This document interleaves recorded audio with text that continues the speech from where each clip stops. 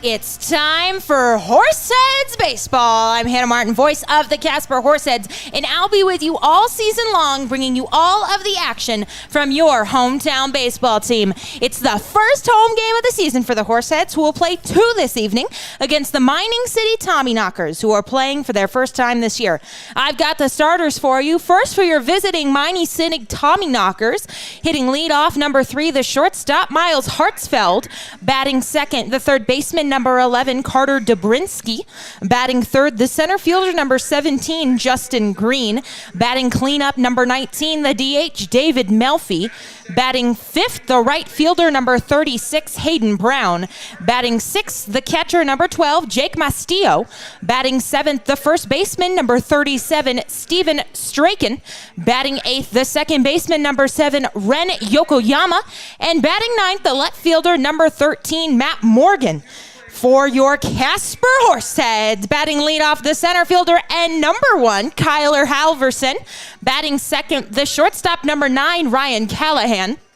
Batting third, the first baseman, number 20, Jake Baker. Batting fourth, the DH, number 7, Joe Schmidt.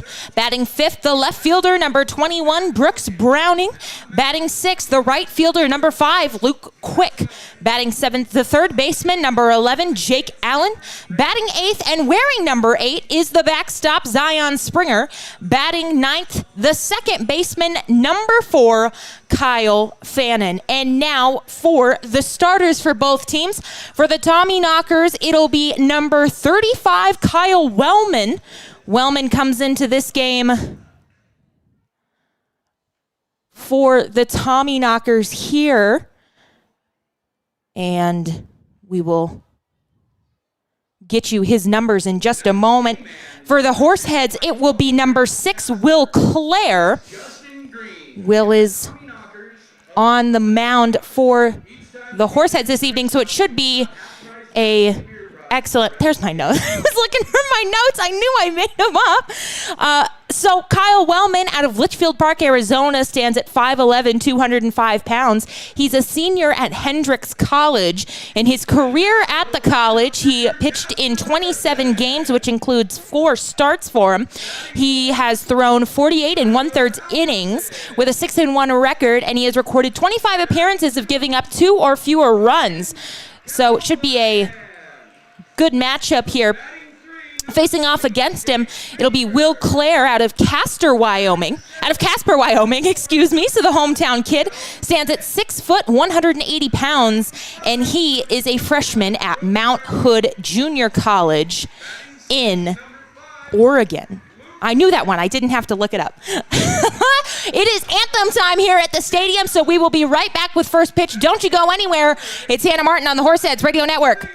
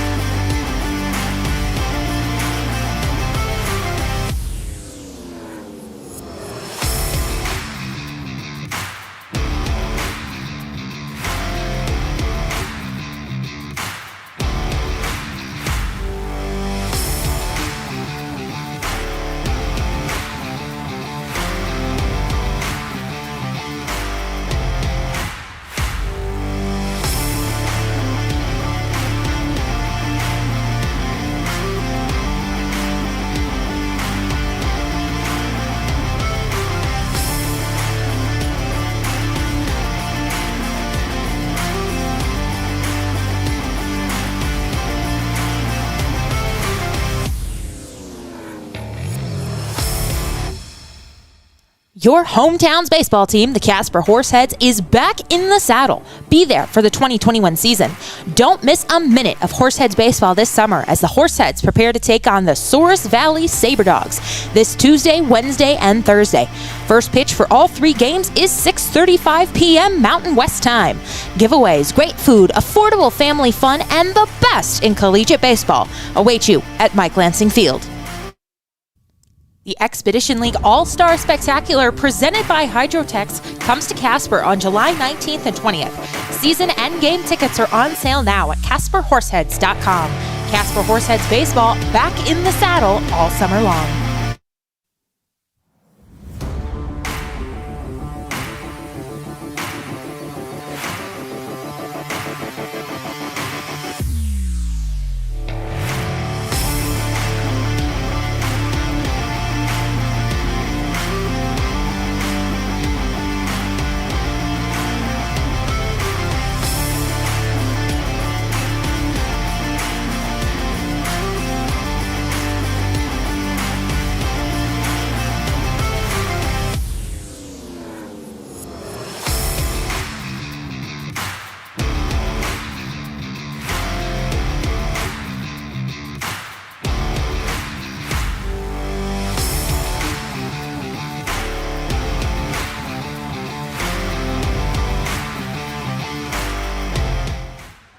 Welcome back to Horseheads Baseball. They have sung the anthem and they have taken the field, and we are just about ready to finally get underway. We were supposed to have opening night last night, but the Mining City Tommyknockers, their bus got stuck in Rock Springs. It sprung a leak, and so I've been told Rock Springs is in the middle of nowhere. I am not a Wyoming geography expert, unfortunately. And so they had to wait for the bus to get to them, and they were unable to make it here last night for first pitch, but everybody arrived today safe and sound, and so we are ready. We'll play two today. We're going to play 2 7-inning games just like they do in the pros. The first one will start off here just in a moment. The pitcher for the Horseheads, Will Clare, is taking some warm-up pitches out there. He's throwing to his backstop, Zion Springer, this evening. But after that, we'll play our 7 innings of ball, and then we will have about a 20-25-minute intermission, and then we will be back with you for Game 2. It's been an exciting day here at the ballpark. It's really all hands on deck, and that means all 9 of us interns, the GMs have been here, the owners, the owner's child, like everybody has been here working at the ballpark, making sure it is ready for opening day round 2, as we have been affectionately calling it. And it is a pretty well filled in stadium. We are anticipating a full house here this evening, especially with the 2 games, and we're letting folks trickle in, make their way into the ballpark. It is a beautiful evening here in Casper. It's been about 70 degrees all day, a little bit of a breeze blowing in toward us. And that breeze continues as I look out at the flag to tell me how the breeze is going. It was a little chilly earlier, but it is settling in nicely here, as it looks like we are about to get underway a couple of minutes early. You'll love to see it. As want to welcome you back to the broadcast. Hannah Martin here. Horseheads taking on the Mining City Tommyknockers in Game 1 of a doubleheader here this evening. The starter, Will Clare, is ready. He comes set and delivers home, and that one going to get away from the catcher for a ball. So 1-0 is how this contest starts. Miles Hartsfield, the leadoff man for the Tommyknockers. That's out of the right-hander's box as he awaits the 1-0 offering. Here it comes. This one is swung on and sent foul down the right field line. So 1-1, the count will even up on Hartsfield, who's playing shortstop for the Tommyknockers this evening, as he will wait on the 1-1 pitch from the starter, Will Clare, making his first start for the Horseheads on this young season. As he peers in for the sign, now delivers, and that one is going to miss off the outside part of the plate for a ball. 2-1 the count. So Hartsfield will jump ahead in the count. We will see Miles Hartsfield, Carter Dobrinsky, and Justin Green. And if anybody reaches, it'll be the cleanup man, David Melfi, for Mining City. As here comes the next offering. This one chopped out to the second baseman, Fannin, who is slayed over towards the first base bag. And he will sling across to Jake Baker, covering at first, to record the out. So the first out of the first home game of the season here for Casper has been made, recorded 4-3, and it will send Carter Dobrinsky up to the plate.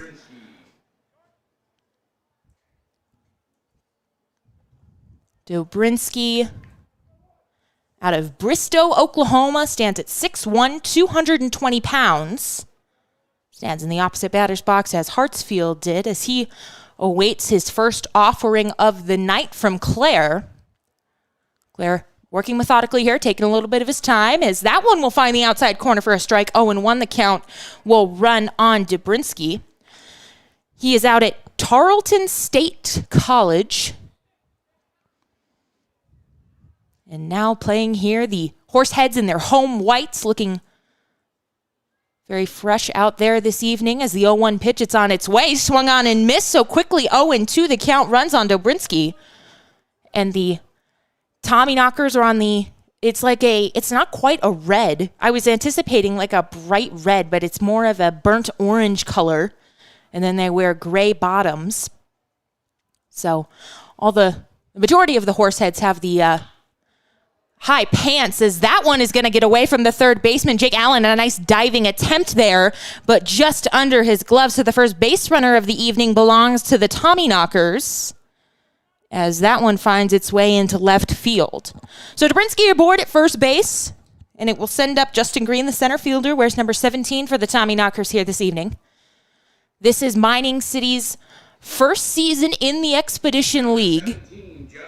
They are division rivals with the Horseheads. They're out of Butte, Montana, which had a very prosperous minor league team for many years, minor league team of the Colorado Rockies. As the first offering of the night to him is on its way, and it's going to get under the glove of the first baseman, Baker. This one's going to roll around down in that right field corner. On his way to third is Dobrinsky, and Justin Green is aboard with the first extra base hit of the night, and it goes for 2. So in a little bit of trouble now is Claire with just one down here in the top of the first inning. He is going to have 2 men on. That one just inside the line, down that right field line, over the first base bag. So Dobrinsky at third, Justin Green at second, and we'll bring up the cleanup man, the DH, David Melfi, as he will now bat with 2 men aboard and just one down, so a good chance for Mining City to get on the board. Their first visit here in Casper. They played 3 games against the Canyon County Spuds, who are the other new team in the league. They play in the other division, not in ours, but they are new to the Expedition League this year. As the pitch, it's on its way. It's too tall for a ball. 1-0, the count runs on Melfi. They play out in Caldwell, Idaho, which is a 10-hour drive from Casper. So that is quite the road trip, folks.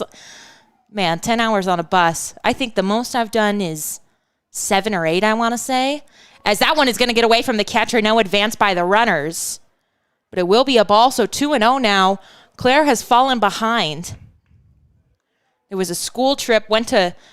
I spent 4 years at Washington State University, and so it's in this tiny little town of Pullman, which is in the southeastern corner of Washington. And we made a couple of trips over to the Capitol. And, of course, it was snowing on the pass the day that we went. As here comes a 2-0 offering right down the heart of the plate for a strike. 2-1 the count to Melfi. So it was like a 7-8 hour bus trip coming back. We didn't get into like 2 a.m. and it was a Monday and I had classes and I was like, never again am I getting on a bus for 8 hours. And then I choose play-by-play broadcasting as a career. So I played myself truly. 2-1 the count. Here it comes. That one bounced in there for a ball. A nice stop by Springer. The game that I got to call out in Western Nebraska opening night for the Pioneers and for the Horseheads, we saw Springer in action in that Horseheads victory, and he was excellent behind the plate that night. So a great defensive catcher that the Horseheads are fortunate to have here. As a 3-1 pitch, it's on its way. Check swing, he went around. So the count has run full on Melfi. This is a big batter here for Claire early. 1 down here in the top of the first inning. Men on second and third. Scoreless right now. And we'll see how Claire handles this full count offering to Melfi. Looks in for the sign, now delivers. Swung on and sent out to the shortstop, but he's unable to make the play. That will score run. They are sending Green. Here comes a throw. It will not be made. And so a 2-run single for Melfi will put the Tommyknockers on the board. That one placed really well to the second base side of the shortstop by Melfi. And it trickled slowly enough into center field that both runners were able to score. So it is 2-0 quickly here. Mining City over the Horseheads. As the bench players all come out to greet the runners who scored. And it will send Hayden Brown to the plate. He is the right fielder for the Tommyknockers this evening. He awaits the first offering of the evening. This one is swung on and missed. Good fastball up and away from him. 0-1 the count now to Brown, who bats with a runner on and just one down here in the top of the first inning. 2 already in for Mining City. Claire checks the runner back at first, now delivers home. That one is swung on and missed. He went outside with that pitch. So mixing up the location a bit to try and get this crucial second out here. It is just 7 innings, so bear that in mind when you're looking at scores and leads and that kind of thing. Essential to get on the board early. Peers in for the sign. Gives Springer a nod. That one too far outside. Throw goes down to first, but it is not in time. Runner is back safely. We saw Springer do that a couple of times in that Pioneers game on opening night. Throw behind the runner down that first base line. There was one play he would have had it, but the first baseman mishandled the throw. So Springer not afraid to throw down the line, try and get some outs on the bases, as that one is going to fall low for a ball. 2-2 the count, evening up on Hayden Brown, who is out of Buckeye, Arizona. 6'3", 205 pounds. He's a redshirt sophomore at Grand Canyon University. They got a pretty good baseball team down there. That's 2-2 the count. Swung on and missed for the first strikeout of the game for Will Clare, and it's a big one. Keeps the runner at first base and picks up the second out of the first inning. It'll be Jake Mastillo, the catcher, coming to the plate now for Mining City. Mastillo is out of Moscow, Pennsylvania. 6'1", 190 pounds, a sophomore at Lock Haven University. He's batting with a runner aboard at first. 2 down here in the top of the first inning. Mining City leading 2-0. As here comes the offering, missed just outside for a ball. 1-0, the count gonna run to Mastillo. The mascot here, he is out for Casper. That's Derek. As here comes the next offering. That one gonna miss low for a ball, 2-0. Quite a majestic mascot. One of my favorites of all the teams I've worked for or gone to school with. Big horse head. I love the Casper's logo. I think it's really fun. Big oil city. As the 2-0 count awaits the next offering from Claire. That one, just going to miss. That one looked pretty good. Don't know where that missed. I think Claire wanted it too. 3-0 the count. Zone's kind of moving around there tonight.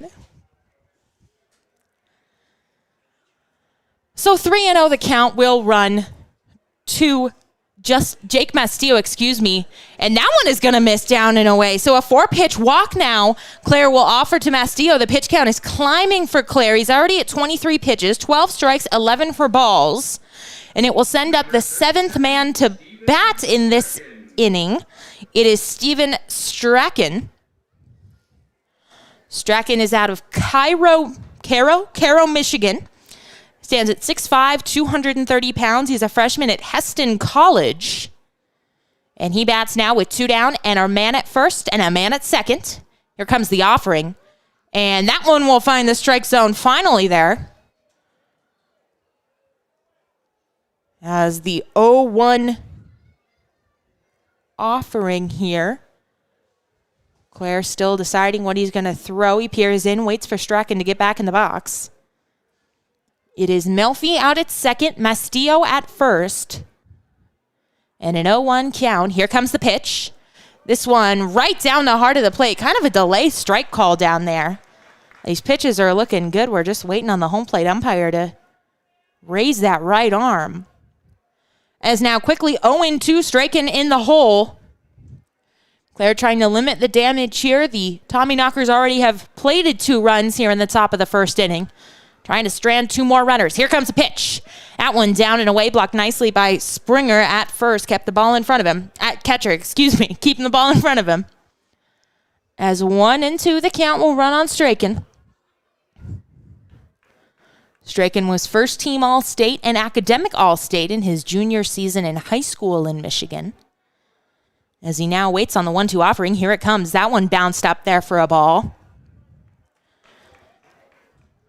Claire having a little bit of trouble here, settling in. 27 pitches, 14 for strikes, 13 for balls so far. He's going to have to throw at least 1 more. Trying to K Strachan would be his second strikeout of the inning, as that one again bounced up there and nicely corralled by Springer. And what was once an 0-2 count has now run full. Mastillo on via a walk. Melfi with the 2-run single. And now a full count to Steven Strachan. Here comes the offering. Runners are in motion. That one doesn't matter. It's going to be ball 4. Not even close on that one. Another one that was bounced in front of the dirt. Zion going to go out and have a chat with Will here. Just try to settle him down. Get him to throw strikes. Or at least get competitive pitches that aren't balls out of his hands. Now Coach Kelly is going to go out and have a word with his starter. As the bases are loaded for Ren Yokoyama, the second baseman. He is out of Engo, Japan, 5'9", 117. He, too, is a freshman at Heston College. In 3 games this season, he had 3 hits, 2 RBIs, and 6 walks. So another patient guy. After Claire has walked back-to-back men here. And this is so crucial not to have a big inning here, especially early with just 7 innings to play. In case you missed it, the Horseheads and the Tommyknockers were supposed to play last night for opening night, but the Tommyknockers bus broke down about 3.5 hours east of here. As the first pitch, it's too tall, has to bring Springer out of his crouch, and 1-0, the count will run to Yokoyama. This is the 8th man to bat, and he bats with the bases loaded. 2 runs already in, as that one will miss for a ball up there. So definitely not how Claire wanted to start this at bat. He's already dealt 2 balls to Yokoyama. As here comes the next offering. That one is going to catch the outside corner for a strike. 2-1, the count runs on the second baseman for the Tommyknockers.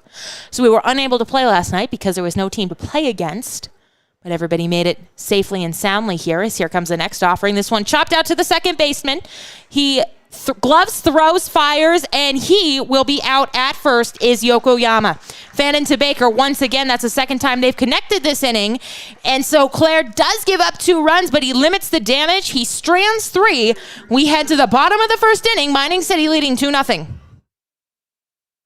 Your hometown's baseball team, the Casper Horseheads, is back in the saddle. Be there for the 2021 season. Don't miss a minute of Horseheads baseball this summer as the Horseheads prepare to take on the Souris Valley Saberdogs this Tuesday, Wednesday, and Thursday. First pitch for all 3 games is 6:35 p.m. Mountain West time. Giveaways, great food, affordable family fun, and the best in collegiate baseball await you at Mike Lansing Field.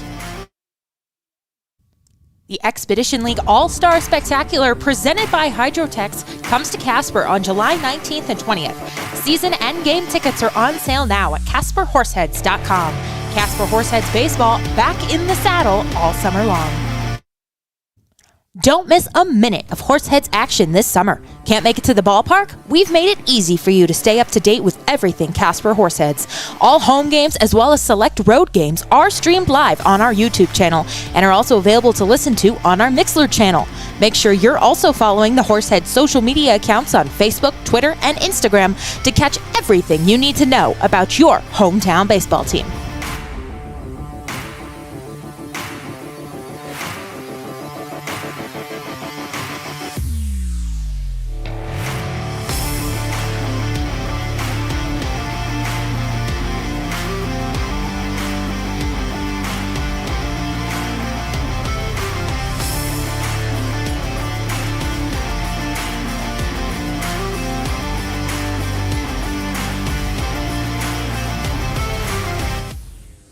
Welcome back to action live from Mike Lansing Field. I'm Hannah Martin. The Casper Horseheads coming to bat for the first time. They trail 2-0 after the Mining City Tommyknockers put up 2 in their half of the first inning.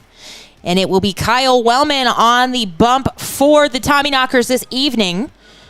The starter out of Litchfield Park, Arizona, stands at 5'11", 205 pounds. He's a senior out at Hendrix College, so he's spent some time out at the college, and he will have to face off against the leadoff man for the Horseheads this evening. It's Kyler Halverson. He's the center fielder for the Horseheads this evening. He awaits the first offering from Wellman. It's on its way. That one will drop low for a ball. 1-0, the count runs on Wellman. While the Horseheads are looking to back up their starter, who gave up 2 runs in the first inning. It took Claire 33 pitches to get through the first. As 1-0, the count now to Halverson will miss outside for a ball. 2-0. Tommyknockers come into this one at 2-1. Their first and only series against the Canyon County Spuds. They won that series, whereas the Horseheads dropped theirs to the Western Nebraska Pioneers over the weekend. This one's sent out to center field on a line, and that ball is going to get down. So a leadoff base hit by Kyler Halverson. And that is exactly what the Horseheads were looking to do, get some men on here and get them in. Ryan Callahan will come to the plate next, the shortstop for the Horseheads this evening. Ryan Callahan. The Horseheads did win on opening night out in Garrick, Nebraska. We brought you that game, but then they dropped the next 2. They lost that second game 10-4, and then they lost game 3 15-10, so some high-scoring games for the Pioneers. As that one will find the heart of the plate for a strike 0-1. The Horseheads trailed that game 15-2 at one point. And then they had a big 8th inning where they put up 8 runs, including a grand slam from Brooks Browning as the throw goes over to check on Halverson at first, who dives back safely. But the Pioneers did eventually emerge the victors in that one. They're playing the Pierre Trappers this evening. Believe they played a doubleheader yesterday. As that's a curveball that's going to miss. Oh, it's going to hit Callahan. Must have hit the brim of his helmet there. It was a big curveball that just didn't curve. And so Callahan will head down to first by the hit by pitch. So the first 2 Horseheads have reached, one via a base hit, one via a hit by pitch. And it will send up Jake Baker to the plate, the first baseman for the Horseheads tonight. Baker out of Lawrence, Kansas, 6'2", 215 pounds. He's a redshirt freshman at Kansas. And he will bat with a chance to do some damage here, 2 men on. And he will look at strike 1 right down the heart of the plate. 0-1, the count runs on him. Halverson at second, Callahan at first. Nobody out here in the bottom of the first inning. Horseheads trailing 2-0. We have seen some high-scoring games so far this season. As here comes the 0-1 offering. That one going to find the outside corner for a strike. Quickly 0-2 on Baker. The Trappers beat somebody 23-5 the other night. They were issued 22 walks. Might have been over the Whiskey Jacks. I'll have to check on that, but I saw that in the box score, and I was like, oh my goodness. 23 runs is one thing. Like, you'll see that as an anomaly every once in a while, but 22 walks. As the 0-2 pitch will miss inside for a ball, another curveball that just didn't curve enough. And so 1-2, the count to Baker. 2 men on. Nobody out here in the first inning. Mining City leading 2-0. This is Mining City's first season, but the 3rd season for the Casper Horseheads. Technically the fourth, as the 1-2 offering is going to miss outside for a ball. Count evens up at 2-2. Technically the Horseheads have been incorporated for 4 seasons, but they did not play last year because of COVID. And so only 6 of the now 12 teams actually ended up playing, and it was not pretty baseball from my understanding. That one is swung on, blooped into left. Out goes the third baseman. Nobody's going to get it. It's going to fall. Here comes the runner, Halverson, into third safely, and standing is Callahan. And with a double an RBI double is Jake Baker. That one, just a little bloop in a no man's land down the left field line, just perfectly placed. Wasn't hit hard at all, just a soft little bloop, but it does the job. And so the first extra base hit of the night for the Horseheads belongs to Jake Baker. Callahan at third, Baker out at second, and it'll bring up Joe Schmidt now, a 2-1 game. Mining City still leading, but you better believe the Horseheads are threatening here. Nobody out, 2-1, Mining City leads. Here comes the first offering from Wellman. This one chopped out to the shortstop. Baker, runner is going to score. Throw goes across the diamond, and out at first is Joe Schmidt. But the game is tied as Brooks Browning will come to the plate. So the RBI ground out goes 6-3 for Joe Schmidt. Runner held at second. So now batting with a runner out at second is Brooks Browning, who had a grand slam in his last game. Will swing and miss at a pitch right down the heart of the plate. Strike one to him. So 0-1 run the count runs on the number 5 man for the Horseheads here this evening, and they have tied it up here in the bottom of the first, 2-2. And they are looking for more, just one down. Swung on and missed by Browning. 0-2 the count runs on him. Browning, a hometown kid out of Casper, Wyoming. He's 6'2", 200 pounds. Sophomore at Regis University in Denver. He transferred from Lynn Benton Community College in Albany, Oregon, where he played basketball and baseball, so a two-sport guy. As he's staring down the 2-strike offering, here it comes. Swung on and missed. So on 3 pitches, Brooks is retired. And holding at second is Jake Baker. He was dancing around out there like he might give a stolen base a try, but good decision to stay put as Luke Quick will come to the plate, the right fielder. Batting with a man at second, now 2 down here in the bottom of the first inning. 2-2, we are all tied up. It's 2-2. We will play 2 today, doubleheader. Double hitter, depending on whose Twitter account you're following. You should be following our Twitter account. As that one, another curveball that it's not curving for him this evening, up by the head of Quick. 1-0 the count.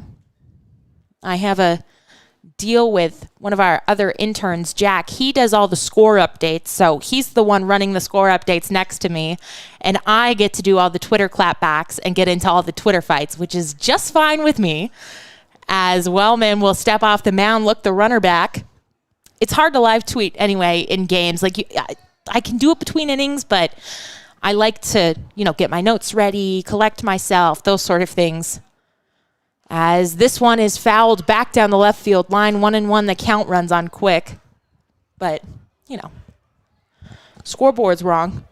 Someone should go tell Connor it's a tie ball game. As we've got a great intern group here in Casper. We love to joke around with each other, especially on the air. As the 1-1 offering is swung on and missed by Quick. Was maybe foul tipped there, I think, and the catcher couldn't hold on to it. So 1-2, Quick is in the hole. Wellman at 17 pitches, 11 for strikes, 6 for balls, but he has given up 2 runs. As he will call time and step out now. Quick out of Moore, Oklahoma, stands at 5'8", 158 pounds. He's a junior at Oklahoma University. He transferred from Northern Oklahoma College, where he hit .378 with 38 RBIs, 8 doubles, 4 triples in his sophomore season. He swings at this one, pops it up on the infield. It'll be the shortstop Hartsfield who will take a couple steps to his left, and he will make the catch. But not before Casper Plates 2 ties it up here in the bottom of the first inning. We head to the top of the second, tied at 2.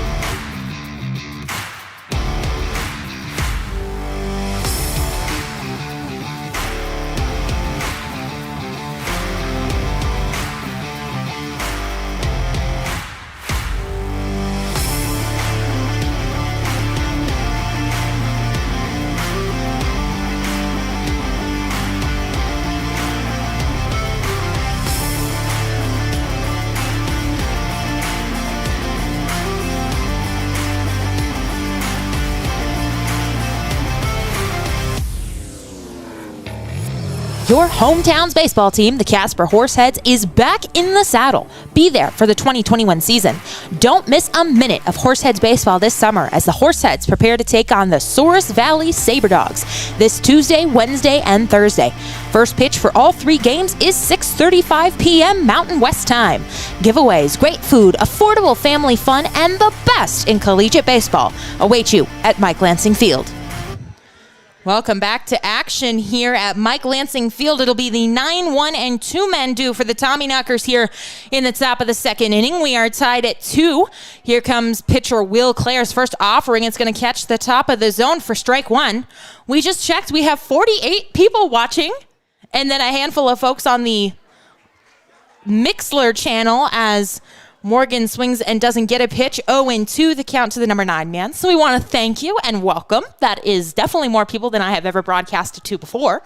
As check swing, they're going to appeal down to first, and he went around. So 3 pitches, 1 out for Will Clare. He gets a strikeout swinging to start off the top of the second inning, and will turn the lineup over for the first time. Miles Hartsfield, the shortstop, will come to the plate. He's 0 for 1 with a ground out in this game. As we've got, this is the first time we're running the YouTube channel and everything. Got my fellow intern Jack here. He's running that, updating it for you. So we got interns all over the place, man. We got Haley on music. We got Connor on scoreboard. We got, who else we got? We got Chris was running the grill earlier. Michelle and Josh are down on the field running the games. And then we've got Broderick, who is our PA, not officially an intern, but we absorbed him into the group. As this one is swung on, fouled straight back. That's going to reach the stands behind me. 0-1 the count. Just waiting for it to maybe hit the top of our press box here, but it faded far enough back. We didn't hear the clang of it. 0-1 the count will run to Miles Hartsfield, as that one is swung on and missed. Claire is working a bit more quickly than he was in the first, and it's working out well for him so far. 0-2 the count. Runs on Hartsfield. Here comes the third offering. This one sent out to center field, but back a couple steps is Kyler Halverson, and he will make the play. So 2 really quick outs here for Will Clare after he had to throw 33 pitches to get through that first inning. So this is really excellent to see here from Will Clare, kind of shaking off those first inning jitters. And, his offense said, no problem, we'll get you back on the board. It's like a fresh start. And he, so far, is supporting them in that effort. It'll send Carter Dobrinsky to the plate. He is the third baseman here for the Tommyknockers tonight, as that one is going to bounce into the opposing batter's box for a ball. 1-0 the count runs on Dobrinsky. He is out of Bristow, Oklahoma, 6'1", 220. Waits the 0-1 offering, or the 1-0 offering, excuse me. And that is going to be right down the heart of the plate for a strike. 1-1 the count. The sun has hidden itself behind the clouds here in Casper as the 1-1 pitch is going to be a strike. Dobrinsky couldn't believe it. He turned around and gave the umpire a piece of his mind, but 1-2, the count will run to Dobrinsky. So a chance for Claire to set the Tommyknockers down here in order after giving up 2 runs in the first inning. Here comes the pitch. Swung on, chopped out to the shortstop Callahan on 1 bounce. He will sling across the diamond, and by a step, they will get Dobrinsky. So 1, 2, 3, Mining City does indeed go down here in the top of the second inning. Great bounce back inning by Will Clare. We head to the bottom of the second, still tied at 2. Your hometown's baseball team, the Casper Horseheads, is back in the saddle. Be there for the 2021 season. Don't miss a minute of Horseheads baseball this summer as the Horseheads prepare to take on the Souris Valley SaberDogs this Tuesday, Wednesday, and Thursday. First pitch for all 3 games is 6:35 p.m. Mountain West time. Giveaways, great food, affordable family fun, and the best in collegiate baseball await you at Mike Lansing Field.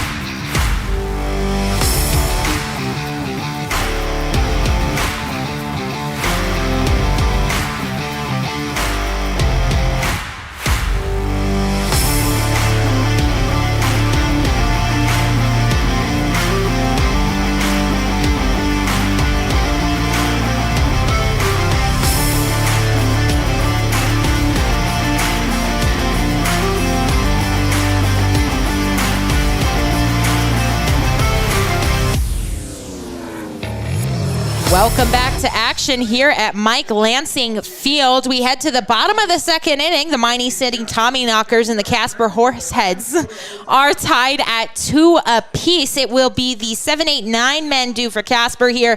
Jake Allen, Zion Springer, and Kyle Fannin will face off against Kyle Wellman, who is into his second inning of work. Took him 18 pitches to get through the first, 12 strikes and 6 balls. As this offering is fouled down the right field line and out of play, 0-1 the count will run to Allen. The first on-field game that they played here was the matrimony game, which I had never seen live and in person. As 0-1 the count will run to Allen. Wellman delivers. That one bounced in there for a ball. 1-1 the count will even up. It was fun.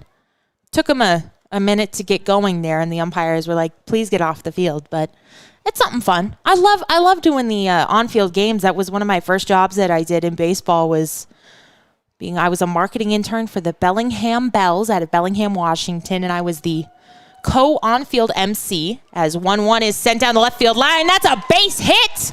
Fair just inside the line over that third base bag. And Jake Allen going to hold at first there, as Matt Morgan, the left fielder, corrals it and throws it back in quickly. But that will be a base hit for Jake Allen to lead off the bottom of the second inning. And Zion Springer, the catcher, will come to the plate, batting with a man on and nobody out here in the bottom of the second inning. This is game 1 of a doubleheader here this evening, so we will just play 7. So a little bit more urgency here in these early innings to get on the board. As I hit the button on my... Sorry. As that one sent out to the shortstop, and he muffs it. He missed that one. On his way to third is Allen. He slides in safely. We'll see how they score that, but the shortstop, Hartsfield, he looked like he had it lined up there. And it went under his glove and into left field. So... we'll see how they score that one. We'll give him a single for now. Good base running, good heads-up base running there by Jake Allen as he makes his way all the way to third. And Zion Springer will be aboard with a base hit as Kyle Fannin will come to the plate. He looks at a strike on the outside part of the plate. So in some trouble again as Kyle Wellman, the first 2 men have reached. You're going to make it an error there on Hartsfield. The scoring intern has made up his mind.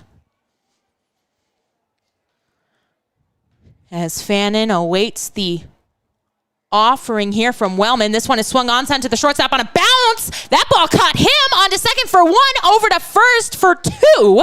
So they do turn a double play, but Jake Allen will come in to score. And the Horseheads have the lead for the first time in this one, 3-2.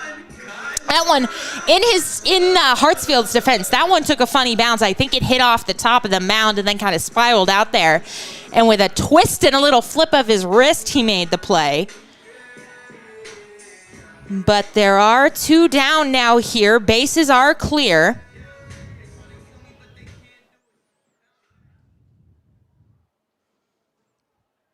And it will turn the lineup over. And it will send Kyler Halverson to the plate. He fouls that one back. 0-1 the count.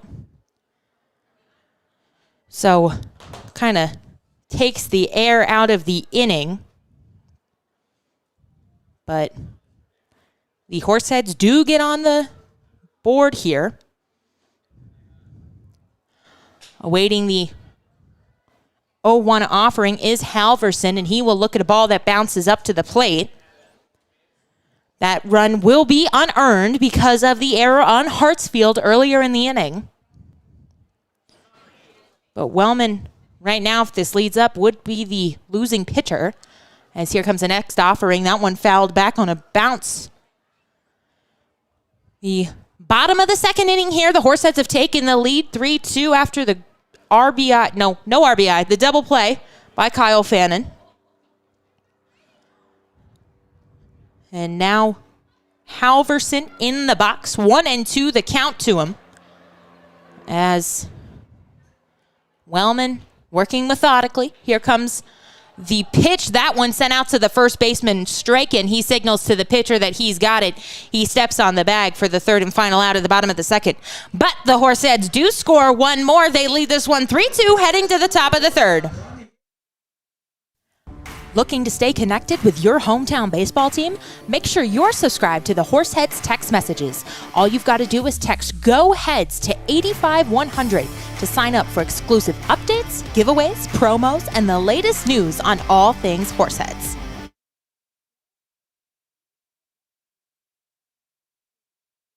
Your hometown's baseball team, the Casper Horseheads, is back in the saddle. Be there for the 2021 season. Don't miss a minute of Horseheads baseball this summer as the Horseheads prepare to take on the Souris Valley Saberdogs this Tuesday, Wednesday, and Thursday. First pitch for all three games is 6:35 p.m. Mountain West time. Giveaways, great food, affordable family fun, and the best in collegiate baseball await you at Mike Lansing Field.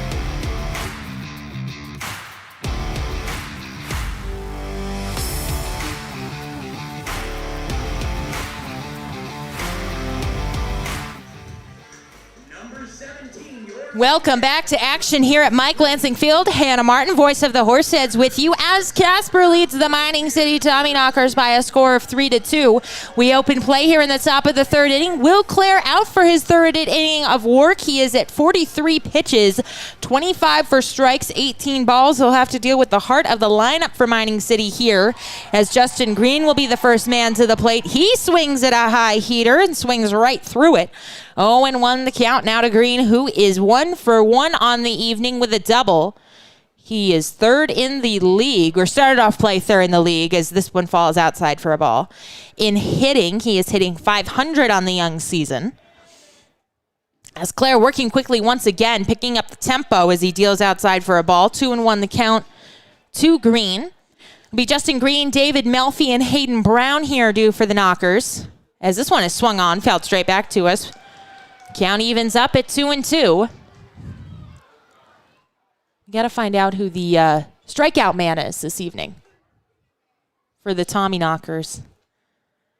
I think it's, I forget what it's some deal on beer, as this one grounded right back to the pitcher, Clare, who makes a nice stab. And underhands to the first baseman, Baker, to record the first out of the inning, 1-3. We will check on that between innings who the K-man here is this evening. It is a cloudy night here in Casper, but not cold at all. It's been around 70 all day, and the wind has died down. Nobody told me it gets windy in Casper. I'm from Western Washington, and so we don't get 40-mile-an-hour winds there. So that was a shock the first time that I was out in left field putting up signage, as this one will fade inside for a ball, escapes the catcher. 1-0, the count runs to Melfi.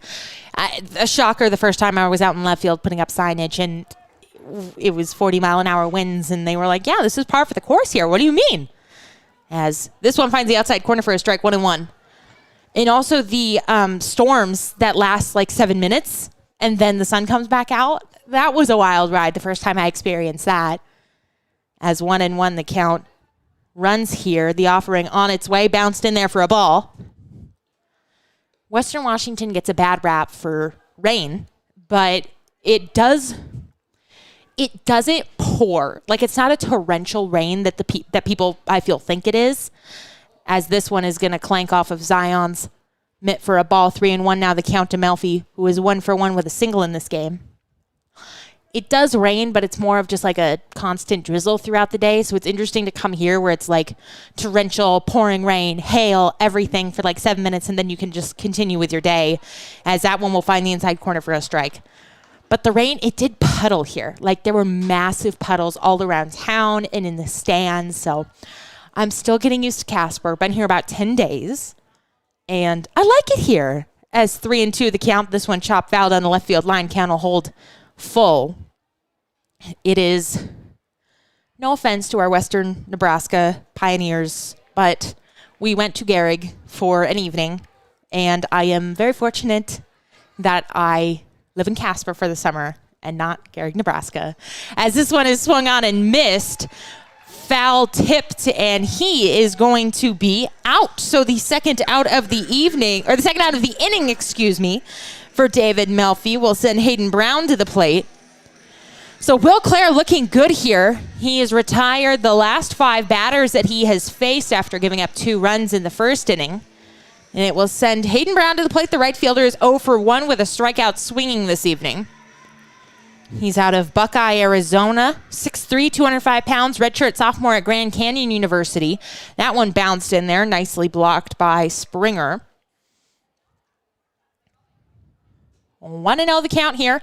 2 down here in the top of the third inning. Mining City trailing Casper 3-2. As that one is swung on and missed. 1-1. The count will even up. Clare is, really working quickly here, especially compared to how quickly he was working in the first inning, which was not at all.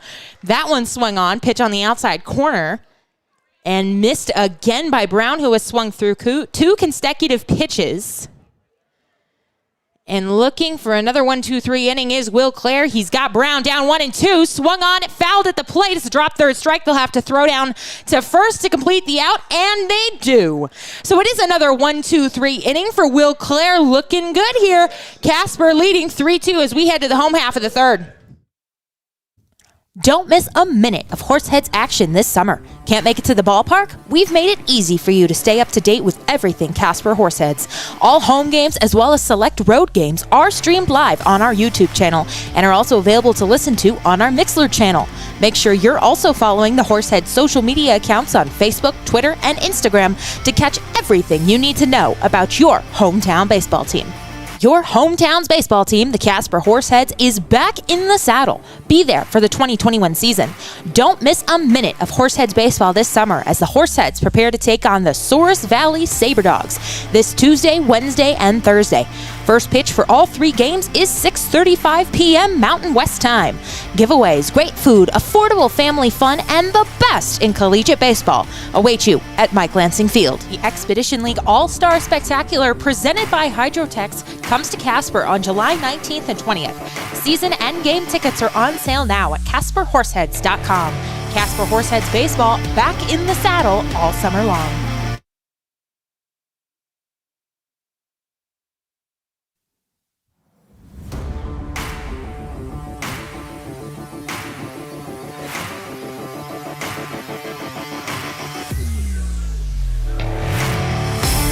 3-2, the Horseheads lead here in the home half of the third inning. It'll be Ryan Callahan, Jake Baker, and Joe Schmidt due up for the Horseheads.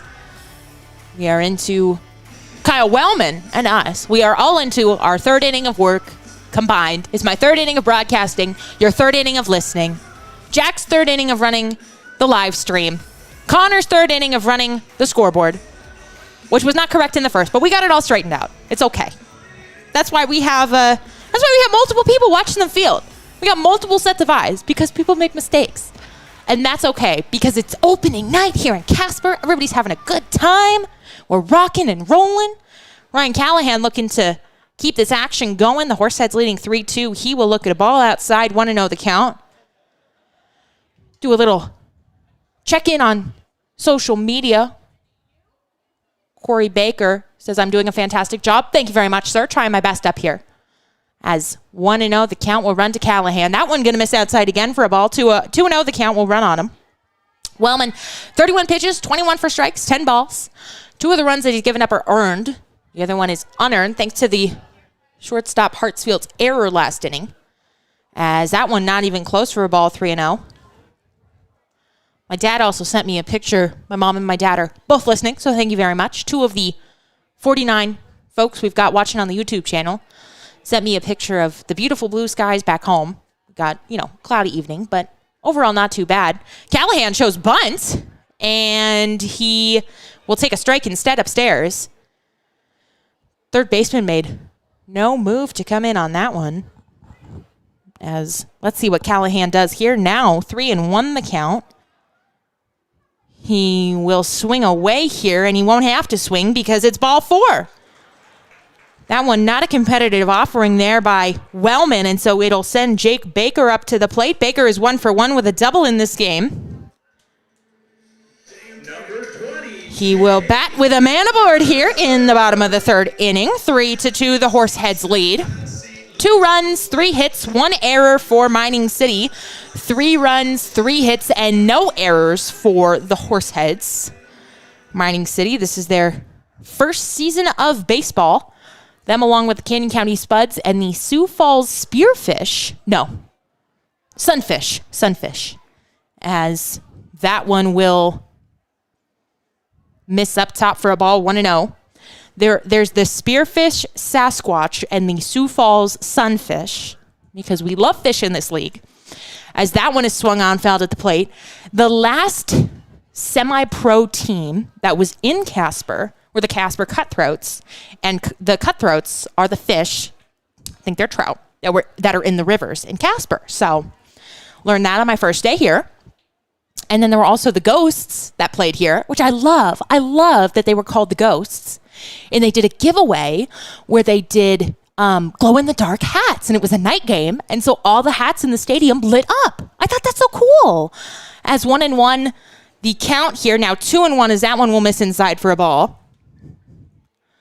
But yeah, it's a pretty rich baseball history here in Casper, even though teams keep staying, leaving, going, coming, that sort of a thing. The Ghosts were here for a while, and then the Cutthroats, and then nobody is. That one is going to hit Baker. So he will head down to first. That is the second hit batsman of the night. Wellman having some command issues. So Baker taking his base the hard way, as it will advance Callahan to second, and Joe Schmidt will come to the plate. He is the DH, batting with a man at first and a man at second, and still nobody out here in the bottom of the 3rd inning.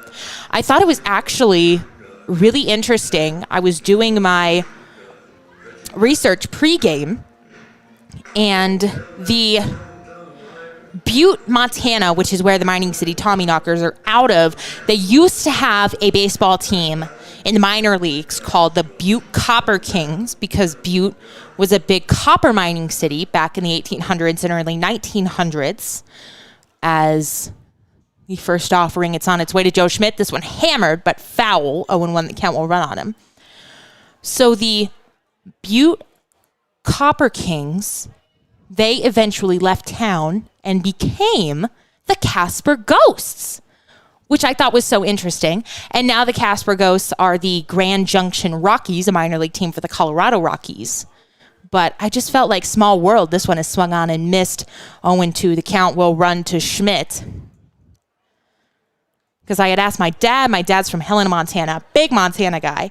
I'd asked him if he had any fun facts about Butte for me. And so he was like, the Butte Copper Kings used to play there. Oh, what else did he tell me? Evel Knievel was born there. They have Evel Knievel Week every year in Butte. They have the largest per capita Irish American population in Butte in the entire country, which I hadn't realized. And they exported, in their heyday, they were exporting more copper than anyone else in the entire world except from South Africa, which I thought, just fun facts. I was like, this is so interesting. As that one is going to fade inside for a ball, 1-2, the count runs on Schmidt. He bats here. 2 men aboard, bottom of the 3rd inning, 3-2. Horseheads lead Mining City. Nobody out, and a good chance for Casper to get on the board once again. Wind starting to pick up, blowing right to left. As here comes a pitch. This one right down the heart of the plate. A bit of excitement there for a home plate umpire as he rung up Schmidt. Kind of a hook with that left hand and came around. like he was delivering an uppercut punch. But regardless, it is a strikeout swinging to Joe Schmidt, and it will bring up the left fielder, Brooks Browning. He struck out swinging in his first plate appearance. Bats now with men aboard at first and second and one down in the bottom of the third inning. 3-2, Casper leading. This one, once again, just a 7-inning game. We'll play 2 of them this evening. So if you like baseball, you're set. 1-0 the count will run to Browning. Brooks is hometown kid. I'm told the Brownings are really popular in town. I love knowing the what's going on in the towns that I get to visit, as that one is swung on and missed. 1-1 the count will even up on Browning. So that was my fact of today. All the Butte facts, all the research I did there. But that's fun. That's one of my favorite parts of this job, is learning about all these little teams. That one is swung on and missed again on an inside pitch. 1-2, excuse me. But it's fun getting to drive around Casper. Yesterday, I was delivering season tickets to some of our wonderful sponsors. That is something I never thought in a million years I would be doing as the broadcaster for the team. But I've done it all in the past couple of days. Let me tell you. As the 1-2 offering, it's on its way up top and swung through by Brooks. So tough at bat for him. He struck out twice tonight, and it will send Luke Quick up to the plate. The right fielder is 0 for 1 with a fly out. Chance to drive in a couple of runs here. Still men at first and second. The first 2 men have reached in every inning so far for Casper. And at least one of them has scored. They got 2 in the first, 1 in the second. And Luke Quick a chance to put another run or so up on the board. Here comes the first offering. That one will miss outside for a ball. But anyway, I was driving around yesterday, and 2nd Street is kind of like the big street here in Casper that runs all the way from downtown, like all the way up. There's a hill. I am not good with directions. 1-0 the count to Quick. As Wellman will check the runner back at second. Here comes the offering. It's going to catch the bottom of the strike zone for a strike. 1-1 the count. So there were a bunch of places up 2nd Street I was going to. There's a dentist's office, a couple of motor shops, flower place, just cruising around in my little red Honda, as that is swung through by Quick. 1-2 the count. But I didn't realize there's like a whole western part of this town that you kind of have to drive on the highway and get like out of town. It feels like you're in the middle of nowhere, and then like boom, you are right back in Casper. And so I got to do some exploring out there too, and it was so fun. 1-2 the count. That one gonna miss off the plate. Mastillo tried to frame it, but too far outside. 2-2 the count. Runs on Quick. I found a little shaved ice hut out by the Wyoms, which is a dental surgery place, and it was closed. I put that in my TikTok that I made, and our owner, Giselle, was like, oh, you didn't go there? And I was like, no, Giselle, it was closed. As that pitch is swung through by Quick, so that will retire the side. Strikeout swinging by Luke. They strand too, but the Horseheads still have the lead, 3-2 as we head to the top of the 4th. Your hometown's baseball team, the Casper Horseheads, is back in the saddle. Be there for the 2021 season. Don't miss a minute of Horseheads baseball this summer as the Horseheads prepare to take on the Souris Valley Saberdogs this Tuesday, Wednesday, and Thursday. First pitch for all 3 games is 6:35 p.m. Mountain West time. Giveaways, great food, affordable family fun, and the best in collegiate baseball await you at Mike Lansing Field.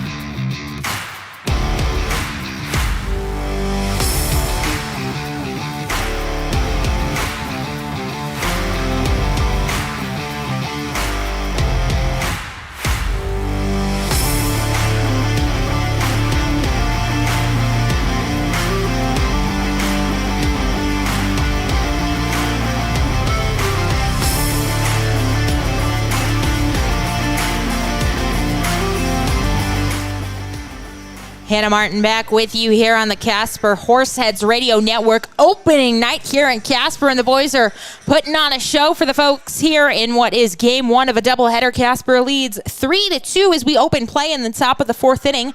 Will Clare will go out for his fourth inning of work. He's at 59 pitches, 35 strikes, 24 balls. He had a rough first inning, giving up 2 runs, but he has settled in nicely. He has retired all 6 of the last batters that he has faced. He will face the 6, 7, 8 men here in the top of the fourth inning. That is Jake Mastillo, who climbs into the box now, Steven Strachan, and Ren Yokoyama. The first offering to Mastillo is a ball up and away. 1-0. The count runs on the backstop for the Tommyknockers tonight. This one swung on, sent out to the center baseman Fannin. He gloves, fires over to first. That's Baker on the receiving end of the throw, and they retire Mastillo on just 2 pitches. So that is 7 straight Mining City Tommyknockers batters who have been retired here by Clare, and it will send Steven Strachan to the batter's box. The first baseman hasn't recorded an at-bat this evening. He was walked in his first plate appearance. Casper leading 3-2 here on what is opening night. We were supposed to have opening night last night, but unfortunately the Tommyknockers bus broke down in Rock Springs, Wyoming, as that one will fade inside for a ball. 1-0. The count runs on Strachan. So they were unable to make it to opening night. We were all so excited last night. 2-0 the count will run after that one falls outside for a ball. We were at the ballpark. It was sunny, beautiful day. We were just about to get the grills going as 2-0 the count swung on and fouled back for a strike. 2-1 the count. And then we got the news. Our baseball ops guys, they were on the phone with the Tommyknockers guys, and they were like, hey, so about our bus, it's not working right now, and we're in the middle of nowhere, so we can't get a new one. As 2-1 the count here. That one bounced in there for a ball. 3-1. Strachan ahead. So eventually, they were able to get a new bus out to the guys. I think it was leaking oil or something, like they could not move. 3-1 the count. Here comes the pitch. It's going to miss downstairs for a ball. So that is the first man to reach for the Tommyknockers since the first inning. As here comes the second baseman, Ren Yokoyama. One of 2 Japanese players on the roster for Mining City. We've got a guy from Belgium on our roster, so some international guys making their way to the Expedition League. That's always fun to see. I thought I came from far away. I'm 15 hours away, but these guys is a whole other level. As Yokoyama is 0 for 1 with a ground out, bats now with a man aboard at first. He sends this one foul down the right field line. 0-1, the count will run on him. We're talking a bit about Mike Lansing Field and the history of this ballpark. It was opened in 2002 when it was originally home to the Casper Ghosts. The Casper Goats. Oh, my goodness. This one is swung on wildly there. Badly fooled was Yokoyama. They played here from 2002 to 2011, and now they're out in Grand Junction, Colorado. The Casper Cutthroats were here for 2 years. They were a summer collegiate team that participated in the Mountain Collegiate Baseball League, which is now dissolved. As 0-2, the count runs on Yokoyama, runner holding at first. That one bounced in there for a ball. 1-2, the count to him. It is now home to the Casper Horseheads and the Casper American Legion Baseball Leagues. They've got 3 of them that play here. And it has been that way since 2018, when the Horseheads first incorporated. This one sent out to the third baseman. Could be 2. Over to second. It's not going to be 2. In fact, it's not even going to be 1, as Jake Allen almost threw that ball into center field, but nicely grabbed there by Kyle Fannin.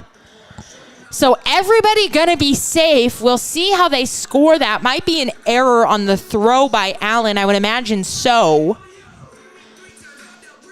Because even if it is going to be an error, even if they weren't able to get that man at first, they were still going to get the man at second if it was a clean throw. So it's going to be an error on the third baseman. And now In a little bit of trouble here is Claire for the first time since the first inning. Runners aboard at first and second. He will have to deal with Matt Morgan, who is 0 for 1 with a strikeout swinging. And it's going to be 0-1 the count. That one finding the outside corner for a strike. 3-2, Horseheads lead here in the top of the fourth inning. 1 out, that one. A check swing. They're going to say he did not go. Ball briefly got away from Zion. Now they will check, and officially he did not go. Zion was too busy trying to corral that ball to check with the umpire, but once he got back to the plate, he did do that. So 1-1, the count will run to Morgan. As here come the pitch. This one is popped up. Out goes the second baseman, Fannin, and he's going to misplay that one. And it's going to drop on the infield, and everybody is going to be safe. And they're trying to check. Yep, they're going to call infield fly on that one. So he will be out. And I think the runners are going to have to go back, yeah? I was wondering. Coach Kelly is standing a couple of feet out of the dugout. He's asking. And no, the runners are going to stay. Runners are going to stay at second and third.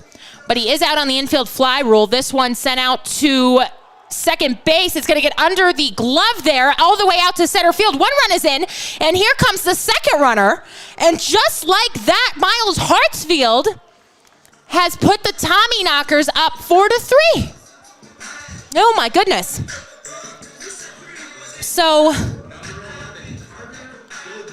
we had an infield fly rule on that one. Regardless of how they score it, the Tommyknockers are up 4-3. It's 2 down here, and they have a man at first. But Miles Hartsfield, I mean, just cruising was Will Clare these past couple of innings.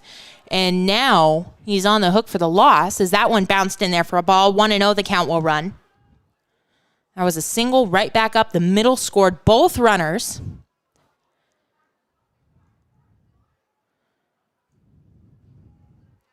And aboard at first is Miles Hartsfield. 1-0, the count will now run to Carter Dobrinsky, the third baseman. He pops this one up, sends it on the infield. And it will be Jake Baker who takes charge of that one.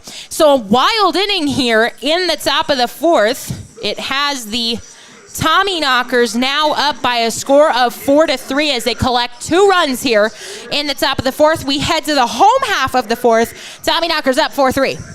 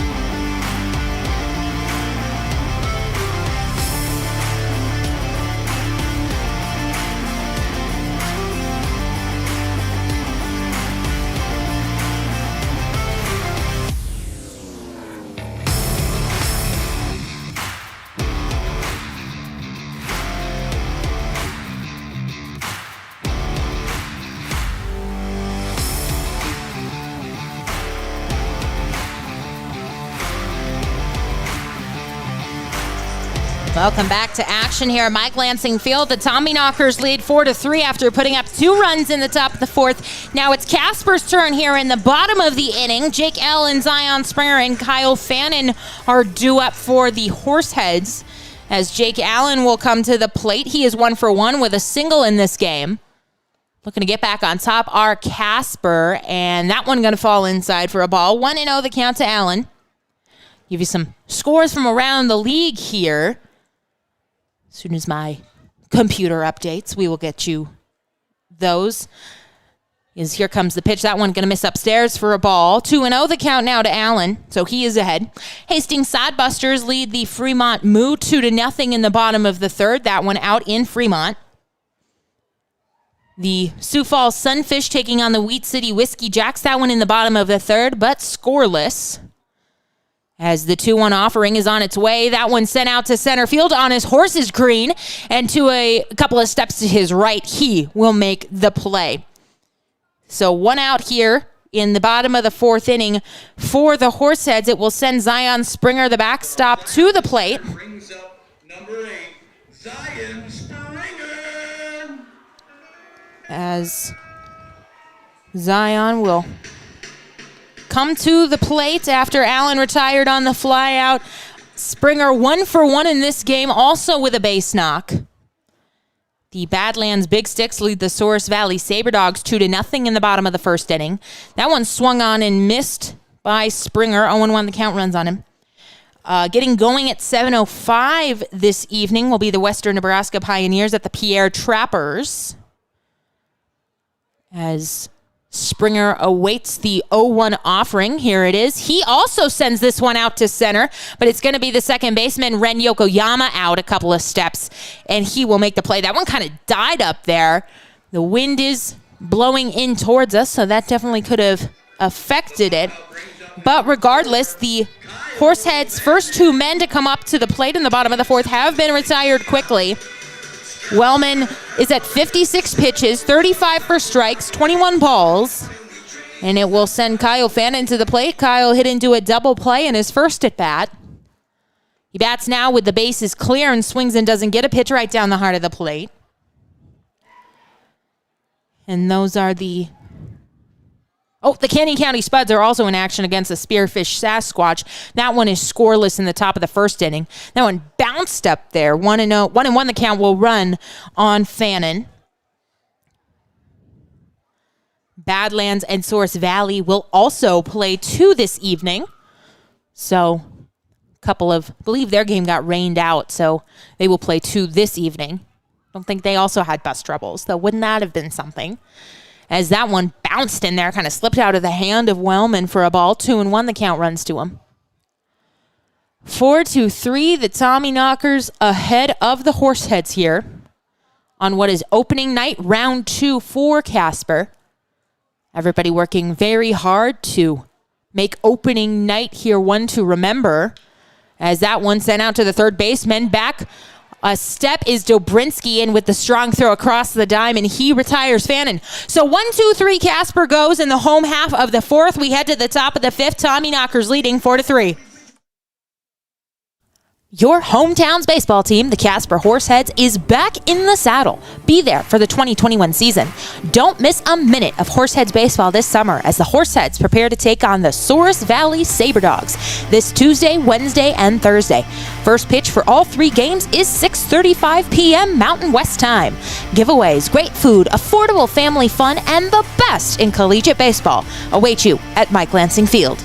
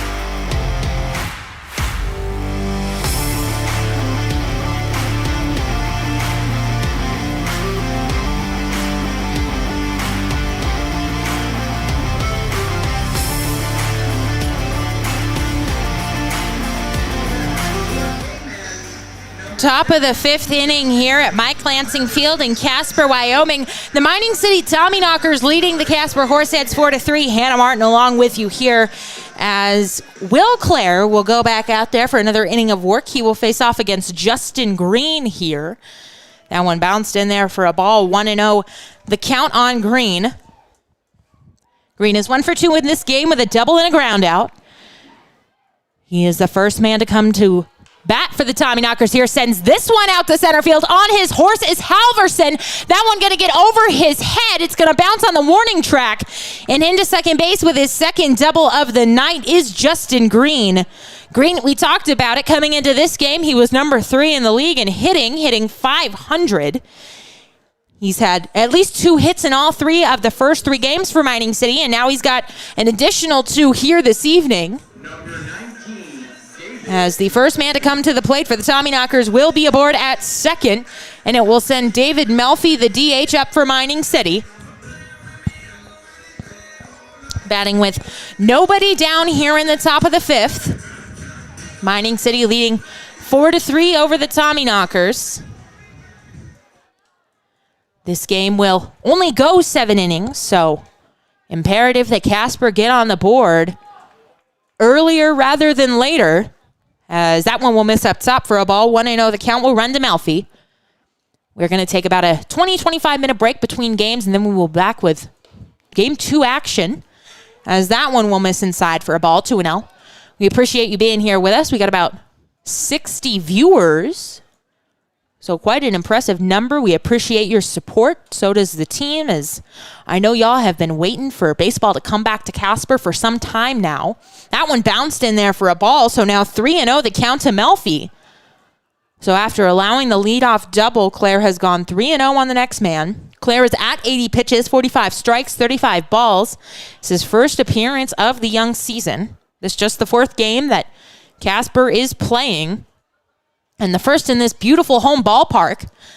As that one gonna miss inside for a ball. That one looked pretty good, but called a ball by our home plate umpire this evening. And so the first 2 men have reached here for the Tommyknockers, and we are gonna have a mound visit by Coach Kelly.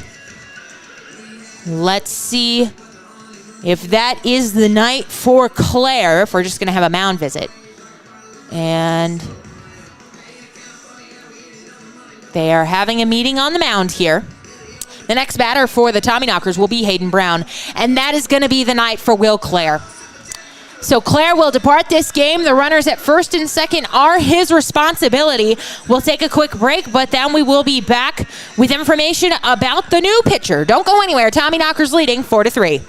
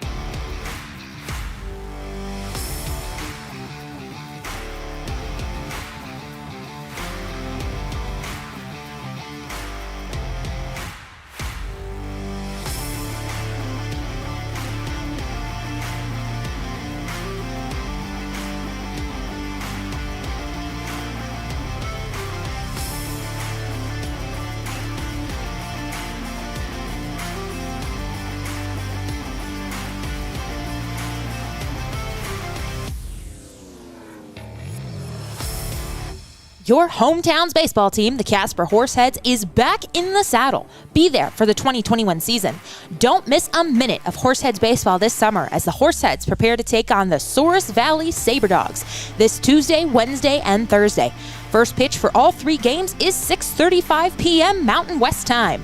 Giveaways, great food, affordable family fun, and the best in collegiate baseball await you at Mike Lansing Field. Welcome back to action here at Mike Lansing Field. We have a new pitcher for you. It is Andrew Hansen, the right-hander out of Aurora, Colorado. Stands at 6 foot, 160 pounds, and he gets ready to deal home to Hayden Brown. He inherits 2 runners, one at first, one at second, as Brown shows bunt, but the pitch misses for a ball. 1-0 the count. Will run to the number 5 man for the Tommyknockers this evening. Brown is 0 for 2 with 2 strikeouts in the game. This one he sends out to center field. Racing in is Halverson, but it's going to be Brooks Browning, the left fielder, who steps over to make the play. Advancing to third is Green. Throw is going to get away, but no advance by the runner at third, David Melfi. However, the runner at first will advance to second on the errant throw by Brooks Browning. So out is Brown on the sac fly. And Justin Green will head to second, and Melfi will head to, he will head to third, and then Melfi will head to second on the error by Brooks Browning on the throw. And so now coming to the plate will be Jake Mastillo, the catcher. Runners at second and third. Melfi at second, Green at third. Mastillo is 0 for 1 with a walk and a ground out so far in this game. That one bounced up there, but nicely stopped by Springer. Keeps the ball in front of him. That's the key. And 1-0, the count will run to Mastillo. Hansen is a sophomore at Neosho County Junior College. He has appeared in 1 game so far for Casper this season. It was in relief. As here comes the pitch. It's chopped on the infield, Throw goes over to first, and they will retire Mastillo. The runner Green will come home to score on the fielder's choice. So 6-3, Mastillo is retired. Coming home to score on that is Green, and the runner Melfi will also advance to third. So a productive out there by Mastillo, and it will send Steven Strachan to the plate. Batting with a man at third and 2 down here in the top of the 5th inning. Knockers now lead 5-3. As here comes the pitch. That one missing up high for a ball, 1-0. In Hansen's 1 appearance this season, he went 1 2/3. Did allow a run. He allowed 2 runs. Only one of them was earned. He allowed 1 hit. He walked 4 men, as that one will find the heart of the plate for a strike. Walked 4 men, and he struck out 4 men. So it's good for a 5.40 ERA. He has already allowed 1 inherited runner to score, but he's trying to strand that other one, Melfi, at third. This one swung on, chopped on the infield to Callahan. He will sling across the diamond to retire Strachan, but not before Tommyknockers score once more. They get 1 more in the top of the 5th inning. We head to the bottom of the 5th. Tommyknockers leading 5-3. The Horseheads are still actively looking for host families in the Casper, Wyoming, and surrounding areas to host a variety of players and interns for the 2021 season. Host families play an integral part of our organization by providing players and interns a place to call home for the summer. Benefits of becoming a host family include season tickets for your household to all Horseheads home games, 25% off most Horseheads merchandise and concessions, and team-signed memorabilia. If you're interested in becoming a host family, give us a call at 307-441-1334 or email hostfamily@casperhorseheads.com. Looking to stay connected with your hometown baseball team? Make sure you're subscribed to the Horseheads text messages. All you've got to do is text GO HEADS to 85100 to sign up for exclusive updates, giveaways, promos, and the latest news on all things Horseheads.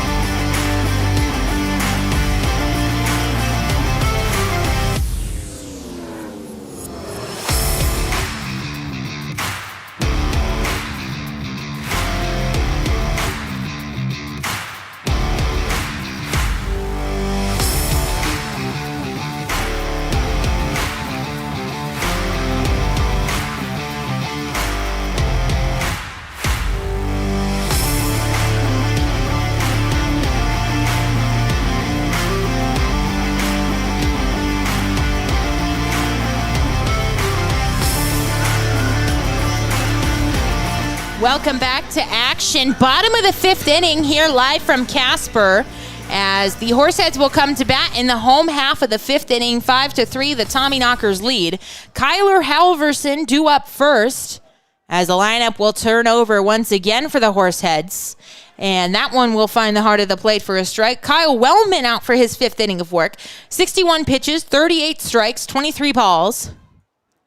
We have a disagreement about errors in this game. I'm going to go have to fight with the official scorer, who is just another fellow intern. So if you miss me in the top of the sixth, it's because I've gotten into a fist fight with the scorer. As that one is going to miss inside for a ball, 1-1. I mean, that play was pretty cut and dry on the error, but we'll just go have a friendly conversation. That's it. I also want to know who thumbs downed our live stream on YouTube. That's kind of brutal. The first home game, give me a thumbs down. A big blow. That's a big blow to the confidence, Jack. As 2-1 the count, ball runs inside. That's okay. You know, you can't please everybody. I was in student government in college. Biggest mistake of my life. So I learned that the hard way. As 2-1 the count, we'll run on Halverson, who's 1 for 2 in this game with a single and a ground out. That one too tall, missing for a ball upstairs.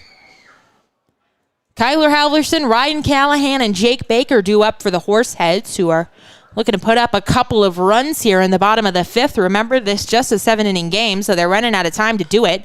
That one sent foul down the left field line. Nice play by the third base coach. It's like, is that Coach Kelly down there? There you go.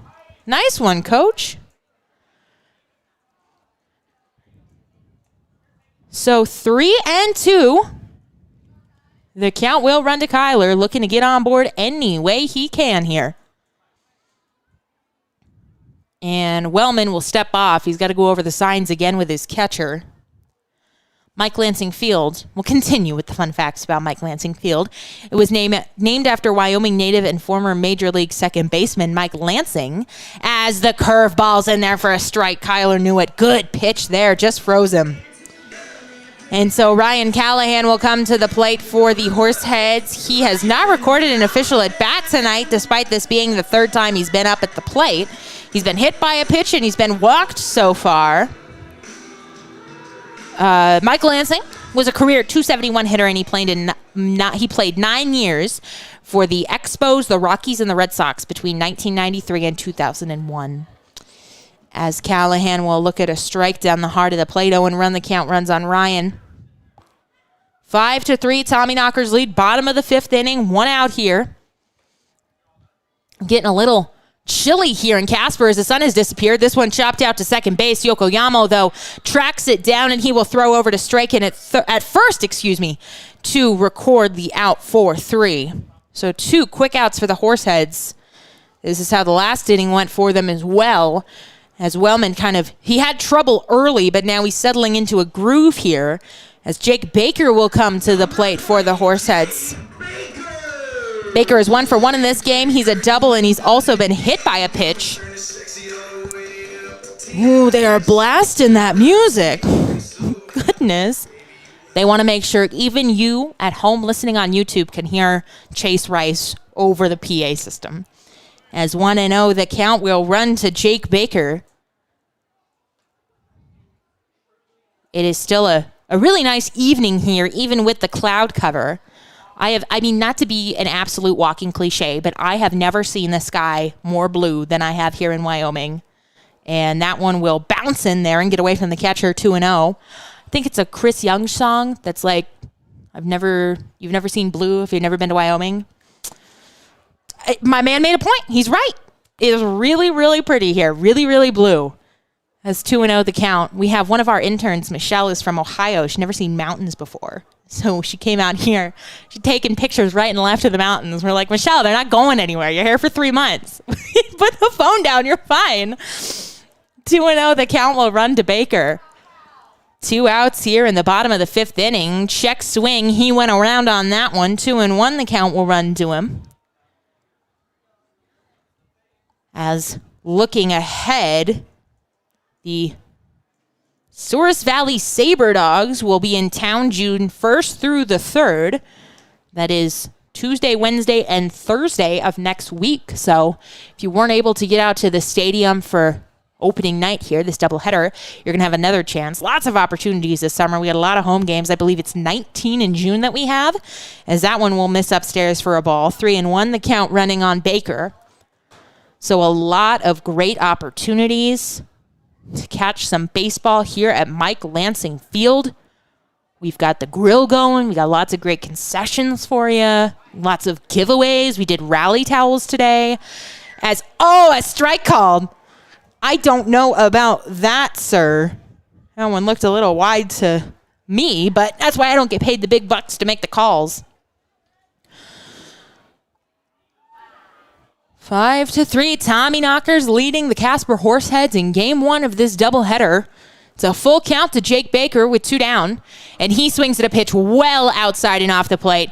They will tag him for out number 3. So the Horseheads go quietly. They go down 1-2-3 here in the bottom of the 5th inning. Heading to the top of the 6th, Tommyknockers leading 5-3.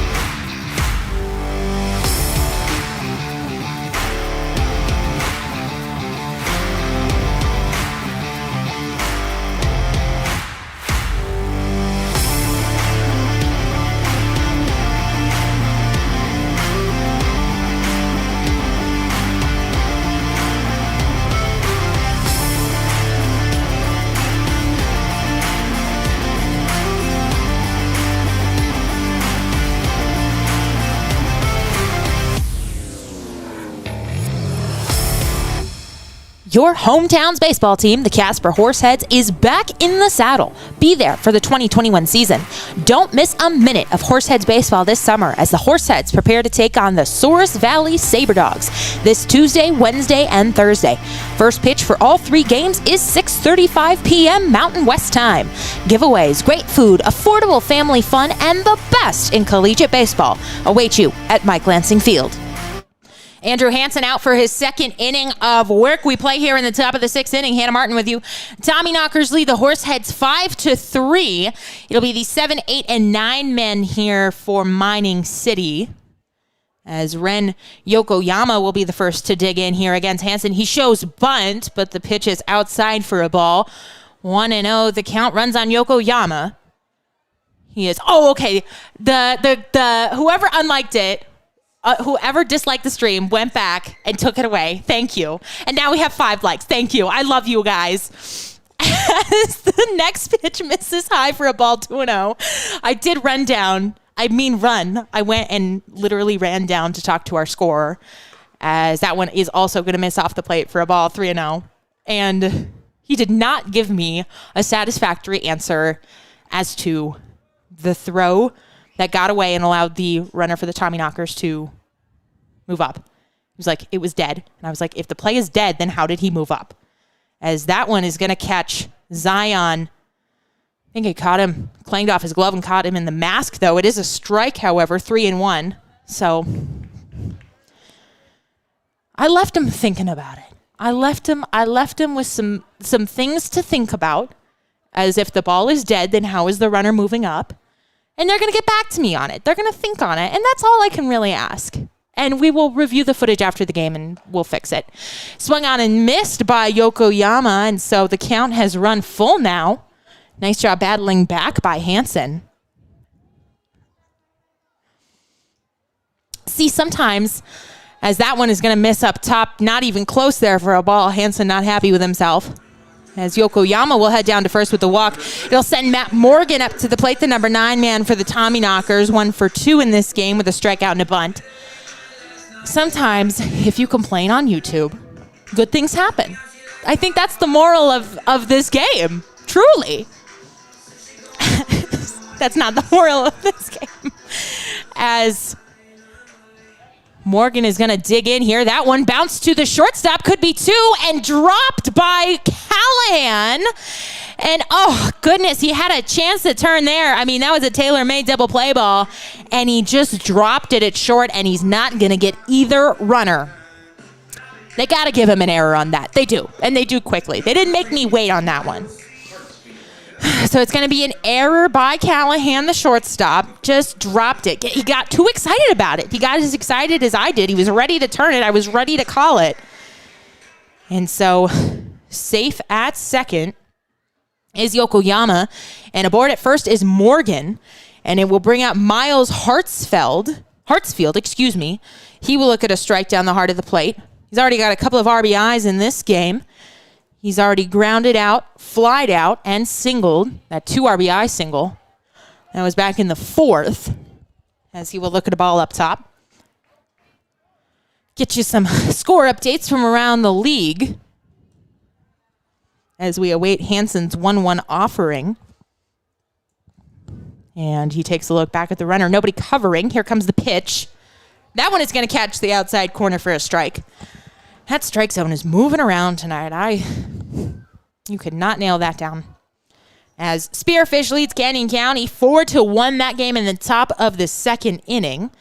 Hastings still with a 2-0 lead on the Fremont Moo in the top of the 5th. That one grounded foul down the right field line. Count will hold it 1-2. The Wheat City Whiskey Jacks have taken the lead over the Sioux Falls Sunfish, 2-0 in the top of the 5th. And the Source Valley Sabre Dogs take a 3-2 lead over the Badlands Big Sticks in the bottom of the 2nd. As this one sent out to the shortstop, backhanded by Callahan. He'll go the short way to third. It's dropped by the third baseman, Allen. So some sloppy play here. It was a nice play by Callahan to get to that ball. It was a backhanded play at the lip of the grass, but the throw over to Allen just not on it, and so it's going to be an error. So back-to-back errors certainly not helping out Hansen here. It'll send Carter Dobrinsky to the plate. Gonna give the error to the third baseman. On the catch. So bases loaded, nobody out. Chance for a big inning here by the Tommyknockers as that one is sent foul down the right field line. As I was just about to talk about the Wheat City Whiskey Jack, they made history last night, I believe it was, as they started the first woman ever to play in the Expedition League, Zoe Hicks. Congratulations to her. This one sent out to the second baseman. It's a slow roller. They're only going to get one. They do complete the play, however. Fannin to Baker on the RBI ground out by Dobrinsky. It'll put Mining City up 6-3. Everybody moves up a station. That one easy for me to score. And so now it will be Justin Green coming to the plate. He's been good tonight. Already 2 doubles plus a ground out to go along with it. He bats now with 2 men aboard. Miles Hartsfield at second, Matt Morgan at third. And he bats in the top of the 6th with 1 down. Tommyknockers 6-3. Hansen looking to put a hold on this potential big inning for Mining City. And he will miss with the ball upstairs. 1-0 the count. But yes, I remember on Twitter when they announced that Hicks had made the team. I thought that was very exciting as another woman who's trying to break down barriers in baseball. Thought that was super exciting for her as that one is fouled back to the screen 1-1.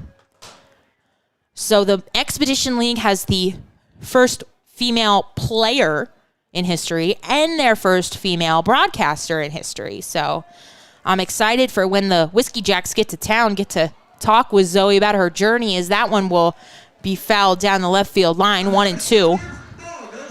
We will try and get her on the broadcast, get some conversation. I'd love to have somebody on the broadcast with me. That would be so fun.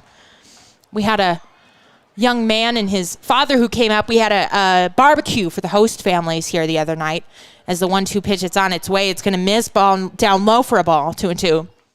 And his dad came up. He was like, oh, here's my son. We're big Horseheads fans. And he would, he'd love to be on a broadcast sometime. He knows almost everything about every World Series that's ever taken place. I was like, absolutely, let's get this kid on the broadcast. This one fell back, so didn't catch a name, but hopefully we can get some folks on the broadcast and spice it up, get some Casper stories, get some player stories maybe. We'll see. We got some fun stuff cooking for you this season, so don't you worry. As the count is 2-2 on Justin Green here in the top of the 6th inning.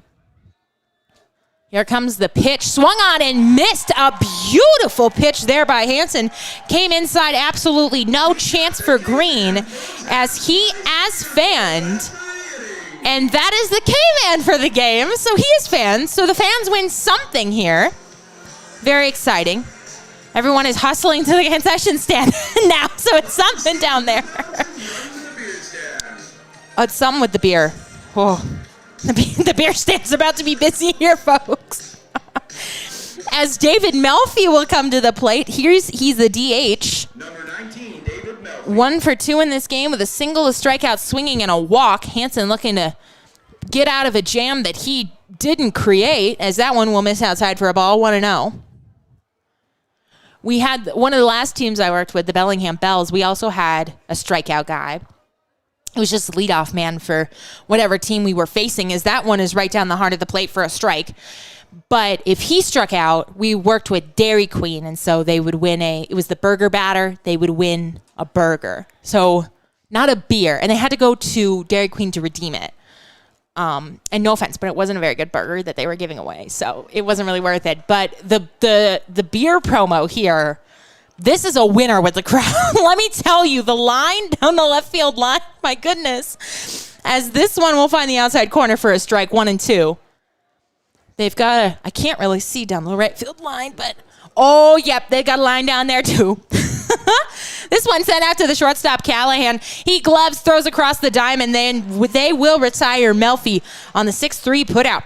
So they had the bases loaded and nobody out. And Andrew Hansen comes in, and he really does a great job to only allow the Tommyknockers 1 run here.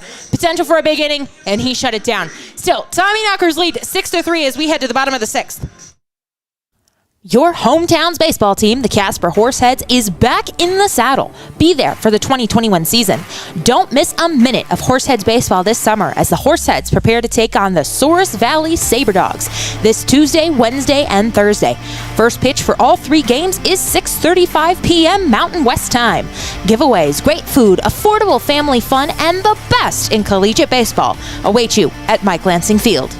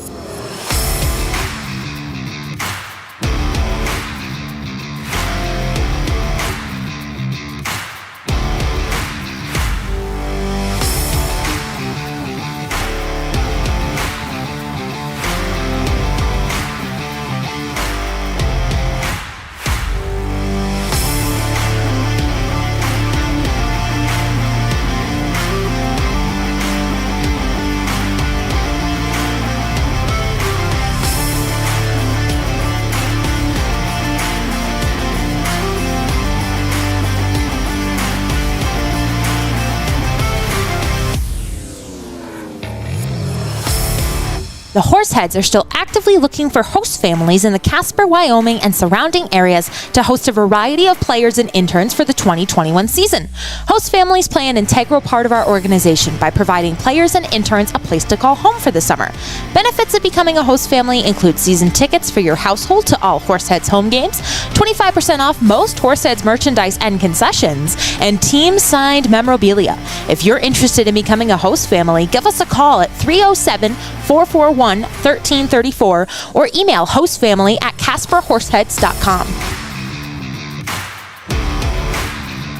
Welcome back to Mike Lansing Field. Hannah Martin back with you here. The Tommyknockers leading the Horseheads 6-3 as we play in the bottom of the sixth inning. It'll be the 4-5-6 men due up for Casper: Joe Schmidt, Brooks Browning, and Luke Quick.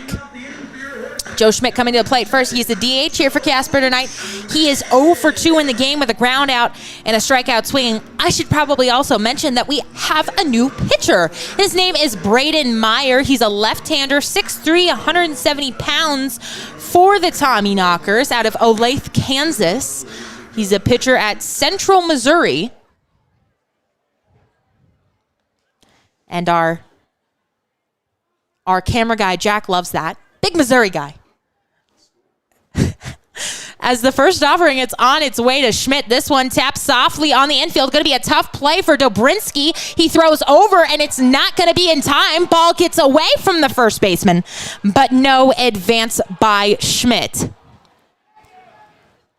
And so that will be a base hit here for Schmidt. As just a soft tapper on the infield and really no chance for Dobrinsky. Even a good throw, I don't think it gets him. So Brooks Browning will come to the plate now. He is 0 for 2 in this game with 2 strikeouts, both of them swinging. And coach for the Tommyknockers is out to argue something. Not sure what.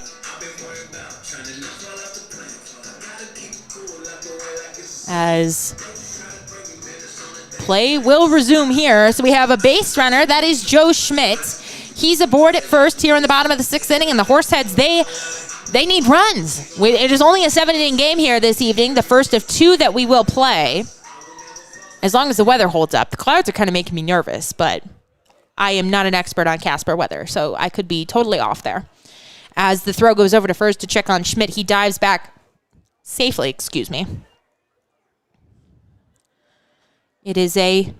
been a beautiful couple of days here in Casper, even with the cloud cover, a nice respite from some of the sunshine. I'm not a big sun gal, as you could tell, for Western Washington, not a big sun gal. As here comes the pitch, that one fouled off, 0-1, the count will run on him. The movie, I guess for my generation, one of the most popular movies based in Washington, of course, Twilight. That took place up on the peninsula, so it rains a lot more there in Forks than it does where I'm at. I'm doing the hook, like it's up in the corner. You know, like there's the water on the maps. As I'm not a geography gal, let me tell you, as this one will miss outside for a ball, 1-1. But it does rain there. I've never been there. I want to go. Me and all my friends want to go very badly, and you can rent out her house for like a night. Her house in the movie, you can rent it out. You can go to the restaurant and eat mushroom ravioli. I'm not a mushroom gal, so I won't do that at the restaurant that they filmed at. As this one will miss inside for a ball, 2-1 the count. But that's it's popping. That's still the big cultural phenomenon. Kind of jokingly, because it's of course terrible. No offense to Twihards, but it's terrible. This is also the second broadcast I've done and the second time I've mentioned Twilight, so maybe we'll make this a thing. 2-1. Our listeners are like, please don't make this a thing, Hannah. As Browning will swing through that one, 2-2.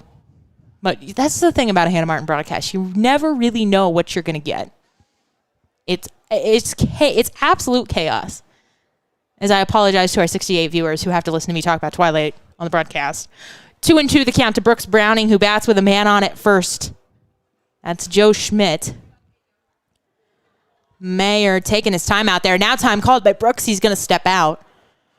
Most of the guys are wearing the high pants tonight, so you can see the orange socks, and those are banging. I like those.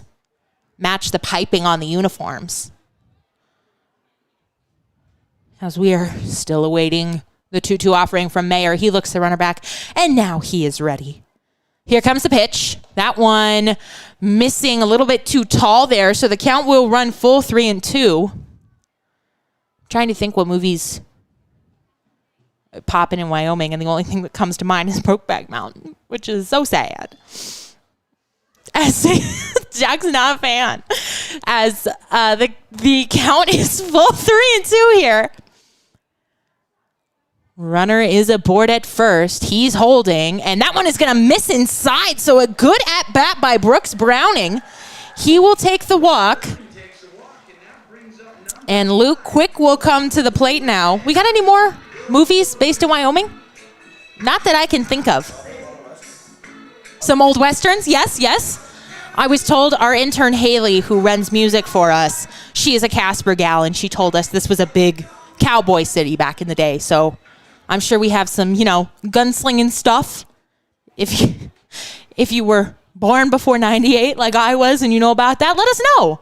As showing bunt is quick, the ball is going to get away from the catcher, and advancing up a station each are Schmidt and Browning. Wild pitch? I would say a wild pitch on that one. That's another thing I'm not great at, is calling pass ball or wild pitch. But we'll call it a wild pitch. And the pitch was a ball. So advancing to third is Schmidt. And advancing to second is Browning. So now batting with runners at second and third is Quick. He fouls this one down the left field line. 1-2, the count will run on him. 1-1, excuse me. Quick is 0 for 2 in this game with a flyout and a strikeout swinging, but he's got a chance to drive in 2 with a base hit here. 6-3, Tommyknockers lead bottom of the 6th inning. Here comes a pitch. This one right back up the middle to the pitcher. Runners are holding. He will underhand to first, tapping the bag is Straken. And so Quick with an unproductive out. Right back to the pitcher. He is retired 1-3. Runners can't go anywhere, and it will send Jake Allen up to the plate. They're blasting some of these songs. Man, the speakers are like fighting back. It's too loud. As Jake Allen will come to the plate here. He's 1 for 2 with a single and a flyout in this game. Oh, we got to turn comments on the YouTube so people can, when I ask questions, people can give me an answer. But if you have mean comments, absolutely not. Do not speak to me. I don't want to hear it. I'll cry.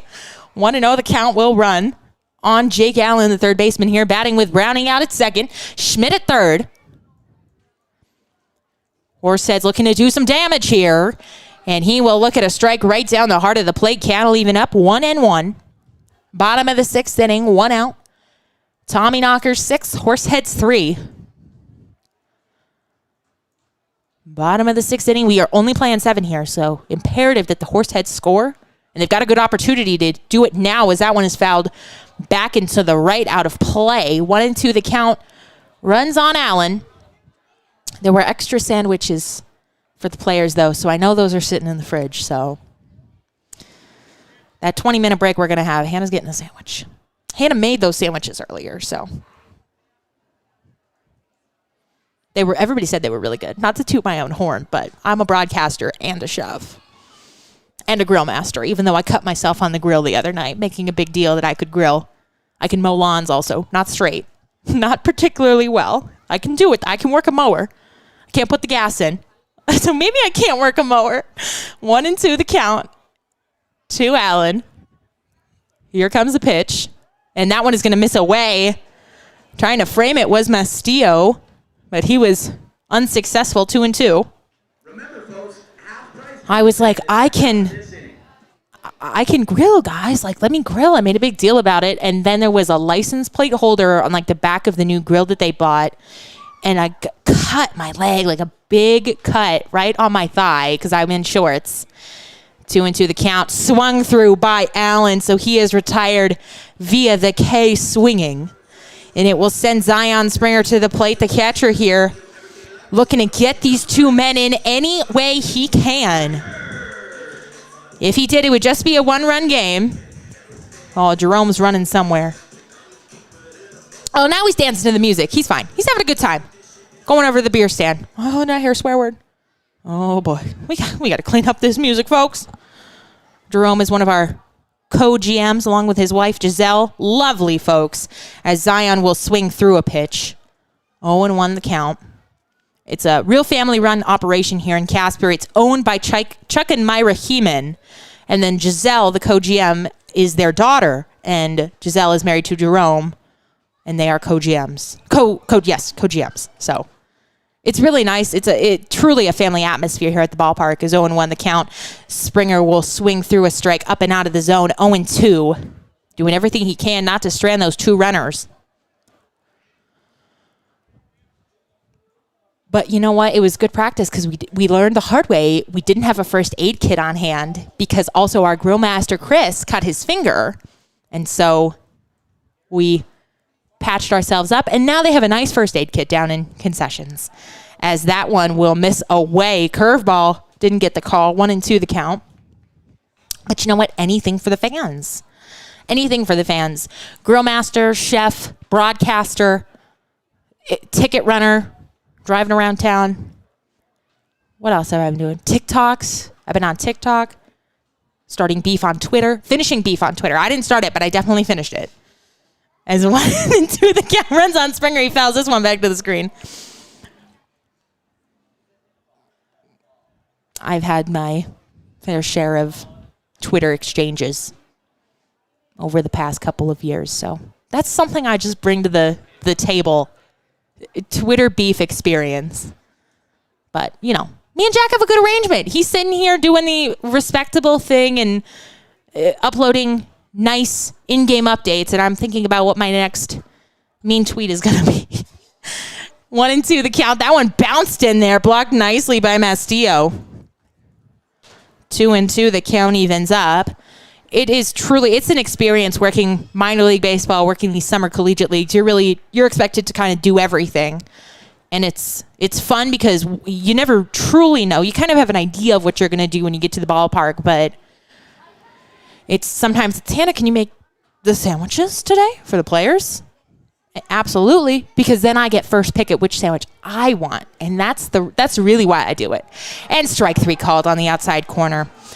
And Zion did not like the call. He's having words here with the umpire, saying it caught that outside corner. But he did ring him up. So back-to-back strikeouts for the Horseheads. They strand 2 here in the bottom of the 6th inning. Heading to the top of the 7th. Mining City leads Casper 6-3.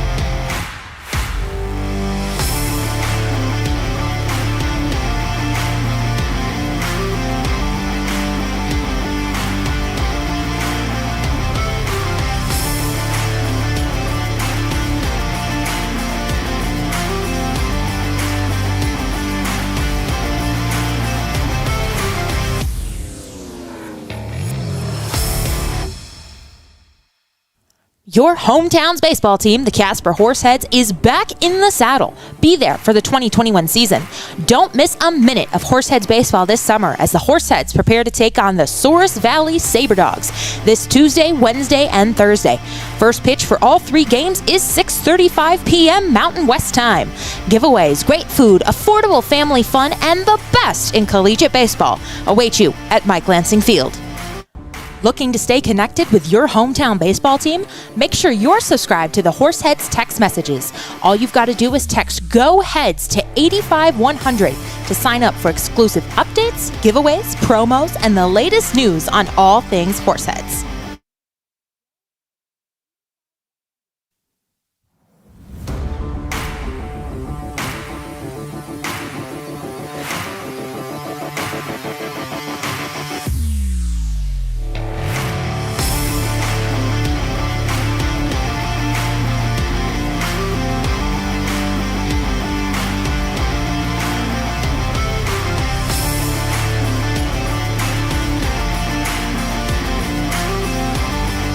Welcome back to action. Hayden Brown batting now for the Tommyknockers.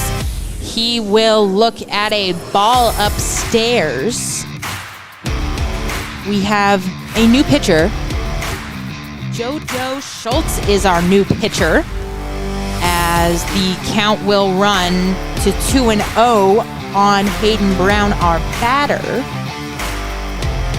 Do some updating here. It'll be 5, 6, 7, due for the Tommyknockers here, as that one will miss up and away for a ball. 3-0 now the count runs. So JoJo Schultz is our new pitcher. This is his first appearance on the season, and he will deal a strike home to the batter Brown. Get you Andrews Line, who departs this game after 2 solid innings of work, as the right-hander deals a strike home, so he's battled back to make the count full, as he looks to retire the first batter that the Knockers have sent up here in the top of the 7th inning. This is the last inning unless the Horseheads are to tie it in the bottom of the frame. And Schultz will miss inside with the ball, so he walks the first man that he faces. This is the first appearance by Schultz on the season, and the first batter that he faces, he walks. Knockers leading 6-3 in the top of the 7th inning. 5 hits, and 1 error for the Tommyknockers. 3 runs, 4 hits, and 3 errors for the Horseheads. Both teams got 2 runs in the first inning. The Horseheads took the lead in the second with another run. Mining City battled back for 2 in the fourth. They got 1 in the fifth and 1 in the sixth. And now they have a batter aboard for Jake Mastillo, the catcher. That one misses up and away. Not even close on that one. 1-0 the count to the catcher for the Knockers. He is 0 for 2 in this game with a walk and 2 groundouts. Want to thank all of our listeners and our viewers who have been hanging in there with us, as this one is sprayed foul down the right field line and out of play. 1-1 the count. If the Horseheads are unable to rally in the bottom of the 7th and they drop this first game, never fear. We've got another one coming up after a 20-25 minute intermission. Let everybody use the facilities, walk around, get some more food. You included, because I know you're coming back for game 2. You can't stick around for just one game, as that one is going to miss too tall for a ball, especially the fans here. I mean, 1 ticket gets you entry into both games, so it's a deal. It's free baseball, and who doesn't love free baseball? Lots of people, unfortunately. But 2-1 the count to Mastillo, batting with a man aboard at first. Nobody out here in the top of the 7th. As that one is skied to right. Moving over is Luke Quick. And over by the line in foul territory, he will make the play. So out 9 assisted is Mastillo. The runner Brown does not advance, and Steven Straken will come to the plate. He is 0 for 1 with 2 walks and a ground out so far in this one.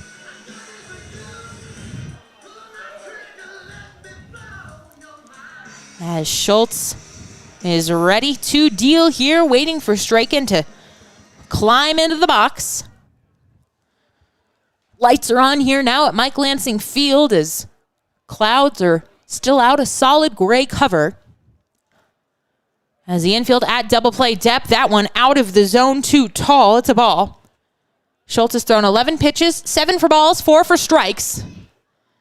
He's retired 1 man here in the top of the 7th inning so far. The Horseheads have hit into a double play in this one. They've had a couple of opportunities to turn them, but have been unable to do so, as that one is fouled on the right field line. The crowds have really stuck around here. Pretty packed house here at Mike Lansing. This is the biggest ballpark in the entire league. It sits over 2,000. It's a beautiful facility here. They've really done a nice job of cleaning it up, as that one finds the top of the strike zone for a strike. 1-2, the count will run on Straken. So Schultz looking to pick up his first strikeout of the season.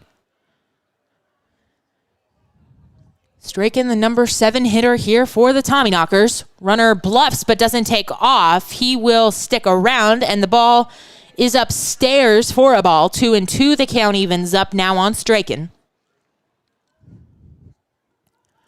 Some shadows here playing across the outfield.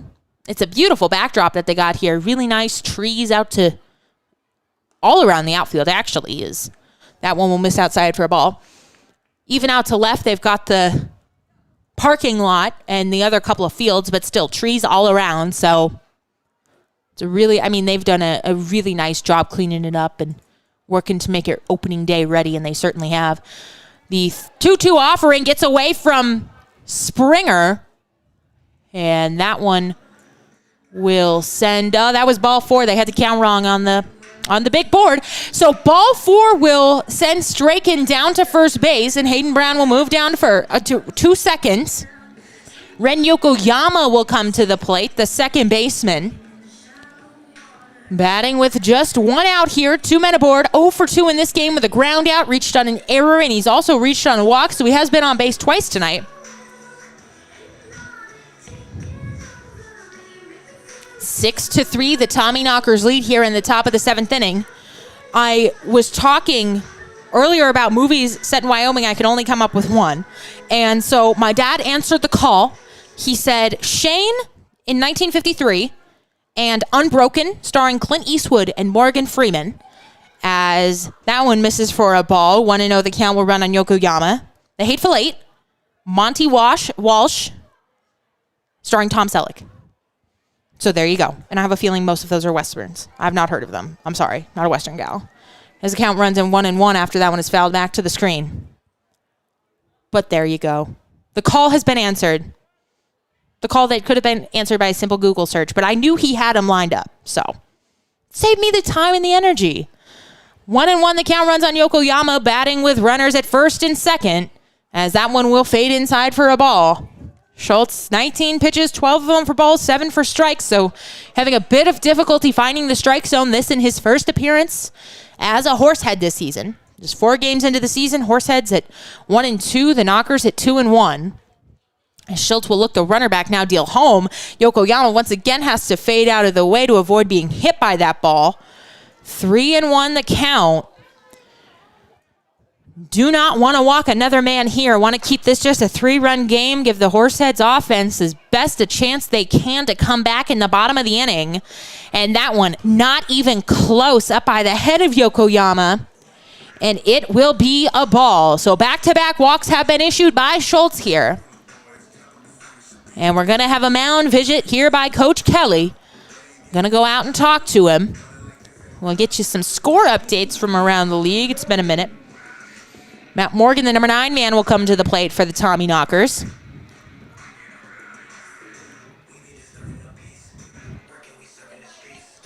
Schultz has only faced 4 men, excuse me. He has allowed 3 to reach. He's only retired 1. The Spuds have rallied to tie it up in the top of the 3rd. They tie the Spearfish Sasquatch at 4 apiece. The Hastings Sodbusters and the Fremont Moo have also knotted things up. That game at 2 apiece in the bottom of the 6th inning. Wheat City Whiskey Jacks still leading the Sioux Falls Sunfish 3-2 in the top of the 7th. And the Soares Valley Saber Dogs and the Badlands Big Sticks are delayed due to rain. That game, the Saber Dogs leading 3-2. As the first pitch gets by Springer, and here comes the runner Brown. He will score the 7th run of the game. A wild pitch there by Schultz. And it will make this a 4-run game. And the other runners will also move up a station. So a big blow here for the Horseheads. Still just 1 down here in the top of the 7th inning. 1-0 the count to Brown. That one will miss outside for a ball. 2-0 count runs on him. Excuse me, Morgan is the batter. It'll be Miles Hartsfield due up next. That one is going to miss outside for a ball as well. 3-0 the count. So Schultz really struggling with his command here. He's already allowed 1 run. Runners at 2nd and 3rd are his responsibility. as he deals home. That one right down the heart of the plate for a strike, 3-1 the count. We will welcome the Sabre Dogs to town next week, Tuesday, Wednesday, Thursday, first 3-game homestand. First multiple day homestand since yesterday's game was postponed. That went down in the dirt for a ball. That is ball 4. That is 3 straight walks that Schultz has issued. He will stay in there to face Miles Hartsfield, dangerous batter. Only 1 for 4 in this game, but he does have a couple of RBIs. He's grounded out, flied out, then he had that 2 RBI single, and he's also reached on an error. Horseheads have committed 3 errors in this game. If you believe the official score, if you believe me, it's 4. As here comes the offering from Schultz. That one blocked nicely by Springer. Schultz just not comfortable out there at all. 1-0 the count to Hartsfield. Batting with the bases loaded. Straykin at third. Yokoyama at second. And Morgan at first as Schultz steals another ball home. 2-0 the count. 28 pitches for Schultz. 20 balls, just 8 strikes. 7-3, the Tommyknockers lead in the top of the 7th inning. Just 1 out. You love a double play ball here, and that one's going to hit him. Right in the back. We apologize for the language from the fans. As the bases will be reloaded. Everybody moving up a station there. 8-3, Tommyknockers leading now. Carter Dobrinsky will come to the plate, the third baseman, 1 for 4. And that will be the night for Schultz. So a rough first outing for Schultz, and it will send us to the commercial break. New pitcher here in Casper. We'll let you know who it is when we come back. Tommyknockers still with the bases loaded. They lead 8-3 here in the top of the 7th. Your hometown's baseball team, the Casper Horseheads, is back in the saddle. Be there for the 2021 season. Don't miss a minute of Horseheads baseball this summer as the Horseheads prepare to take on the Souris Valley Sabre Dogs this Tuesday, Wednesday, and Thursday. First pitch for all 3 games is 6:35 p.m. Mountain West time. Giveaways, great food, affordable family fun, and the best in collegiate baseball await you at Mike Lansing Field.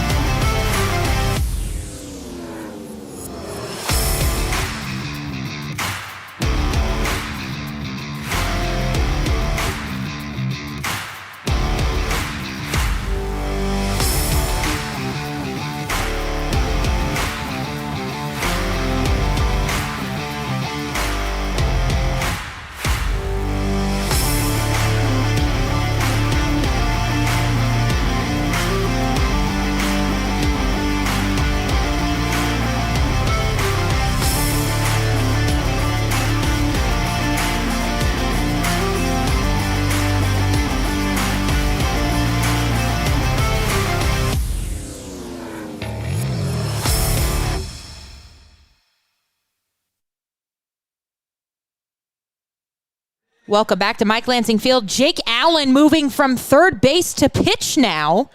This is his second appearance. We will let you know who is at third as soon as we find out. As here comes the first offering to Carter Dobrinsky. That one is going to miss inside for a ball. Bases are still loaded here. It is 8-3. The Tommyknockers lead in this one.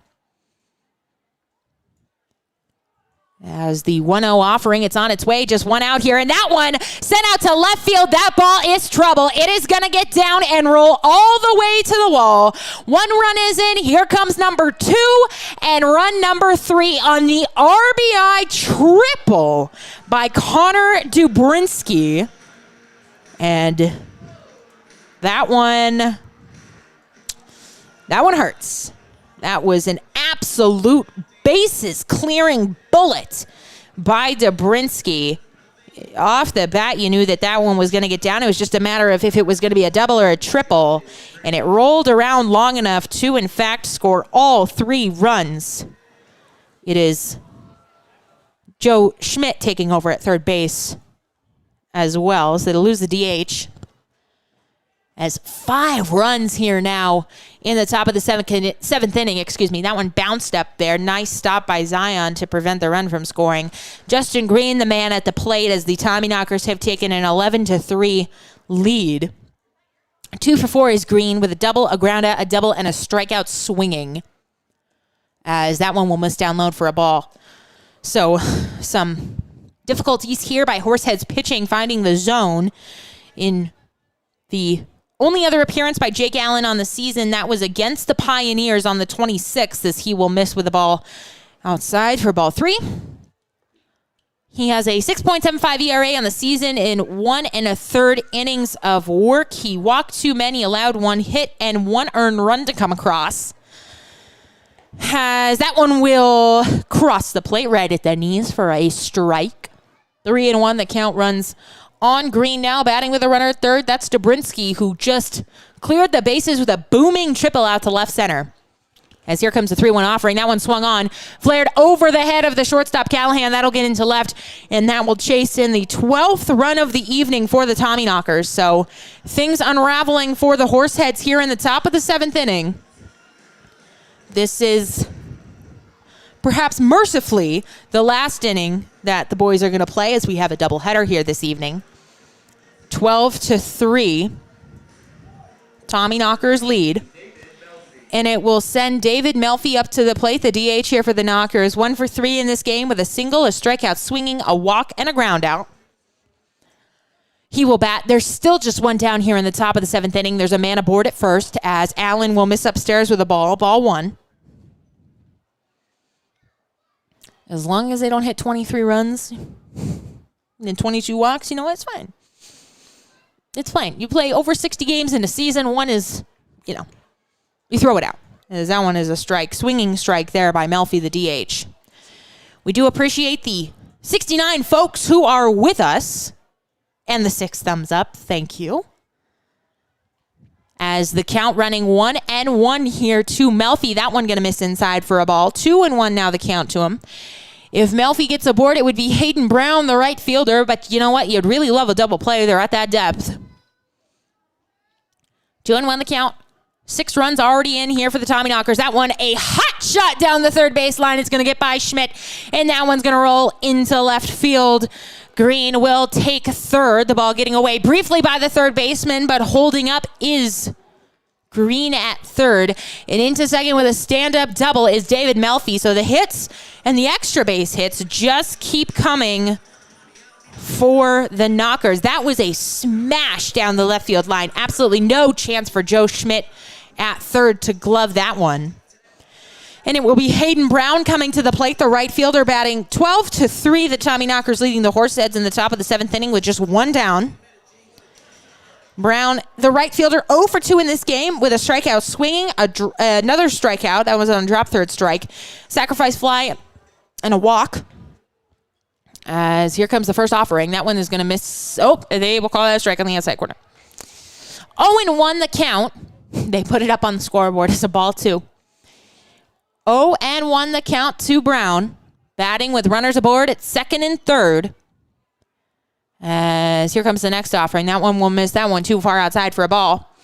Jake Allen is entering this game as a pitcher. He's been playing 6 innings at third. He has thrown 13 pitches, 7 balls, 6 strikes. And he will now deal the offering home. That one is fouled down the right field line. 1-2, so he is ahead of Brown. Love to see him settle it down here. If not, it'll be the catcher, Jake Mastillo, to come to the plate next.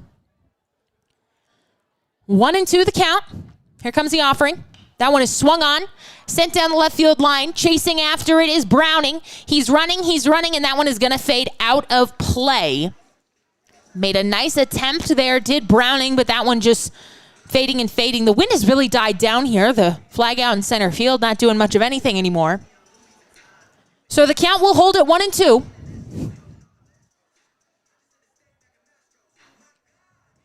Jake Allen peering in for the sign from Springer. And he's got it. Now delivers. That one swung on right to first base. That's Jake Baker who gloves and throws. The runner will come home to score. And advancing to third on the play is Melfi. But the important thing, the Horseheads do record a second out here in the game. On the fielder's choice, that'll go 3 unassisted. Both runners moving up a station. And Jake Allen will now face off against a fellow Jake. There are Jakes all over this ballpark tonight. Oh, my goodness. Jake Mastillo, who is the catcher, 0 for 3 on the evening with a walk, 2 groundouts, and a flyout. Batting now with 2 down here in the top of the 7th inning. A man at third. 13-3, Tommyknockers lead the Horseheads. As Allen checks the runner, now deals home, and that one fades inside. Almost hit him there. 1-0 the count to Mastillo. Sun is trying to make a comeback here. Peek through the clouds on the western side. As Allen will deal home. That one missing inside. Bounced up there, but Zion keeps it in front of him. Dribbled a little bit down the first base line, but not far enough away for Melfi to advance.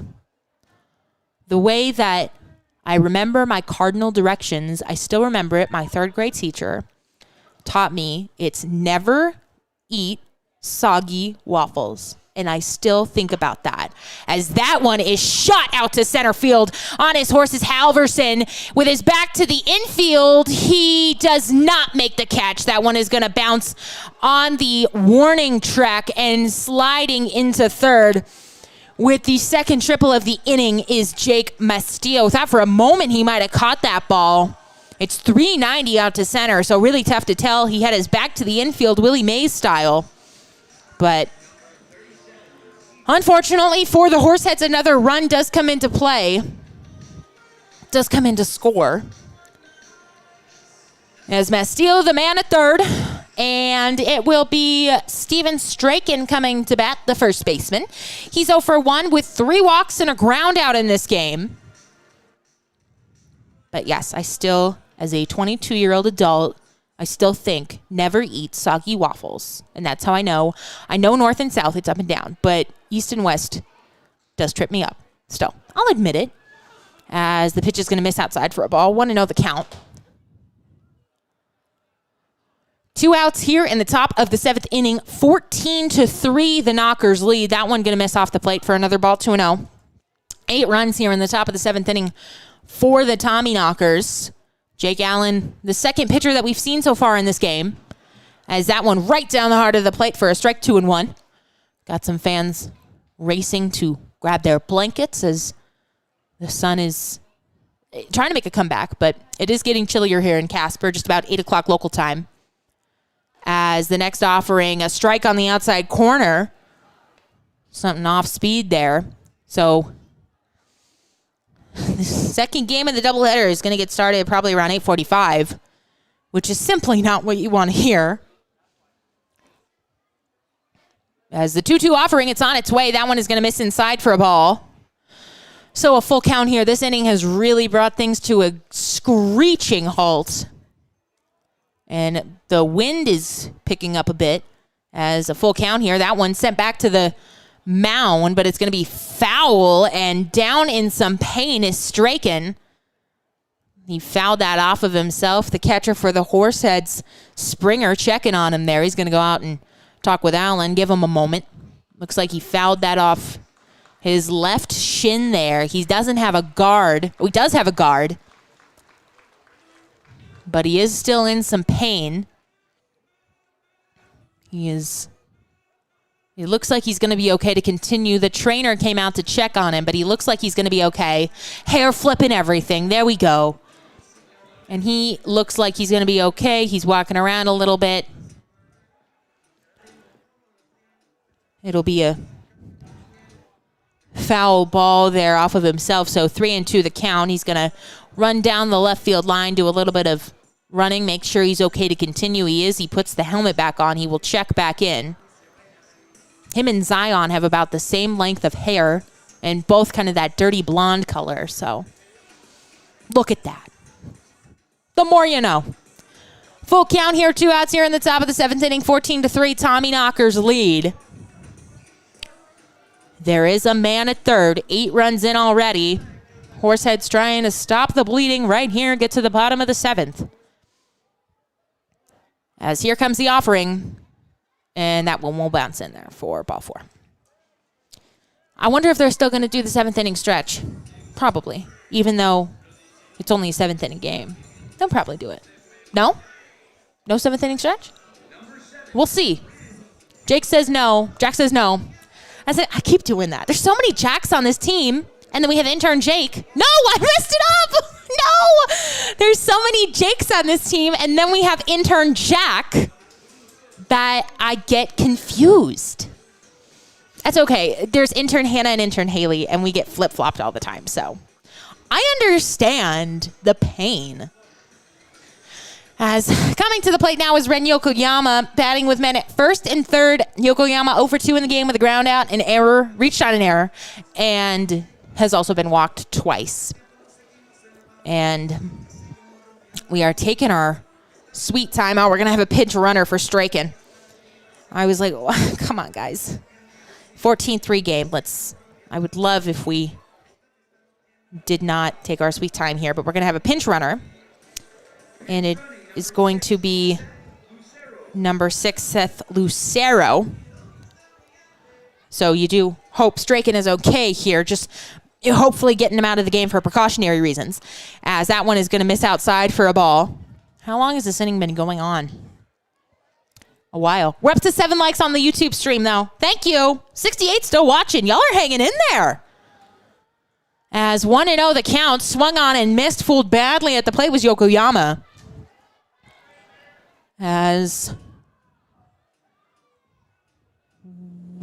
they love playing music when they're not supposed to be.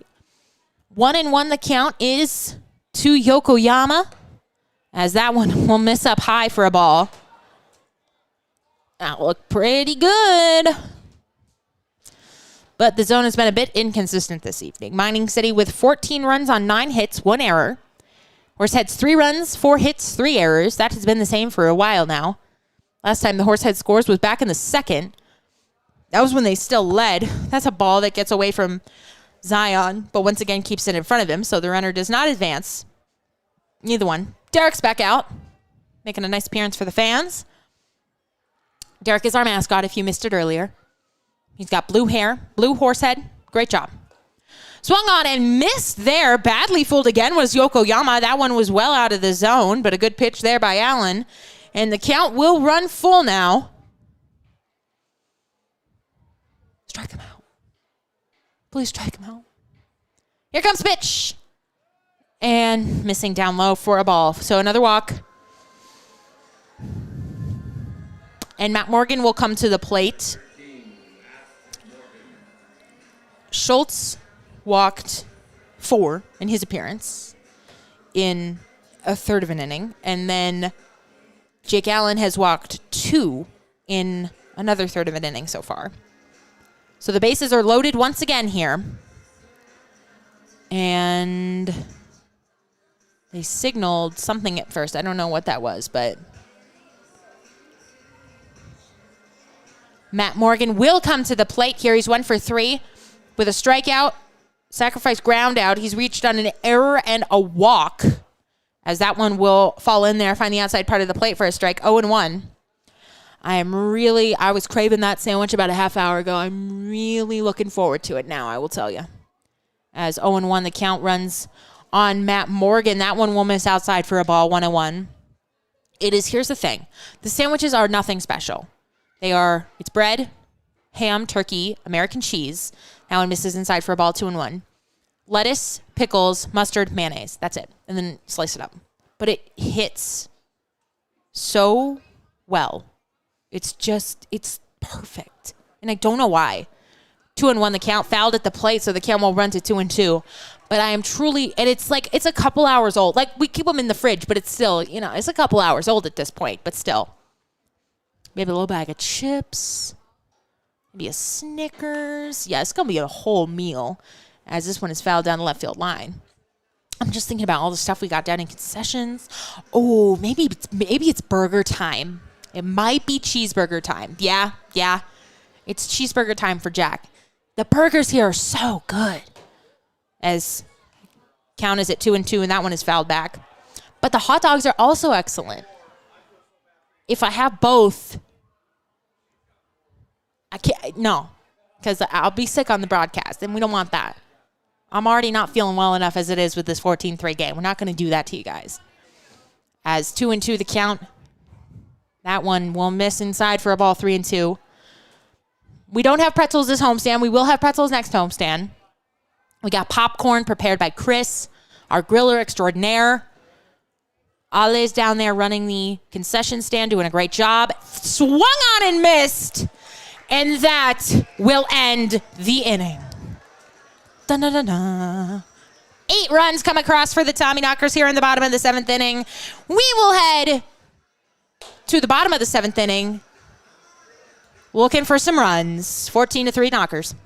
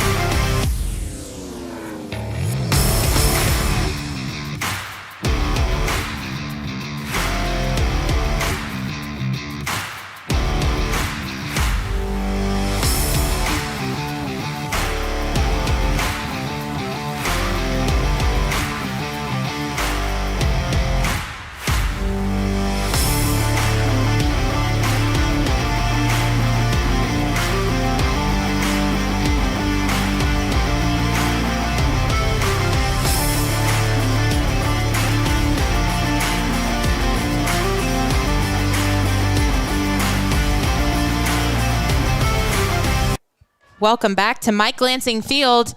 An 8-run top of the 7th has put the Mining City Tommyknockers up on the Horseheads 14-3. We play here in the last of the 7th. Unless the Horseheads manage a truly tremendous bottom of the 7th inning and tie this one up.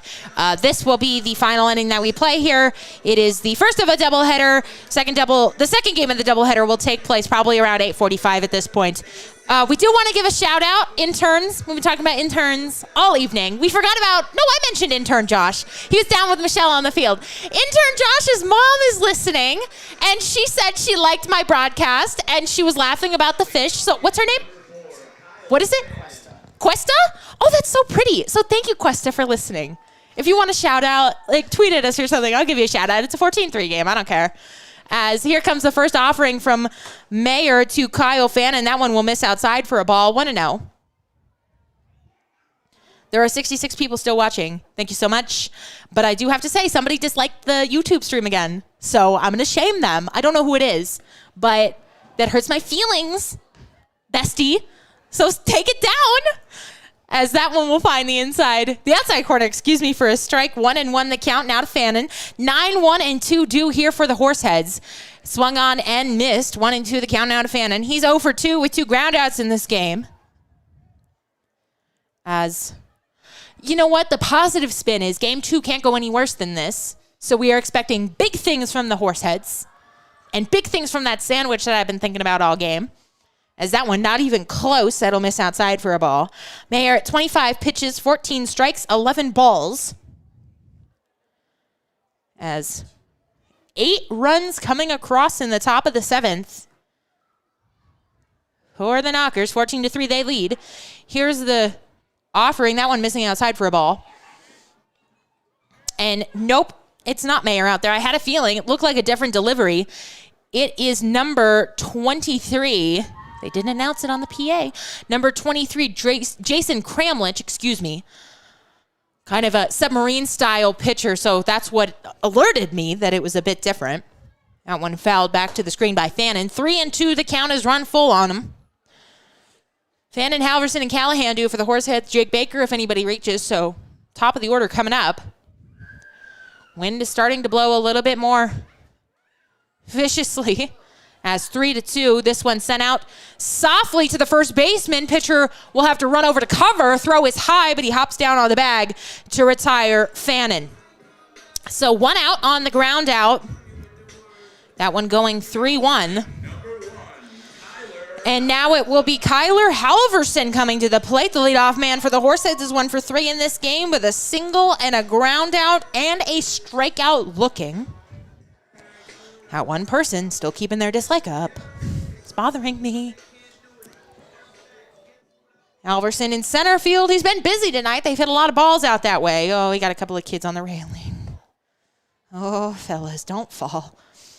1-0 the count now as that one misses outside. They're like 4th, 5th graders. That age makes me nervous.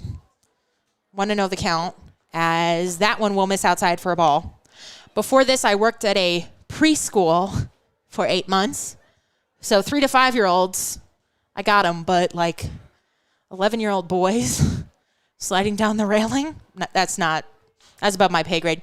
This one shot on a line, but right into the glove of the first baseman, Straken, for the out. And so 2 quick outs here in the bottom of the 7th inning. That's been the story of most of these innings. The last time the Horseheads were on the board was in the bottom of the 2nd inning. But Ryan Callahan looking to keep this game going. 0 for 1, hit by pitch with a walk and a ground out. We hope you have enjoyed this broadcast so far. If you liked it, you can stick around. You can come back in about a half hour. We'll have another one for you, as this one will catch the outside corner for a strike. 0-1.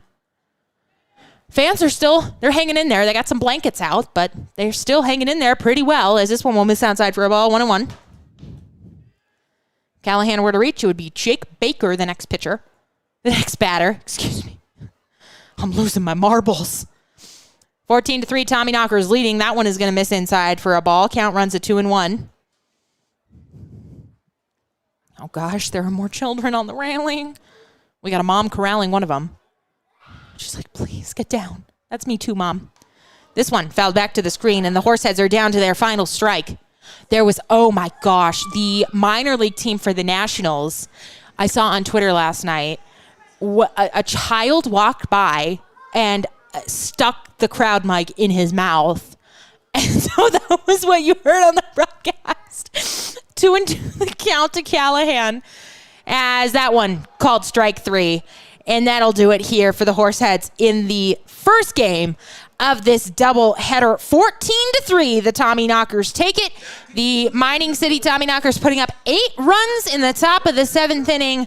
Really the big blow here in this one. Don't go anywhere. We will come back with the post game, and then we love baseball so much here in Casper. We're going to come back with game 2. Don't go anywhere. Tommyknockers take this one 14-3. Your hometown's baseball team, the Casper Horseheads, is back in the saddle. Be there for the 2021 season. Don't miss a minute of Horseheads baseball this summer as the Horseheads prepare to take on the Souris Valley Saberdogs this Tuesday, Wednesday, and Thursday. First pitch for all 3 games is 6:35 p.m. Mountain West Time. Giveaways, great food, affordable family fun, and the best in collegiate baseball await you at Mike Lansing Field.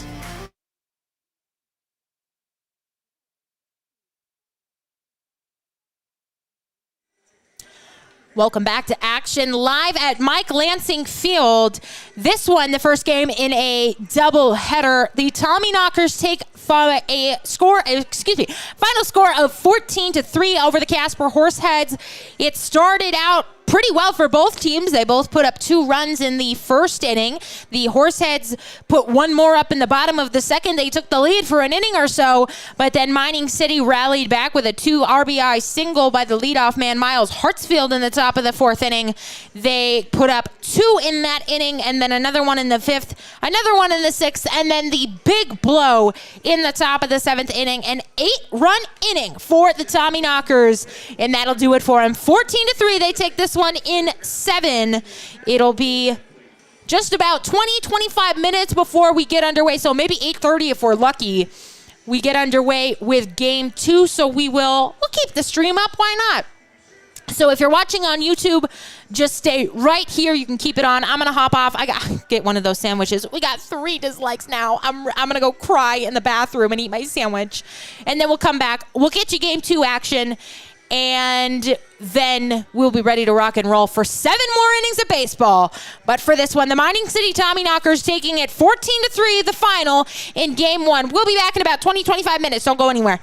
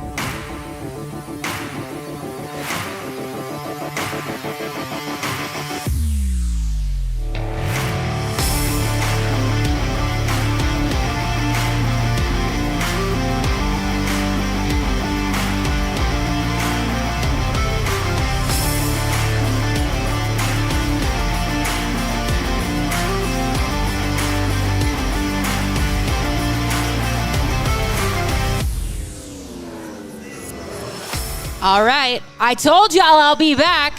And here I am, fulfilling my promise. Game 2 of this doubleheader between the Mining City Tommyknockers and the Casper Horseheads is just about to get underway. It is 8:36 local time. The starter for the Horseheads, Jersa Morales, he's out there throwing his warm-up tosses, and he is going to face off against the top of the lineup for the Tommyknockers. We will see the second baseman, number 6, Seth Lucero, the third baseman, number 11, Carter Dubrinsky, and the shortstop, number 3, Miles Hartsfield in this inning. They bat 1, 2, 3 for the Tommyknockers. If you're just joining us, Mining City took the first game of this doubleheader in 7 innings, 14-3, so the Horseheads looking to fare a bit better in this one. They've got Jersa Morales starting for them in this one. And he delivers his first offering, and it's sent immediately out to right center field. This ball is going to get down. It's up on the warning track, and it is going to roll around. Lucero rounding second now. He will get into third standing and without a throw. So the first pitch of the game is hit way out to right center field for a triple. Before I can even get you any stats or anything, Lucero says it's triples alley time. Carter Dubrinsky coming to the plate. Oh, they're playing Taylor Swift. Oh, it's going to be a blessed game. Carter Dubrinsky, the third baseman, now coming to the plate with nobody down here in the top of the first inning. Seth Lucero, the man at third, after tripling just moments ago. The right-hander Morales peers in for the sign, and now time is going to be called here by the umpire. Morales has one other appearance on the season. He made a relief appearance back on the 25th. That was the first game of the season, actually, as he deals a ball on the outside corner to Dubrinsky. In that game, he went 2 innings in relief. He allowed 1 run. It was earned. He gave up 2 hits, struck out 4. Didn't walk anybody. He's looking to strand a runner right off the bat here. This one sent out to the shortstop, and it's going to get by Ryan Callahan and head into left field.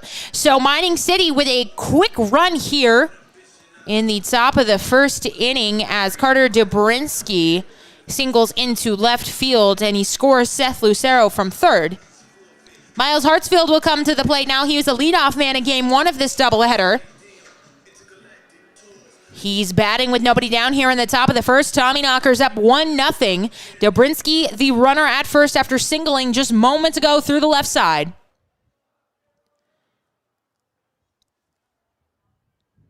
Hartsfield waiting on the offering here. That one sprayed foul down the left field line. Foul. Morales has thrown only 4 pitches already, 2 hits and a run in. So not the start he or the Horseheads wanted after dropping the first game of this doubleheader 14-3. Dubrinsky taking his lead off first. As here comes the offering. Dubrinsky takes off, and he is going to get to second without a throw as the ball gets by the backstop, Joe Schmidt. So a stolen base for Dubrinsky. It will have him in scoring position. Here's how the Horseheads line up behind Morales. It's Jake Baker in left, Kyler Halverson in center, Luke Quick in right, Brooks Browning at first, Kyle Fannin at second, Ryan Callahan at short, Jake Allen back at third after starting at third in the last game and then pitching. Now he's back at third. Jersa Morales on the mound, and Joe Schmidt behind the plate. The DH in this one is Zion Springer, as Schmidt will go out to have a word with Morales. Now Morales is going to jog to the plate to have a word with Schmidt, trying to get on the same page here. Hartsfield going to come back to the plate. It is an 0-1 count. It'll be David Melfi, the catcher, in game 1. He will catch again in game 2, batting cleanup. Batting 5th for the Tommyknockers, Justin Green, the center fielder. Batting 6th, the first baseman, Jake Mastillo. Batting 7th, the right fielder, Hayden Brown. Batting 8th, the left fielder, Matt Morgan. And batting 9th, the DH, Ren Yokoyama. I apologize. It was Mastillo who was the catcher in game 1. Melfi was the DH. As that one is grounded to the first baseman. And Browning will step on the bag to retire Hartsfield. Oh, that name has been giving me fits all evening. The runner at second, Dubrinsky, will advance to third on the play. And so now with one down here in the top of the first inning, it'll be David Melfi, the catcher, coming to the plate. Melfi batting with a man at third. That's Dobrinsky. He singled and then stole a base and then advanced to second on the ground out by Hartsfield moments ago. As Morales deals home in the dirt. A nice stop there by Schmidt behind the plate. It is ball one. It's so strange.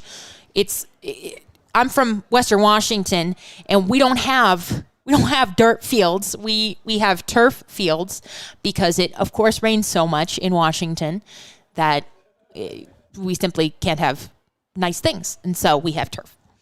We have nice turf, but it's not the same as grass and dirt. So that ball was actually in the dirt, not in the turf, like I usually have to say. As the 1-0 offering is on its way, that one will catch the inside corner for strike one. 1-1 the count to Melfi. Want to thank our 56 viewers for sticking with us. Last time I checked, we had 3 thumbs down, and I was upset. And now we just have 1. So folks are putting them up and then taking them away? Okay. That one is fouled back. 1 and 2, the count runs. Sometimes I will accidentally, thumbs down a YouTube video, and then I'll be like, oh, I didn't mean to do it, and then I'll go back and undo it. But, so maybe, we'll say it was an accident, but that one person who has accidentally hit it and not unhit it, you know what to do. 1 and 2, the count to Melfi. As here comes the offering from Morales. That one gonna catch the outside corner. Bit of a delayed call, but that is strike 3. I was gonna say it looked good. And it did to our home plate umpire as well. So a strikeout looking for David Melfi, and it will send Justin Green to the plate. He will bat with 2 down here in the top of the first inning. Tommyknockers leading the Horseheads 1-0 in game 2 of this doubleheader. Dobrinsky, the man at third, he singled and stole a base. We're being joined in the booth by our grill master extraordinaire, Chris. They shut down the grill? Is that why you're up here? No? No, he's just done. This one grounded to first. Browning going to step on the bag to retire Green. And so limiting the damage is Morales. He does allow 1 run to come across. But that is all. Mining City leading this one 1-0. We head to the home half of the first.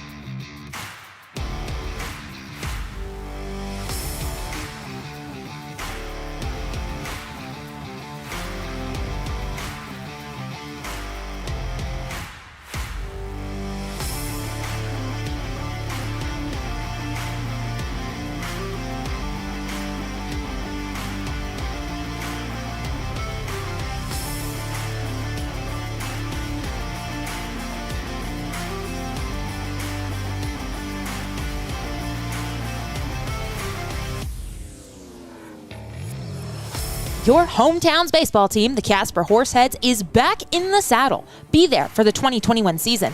Don't miss a minute of Horseheads baseball this summer as the Horseheads prepare to take on the Souris Valley SaberDogs this Tuesday, Wednesday, and Thursday. First pitch for all 3 games is 6:35 p.m. Mountain West time. Giveaways, great food, affordable family fun, and the best in collegiate baseball await you at Mike Lansing Field. Welcome back to action. Oh my goodness. Welcome back to action here at Mike Lansing Field. Tommyknockers lead this one 1-0 as the Horseheads will come up for the first time in this one. Kyler Halverson will lead things off, then Ryan Callahan and Jake Baker. They will face off against the starter for the Tommyknockers. It's the right-hander, Zach camp. He's out of Smyrna, Georgia, goes to Swarthmore College, checks in at 6'2", 185 pounds. He's appeared in one game on the season for the Tommyknockers. He pitched one inning. He allowed a hit, didn't allow anybody to score, and he struck out 3, didn't walk anybody as well. So a good outing for him. That was on the May 26th victory for Mining City over the Spuds. They took that one to 16-9. Well, the Tommyknockers are no stranger to high-scoring games. They took the first one 14-3 here. They lead 1-0 as Kyler Halverson digs in, and he will look at a strike right down the heart of the plate. Chris came into the booth for a minute, and then he left. I was going to bother him. He didn't want to. Sad. The 0-1 offering by Camp is on its way. That one sprayed foul down the right field line. Quickly 0-2 on Halverson. They did a game between innings. It was a trivia. It was a Wyoming and baseball trivia. The first one was about the Wyoming straight flower, which I didn't know. The second one was who did Babe Ruth hit his first home run off of, which I probably would have said Yankees, which is the right answer. As the 0-2 pitch, it's on its way. That one, check swing. They appeal down to first. He didn't swing. 1-2, the count will run. And then the third question was, which Garth Brooks song mentions Wyoming? And I only know 2 Garth Brooks songs, so I would have guessed one of those, and I would have been wrong. As the 1-2 offering is on its way. That one is swung on and missed, so the first batter of the game for the Horseheads is down via the K. He goes swinging, and it will send Ryan Callahan, the shortstop tonight, up to the plate. That's with one down here in the bottom of the first inning. Tommyknockers leading 1-0. The only 2 Garth Brooks songs I know are Friends in Low Places, of course, Big Wazoo Song, and The Thunder Rolls. Oh, no. And That's Why? Ask me why. That one, I know 3. As that one is bounced off the dirt there, 1-0. The problem, Garth Brooks is not on streaming services. Like, he's not on YouTube. He's not on Spotify, so I don't know how to listen. It's like, do I watch the CMT Country Countdown to listen to him? Is that what I should do? As 2-0 the count. I get crucified because I'm like, I like country music, and then I don't know any George Strait or Garth Brooks songs. So embarrassing for me. As 2-0 the count here to Ryan Callahan. So long story short, I wouldn't have done well in the trivia contest. So better the kid that did it than me. As that one will find the inside corner for a strike. Once again, I have no idea where umpire strike zone is tonight because that looked inside, but who am I to say? 2-1 the count. 2, Ryan Callahan batting with the bases empty. As that one will catch the inside corner for a strike. 2-2. Next up will be Jake Baker, almost an identical lineup to what we saw in the first game, for pitcher, obviously. As 2-2 the count, here comes a pitch. That one bounced in there. Hit off the catcher's foot, I believe, but either way, it is a ball. 3-2. They've ordered Pizza Ranch for the post game. So, we got a fist bump from Jack, who's still running our live stream. I tried to get Connor in here so I could bother him, but Connor didn't want to be bothered. And neither did Chris, obviously. He just ducked in and left. Boo! Come talk to me. Full count here to Ryan Callahan. Bats with 1 out and the base is empty. And that one will miss, so Ryan Callahan will take the free pass. It is we had like a beautiful sky here for like 5 minutes, and I like missed the photo opportunity, and now it's just kind of blue. So it was lovely though. We had some pinks up there and some blues and some purples. My dad asked me to take a picture of the Wyoming sunset when I got a chance, and I missed it. But luckily, we got a lot of games coming up. So if you are in Casper, Tuesday, Wednesday, Thursday, we got 3 games against the Soares Valley Saberdogs. Should be a good series. If you couldn't make it to our modified opening night here, as Baker will take a pitch at the top of the zone for a strike. And then we've got something like 19 home games in June, so plenty of opportunities to get out to the ballpark. We had a lot of great giveaways, great concessions items, and great baseball above all. And a great broadcaster. You can come sit by me and give me dirty looks when you don't like what I say.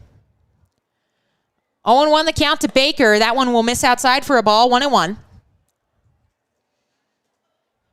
You can tell me your coffee order because I am, west side of, Seattle area, we pride ourselves on our coffee.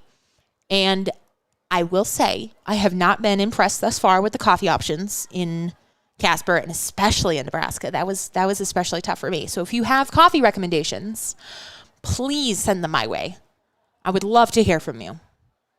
As time is called, Baker's going to step out. Gives me time to talk about coffee. I'm not an energy drink gal at all, so the iced coffee is what sustains me truly. As Callahan takes his lead off first and Camp peers in for the sign. He delivers now. That one bounced up there. A nice stop by Melfi behind the plate. It is a ball. 2-1. The count will run. 1-0 Tommyknockers lead as we play here in the bottom of the first inning. The Tommyknockers took game 1, 14-3. They scored 8 runs in the top of their 7th inning. It was an arduous inning for the Horseheads. They just could not find the plate. Eventually got out of it, but looking obviously for a better outcome here in the second game. 2-1 the count to Baker. Here comes the pitch. That one is swung on and missed. 2-2. We took a big hack at that one. As long as Baker does not hit into a double play, we will see Joe Schmidt, who is catching in this game. Zion Springer, the DH. He was the catcher in game 1, so those two flipping positions in this game. We do not have a game tomorrow, so everybody will get some good rest here, hopefully, this evening. 2-2 the count here to Baker. Runner takes off. Now he will go back as that is a ball.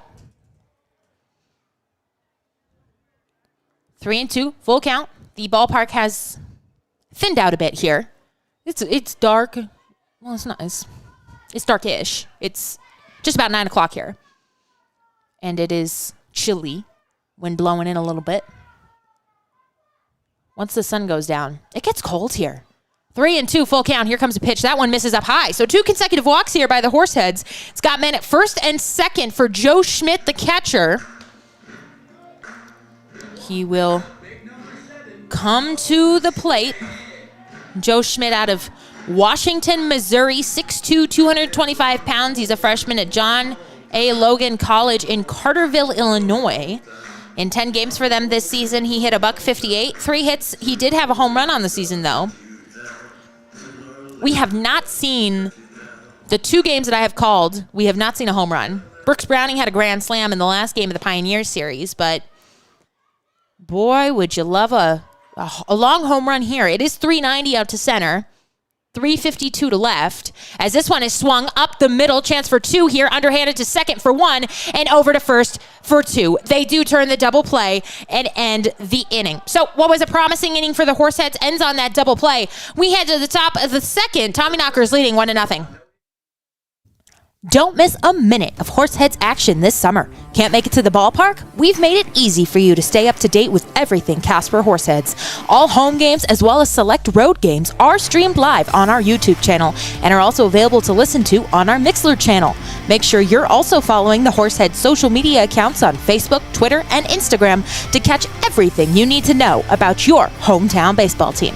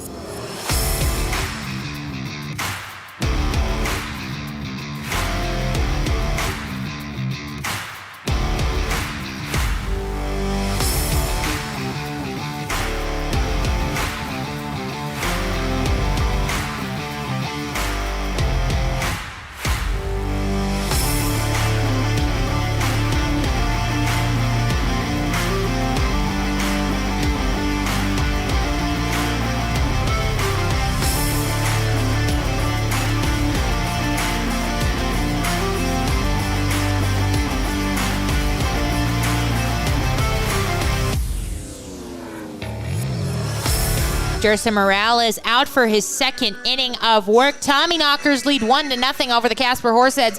Hannah Martin here with you with the second game of the doubleheader tonight on the modified opening night. We were supposed to have one 9-inning game last night and one 9-inning game tonight. Instead, we got two tonight because the Tommyknockers bus broke down yesterday, and so they were unable to make it. They were stranded about 3.5 hours outside of Casper in Rock Springs, Wyoming. Don't ask me where that is. It's 3.5 hours outside of Casper. There you go.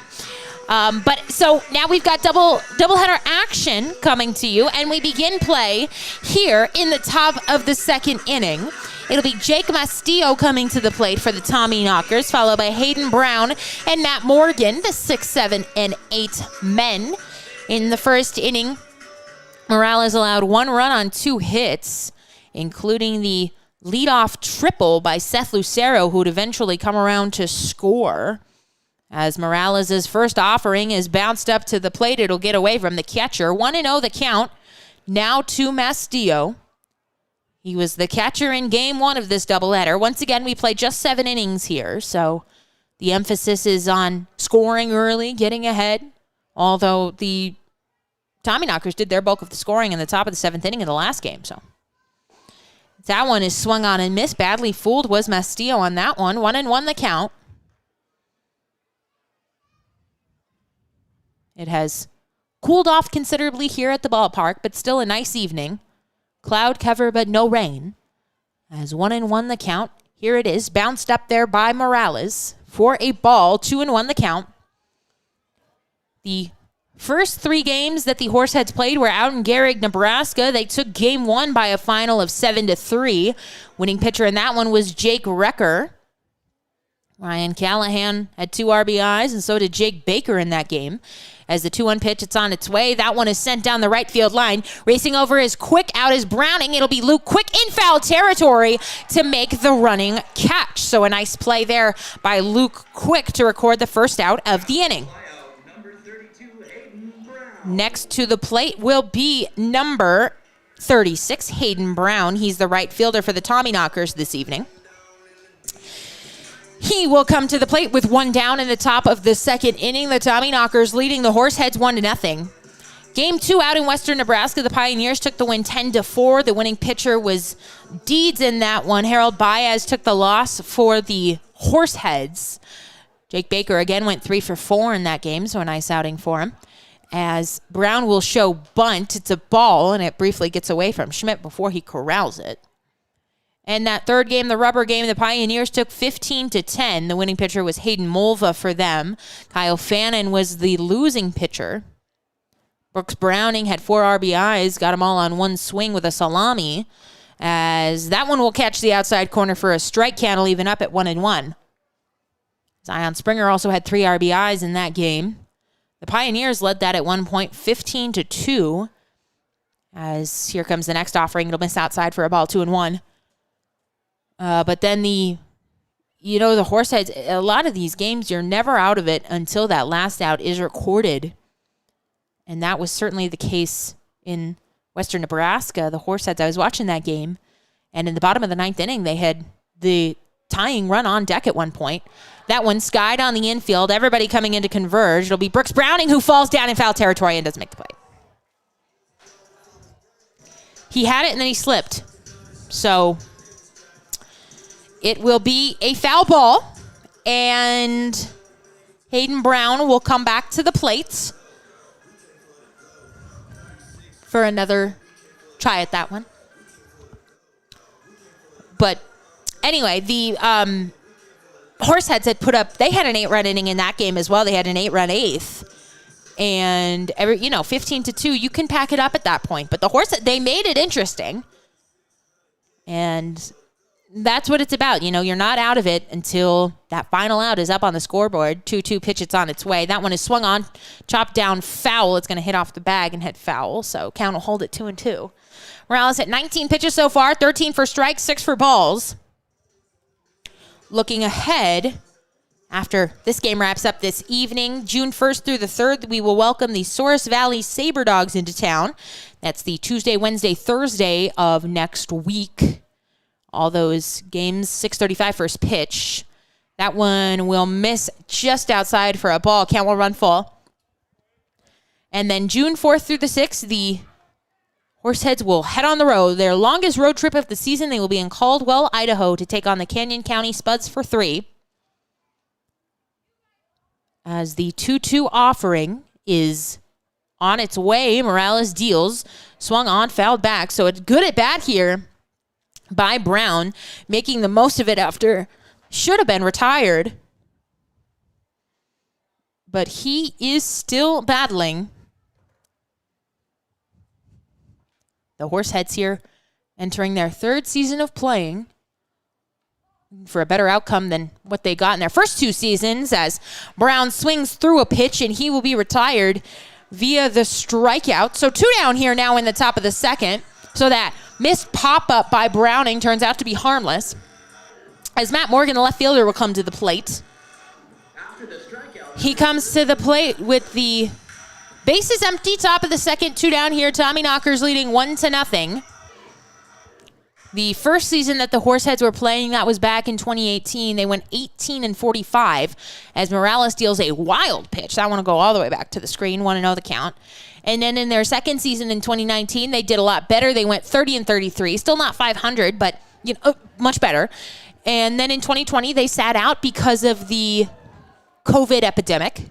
Just were not comfortable with the safety of players and host families and interns and everybody involved. And so they sat out last season. Only 6 of the 12 teams ended up playing.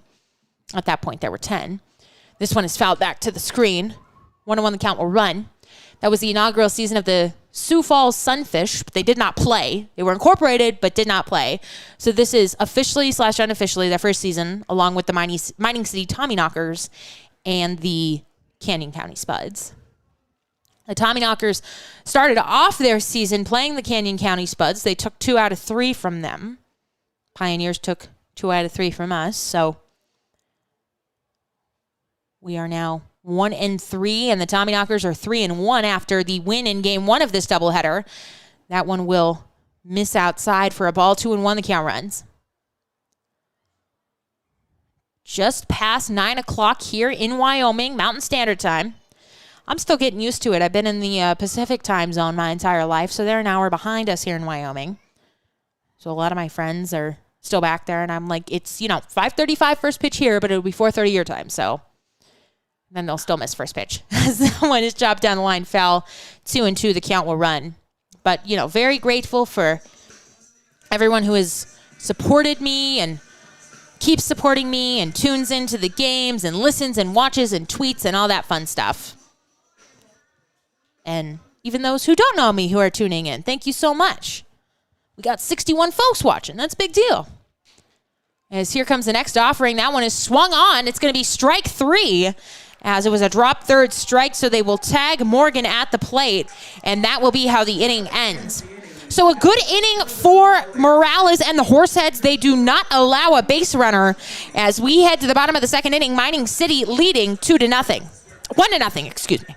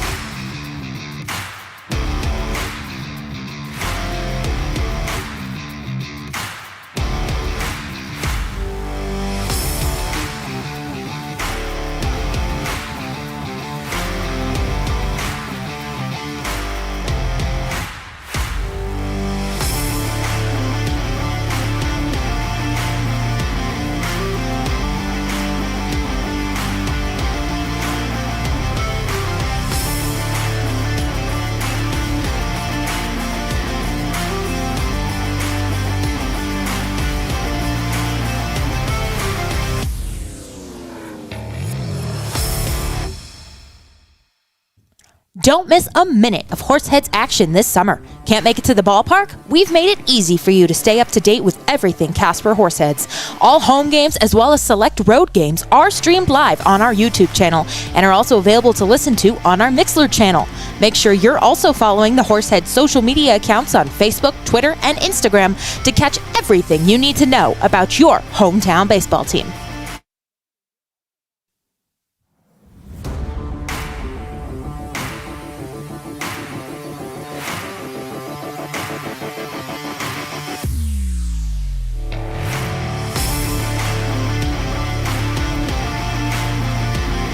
Welcome back to action. We are here in the bottom of the second inning, and it is Zach Camp back out there for his second inning of work. He's going to face off against the 5, 6, 7 men for the Horseheads. Brooks Browning will come up to the plate first. He is at first base this evening. Something about me saying coming up first, at first, my brain didn't want to compute it, but it did. We got through it. And now Brooks digs in.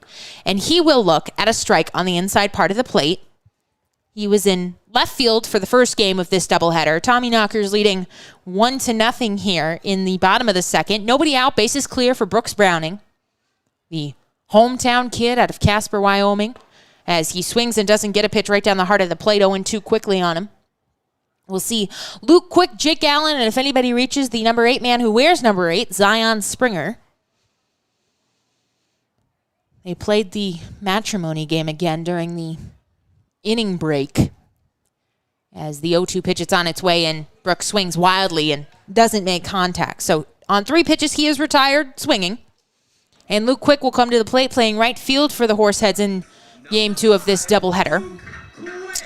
And in the first game, the matrimony, they went 2 for 2. So the couple won dinner and a night at the Rancoda Inn. But the guy, it's the husband answering questions about his wife. As the first pitch, it's on its way. It's a strike on the outside corner. The guy who they just had do it went 0 for 2. And it was, what hospital was your wife born at? And how tall is she? And he didn't know. So that one misses on the outside corner for a ball. I feel that those are 2 things I would know about my wife. I don't know. What about you? You would know him? Yeah, Jack is very confident that he would know that about his wife. I feel that too. About myself, not about Jack. I don't know Jack well enough for that, if he pays attention or not. 1 and 2 is that one is fouled back to the screen. But I feel like height and play, like maybe not hospital you were born, but I feel like height. He's a couple inches off. She's 5'7", and he guessed 5'5". Or she's 5'5", and he guessed 5'7". So he gave her a couple inches. That was generous of him. But unfortunately, he did not win. So some in-between action at the ballpark for you. There you go. As the 1-2 offering is on its way. That one is fouled back to the screen, 1 and 2. They had to hustle. The guys were waiting on him to finish the game. I was like, let's get going, guys. It's fun. That's a fun game. Tonight it is kind of the first guy. What were the questions the first time around? I feel like they were a little easier the first time around, as that one is strike 3 looking. So back-to-back strikeouts in the bottom of the second. I can't remember, but he got them both. I think he had a little assistance. It was, what day of the week was she born on? So I feel like he had to have some assistance on that one. That I wouldn't know about my wife. That's like a birth date, obviously, sign, yes, but day of the week, that feels too tough. As that one will find the strike zone right down the heart of the plate for a strike, 0-1. 2 outs here in the bottom of the second inning. So we've had trivia and matrimony so far tonight. Did they have the girlies come out and ride the horses too? I think so. As that one misses inside for a ball. We got the horses on the stick for the children, and they had a little horse race. It's on brand. It's fun. Something for the girls, something for the summertime. 1-1, the count runs on the number 7 man, Jake Allen, batting with 2 down, bases empty. He will swing and send a ball out to the shortstop. Hartsfield has to backhand it. He will throw it across the diamond, and he will retire Allen by a step. So 1-2-3 go the Horseheads in the bottom of the second. We are headed to the top of the third. Tommyknockers leading 1-0. Your hometown's baseball team, the Casper Horseheads, is back in the saddle. Be there for the 2021 season. Don't miss a minute of Horseheads baseball this summer as the Horseheads prepare to take on the Souris Valley Saberdogs this Tuesday, Wednesday, and Thursday. First pitch for all 3 games is 6:35 p.m. Mountain West time. Giveaways, great food, affordable family fun, and the best in collegiate baseball await you at Mike Lansing Field.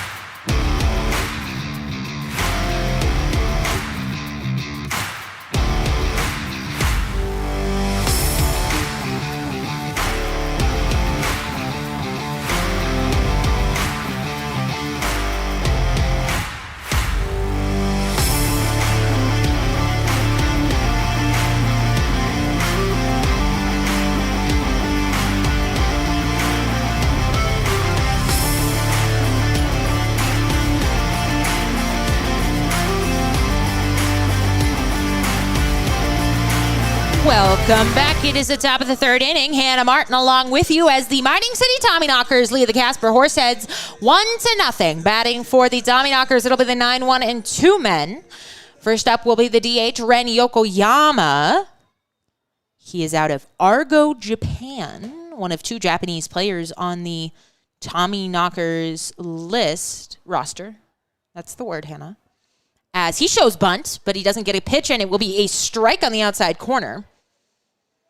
We have seen a lot of guys show bunt this evening, but nobody's gotten one down.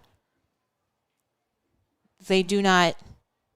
Whenever I see guys trying to bunt, I always think of as the 0-1 pitch it's made. It's on the outside corner, ball 1-1. When guys in the major leagues will shift so drastically that usually it's the left side of the infield is just completely open. Like, there's nobody even in the area code of the left infield. As a 1-1 pitch, it's on its way. It'll be a ball inside. And I'm just like, bunt. It doesn't even have to be good.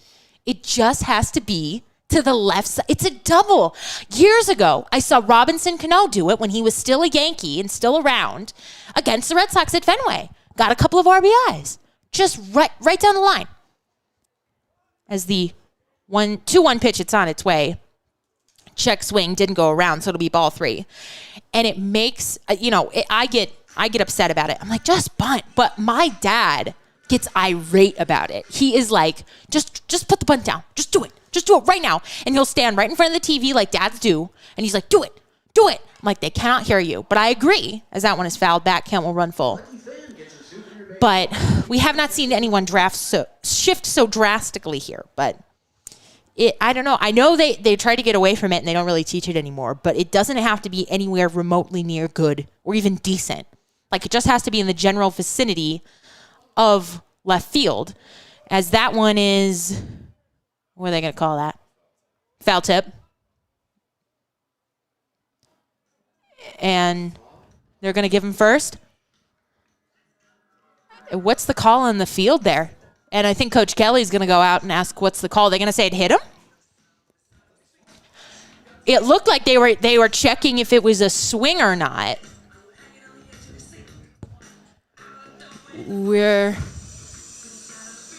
It looked like it was maybe... Okay, the umpires are going to get together and confer on this. It looked like it might have hit the knob of the bat and been a foul ball. And then they were checking on the swing. There was no call on the swing. So they're calling it a hit by pitch for the moment, is what our PA has announced. but they are still getting together to talk about this. The infielders have gathered on the mound. They are still chatting about it. Just two officials at this level, the home plate umpire and then the infield umpire. They're talking and talking and talking. Really got to think it over. And they are going to give him first base. So they will call that a hit by pitch. Okay, now they're going to go over and explain it to Coach Kelly. We're all on the same page. We're good. We're ready to rock and roll. It will send the leadoff man, Seth Lucero, to the plate. He had a leadoff triple in the first inning off the first pitch that he saw. Sent it out to deep right center. So Morales hoping for a different outcome in this at-bat. He'd love a double play. The Tommyknockers turned one in the first game and one here in the second game. The Horseheads had a couple of opportunities to turn one in that first game, but were just unable to do so. As that pitch will find the outside corner for strike 1, 0-1. Morales at 34 pitches, 21 strikes, 13 balls. We play here in the top of the third inning. Nobody out, runner aboard at first after the hit by pitch call. And the runner takes off. Ball is going to get away. And the runner is down in some pain. I think that one hit him as well. I think it hit him on the foot. And so no need for the stolen base because Seth Lucero is aboard. So back-to-back hit batsmen for Morales to start off this inning. Definitely not how Morales wanted to start off the inning after having a 1-2-3 top of the second. Looked like he was settling in nicely. But now some command issues as he has hit two men. And it will send Carter Dobrinsky up to the plate. Dobrinsky with an RBI single back in the first inning in his first plate appearance. Batting now in the top of the third inning. Nobody down, 2 men aboard for him. Want to give another shout out to the 61 folks who are watching and the 30 subscribers we have to our YouTube channel. When we started just last week, we only have 5, so if you are watching but not subscribed, I would encourage you to subscribe to our YouTube channel. This is where you can watch all home games as well as select road games this season. Same goes for our Mixlr channel. That is MIXLR. Just plug that into your browser. It'll pop up and we're on there. And if you're listening on Mixlr, hello. As that one will miss outside for a ball. 1-0, the count will run on Dobrinsky. We are also on Twitter, Facebook, Instagram, and now TikTok, thanks to yours truly. As the 1-0 offering, it's on its way. That one is swung on and missed. Good pitch on the outside corner, 1-1. I guess I can't take credit for the creation of the account because it was on there. There was an account, but nobody was using it really. And so I have brought it back to life so you can see my lovely face, hear my lovely voice. If you just don't get enough of it on the broadcast, we are on TikTok, CAS Horseheads. As that one misses outside and I stop by Joe Schmidt, 2-1.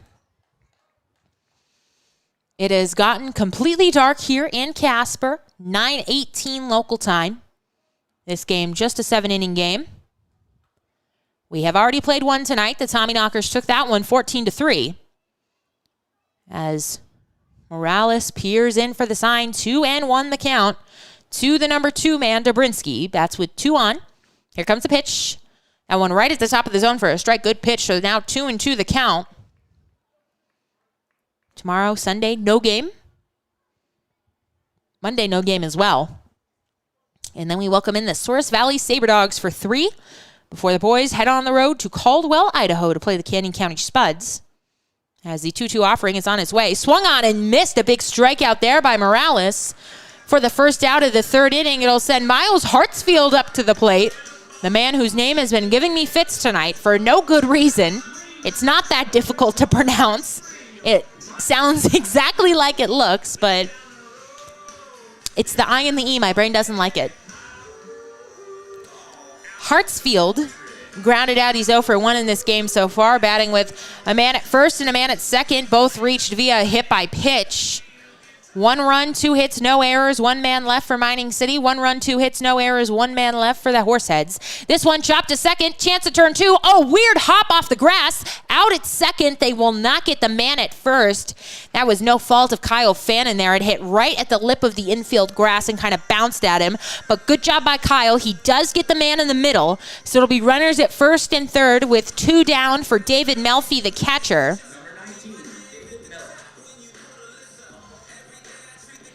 It was hit like right to the second baseman, but just took that funny hop.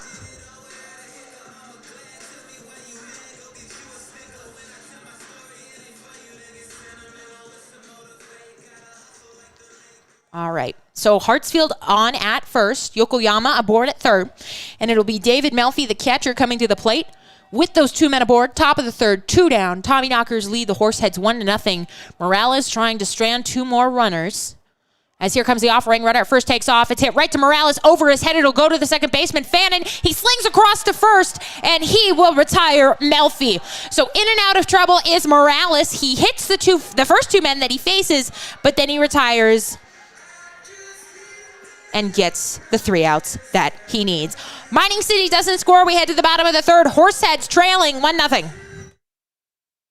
Your hometown's baseball team, the Casper Horseheads, is back in the saddle. Be there for the 2021 season. Don't miss a minute of Horseheads baseball this summer as the Horseheads prepare to take on the Souris Valley SaberDogs this Tuesday, Wednesday, and Thursday. First pitch for all 3 games is 6:35 p.m. Mountain West time. Giveaways, great food, affordable family fun, and the best in collegiate baseball await you at Mike Lansing Field.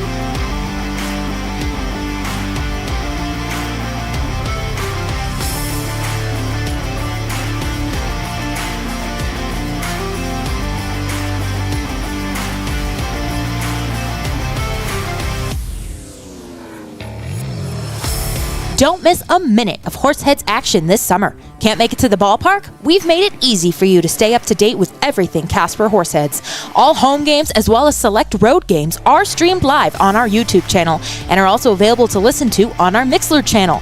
Make sure you're also following the Horseheads social media accounts on Facebook, Twitter, and Instagram to catch everything you need to know about your hometown baseball team. Welcome back to action. Hannah Martin here with you. Tommyknockers lead the Horseheads 1-0. Bottom of the third inning, Zach Camp out for his third inning of work. He will deal home. That's ball 1 to Zion Springer, the DH here in game 2. He was the catcher in game 1 of this doubleheader. He will face Camp, will face Springer, Fannin, and Halverson as the lineup will turn over for the first time. As that one will miss upstairs for a ball, so 2-0. Good count for Zion. The Tommyknockers got their first run in the first. They were threatening last inning, but Morales in and out of a jam. As we will get you some score updates from around the league. We got some scores. As that one is sent down the right field line, but it's going to fade foul. 2-1 the count. The Whiskey City Wheat Jacks up on the Sioux Falls Sunfish. That game is final. Wheat City takes that one 5-4 in 10 innings. They did it in under 3 hours, though. So that's a bonus. As 2-1 the count to Zion. He will look at a strike right down the heart of the plate. 2-2 the count evens up. The Fremont Moo take their first game against the Hastings Sodbusters 10-2. That game also final. The Souris Valley Saber Dogs and the Badlands Big Sticks are still delayed. That game 3-2 in favor of the Saber Dogs. And Zion is going to take strike 3, looking that one right down the heart of the plate. He knew it. So the first man is down via the strikeout. It will send Kyle Fannin to the plate, the second baseman. That's what he played in the last game as well. He will come to the plate with the bases empty. One down here in the bottom of the third. 19-5. The Spearfist Sasquatch are leading the Canyon County Spuds. That game in the top of the 7th. The Western Nebraska Pioneers and the Pierre Trappers. Oh, that game did go final. They didn't update it, but the Pioneers lost 4-3. We just saw that on Twitter, as Fannin will take a strike. And then Badlands and Souris Valley were supposed to play 2 today, but that game has been delayed, and Fannin is going to get hit on the shoulder. And so he will be hit by a pitch. That is the third man to be hit by a pitch in this game. But he will take it. As Kyler Halverson will come to the plate. Now the center fielder 0 for 1 in this game with a strikeout swinging. 1-0. Mining City leads the Casper Horseheads. We're not big Pioneers fans in this booth. It's not a, we have the same owners. And we were in Western Nebraska. We were helping them on their first day. And their broadcaster was very lovely to me. I'll say that. As the first offering, it's on its way. That one is fouled. Back 0-1 the count. But they, game 1, we won. And it was Jack who hopped on Twitter, chirping a little bit. And they didn't reply. And we were like, all right. Not into it. That's fine. But then they take game 3. We didn't hear anything game 2 as the throw goes over to first to check on the runner who dives back safely. We didn't hear anything game 2. And then game 3, it was something about how, they didn't even need a pitcher to win. And I was like, this is not sitting right with me. It was kind of late too, but I go to bed early. So, I'm always in bed by 9:30. So this is late for me as the pitch misses upstairs for a ball. I love to go to sleep, and then I go to sleep too early, and then I'm up at 3 a.m. Like, what do I do now? That's my toxic trait. But I was like, this is not sitting right with me. So, I did what I do best, which is run my mouth on Twitter. And so we had a little back and forth, and it ended up with them deleting a tweet, and which looks bad for them, of course, as that ball misses away for a ball. Count is 3-1 now. But, I'm up for a little Twitter fun. As long it stays fun, as long it's not, nobody's getting insulted or anything like that too badly. 3-1 the count to Kyler Halverson. Bats with a man on at first. And that one will find the top of the zone. Count fills up at 3-2. But yeah, they did have a nice ballpark, I will say that. I really like their seating. It's a smaller ballpark than here by about 1,000 seats, about half the size. But very nice. It was a nice day there. I didn't have to work too hard. I got to go hide in the press box. I didn't make sandwiches that day, so full count here to Halverson as he will take strike 3 on the inside corner. So another strikeout here for Zach Camp. He's thrown 41 pitches, 24 for strikes, 17 for balls. He's been good, and he will have to face Ryan Callahan with 2 outs here in the bottom of the 3rd inning. Kyle Fannin is aboard at first. He was hit by a pitch moments ago. Callahan has not recorded an official at bat. He was walked in his first one. So 1-0, 1-0. The Tommyknockers lead the Horseheads, as that one is a strike right down the heart of the plate. I've always wondered, at a certain point in a game, I'm a big Red Sox fan. Sorry to disappoint everybody listening, but I'm a big Red Sox fan. And Jack, my dear friend Jack, who's sitting next to me, big Yankees fan. So it's, point of contention in the intern group. And then we have a Dodger fan too, so it's a mess. But Chris is a Braves fan, so it kind of nullifies everything. That one, throw down to first, and he is back safe. The pitch was a ball. It was the catcher who threw behind the runner. So the Red Sox game the other night, it was a rain delay, and it started at 7 o'clock, and they ended up having a really long rain delay, and the game didn't get over until like 1 a.m. Eastern time. And I'm like, at what point do you just start getting delusional and like losing your mind, having to like be up that late, call the game, think about baseball for that long? As this one chopped out to second, he will go the short way, underhand it to Hartsfield, covering the bag, and retire the side. So you ponder that while we are at our break. Like, how long do you think you could go just sitting up, having to be ready to rock and roll on broadcasting before you like lose your mind? I'll think about it too. I'll give you an answer when we get back. Tommyknockers leading 1-0. We head to the top of the fourth. Your hometown's baseball team, the Casper Horseheads, is back in the saddle. Be there for the 2021 season. Don't miss a minute of Horseheads baseball this summer as the Horseheads prepare to take on the Souris Valley SaberDogs this Tuesday, Wednesday, and Thursday. First pitch for all 3 games is 6:35 p.m. Mountain West time. Giveaways, great food, affordable family fun, and the best in collegiate baseball await you at Mike Lansing Field.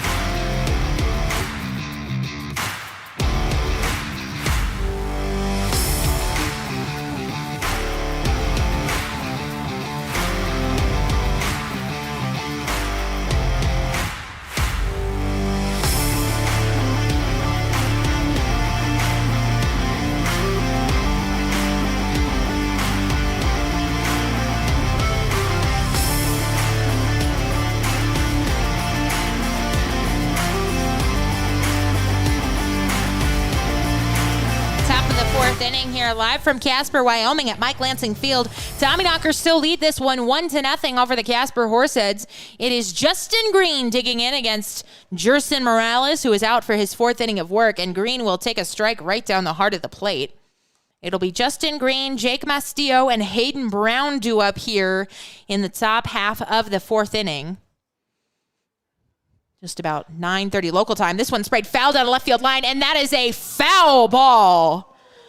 Just over the bag. The third base coach certainly thought that was a fair one, but just a loud strike. So 0-2 quickly. Justin Green is in the hole for the Tommyknockers. This song is too much for 9:30 doubleheader. I am not at this level right now, as I don't think anybody here is at that level right now, guys. 0-1 with a ground out here. It's funny, they play some songs so loud and then other ones like at a normal level, as this one is fouled back to the screen. Count will hold it 0-2. I want to give a shout out to our listeners once again. Thank you for hanging in there. It's been a long night.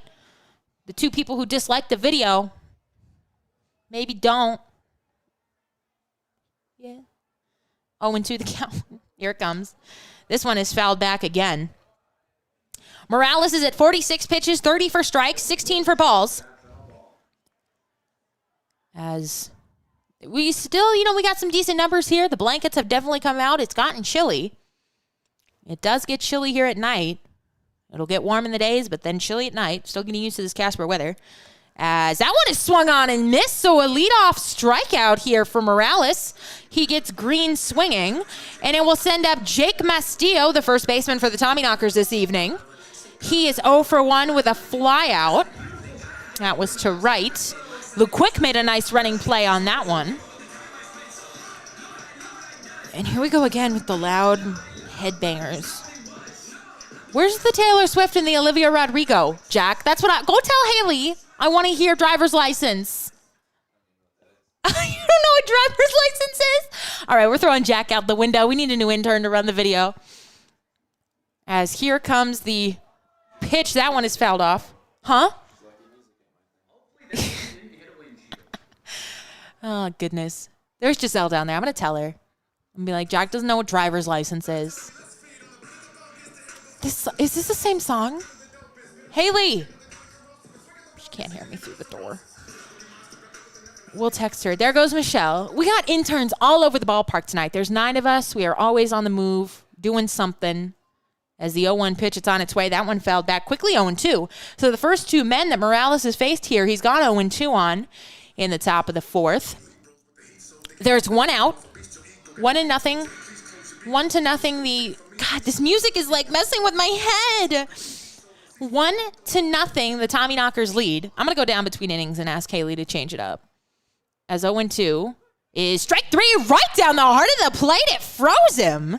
Very nice pitch there by Morales. So back-to-back strikeouts to start this 4th inning, and it will send Hayden Brown, the right fielder, to the plate. He's 0-for-1 with a strikeout swinging. Morales really piling up the strike zones. The strikeouts here, he's got 6, 2 looking and 4 swinging. Let's see if he can K the side. As there are 2 down here, nobody aboard. Top of the 4th inning, Knockers up 1-0. That one will fade inside for a ball. 1-0 the count. 1 run, 2 hits, no errors. 3 men left on for Mining City. No runs, no hits, no errors. 2 men left on for the Horseheads. Zach Camp, the starter for the Knockers, has been tough this evening, and Morales so far has pretty much matched him as he delivers a strike on the outside corner. 1-1 the count. Runs now on Brown. If he were to reach, it would be Matt Morgan, the left fielder, next up. Second time through the lineup for the Knockers. We're just about an hour into this one. This game 2 of the doubleheader. We got a chatty toddler down there. I'm still thinking about the toddler who 1-1 the count, and he swings through a pitch there. The toddler at the Nationals minor league game yesterday who walked by there was a dad there too who encouraged the toddler's behavior, which I feel is worse, who walked by the crowd mic and stuck the mic in his mouth. I cannot imagine the sounds that emitted over the broadcast. I would simply get up and go home if that happened to me. I'm not dealing with that. Be like, you get this souvenir microphone. I'm done. This one flied into left field. Baker having a little bit of trouble with it, but he does make the catch for the 3rd and final out. So excellent work here for Joseph Morales. He gets the Knockers 1-2-3. We head to the bottom of the 4th. Horseheads looking to score. They trail 1-0.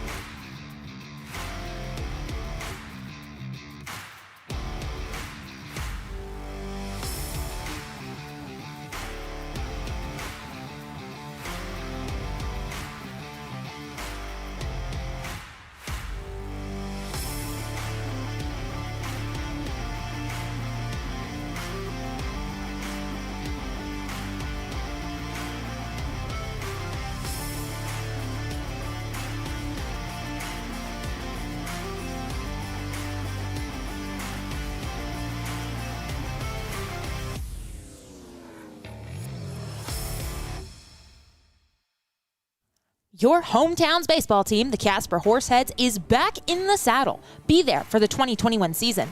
Don't miss a minute of Horseheads baseball this summer as the Horseheads prepare to take on the Souris Valley Saberdogs this Tuesday, Wednesday, and Thursday. First pitch for all 3 games is 6:35 p.m. Mountain West time. Welcome back to Horseheads action. Hannah Martin. I'm talking over myself. I just realized I still had the ad going.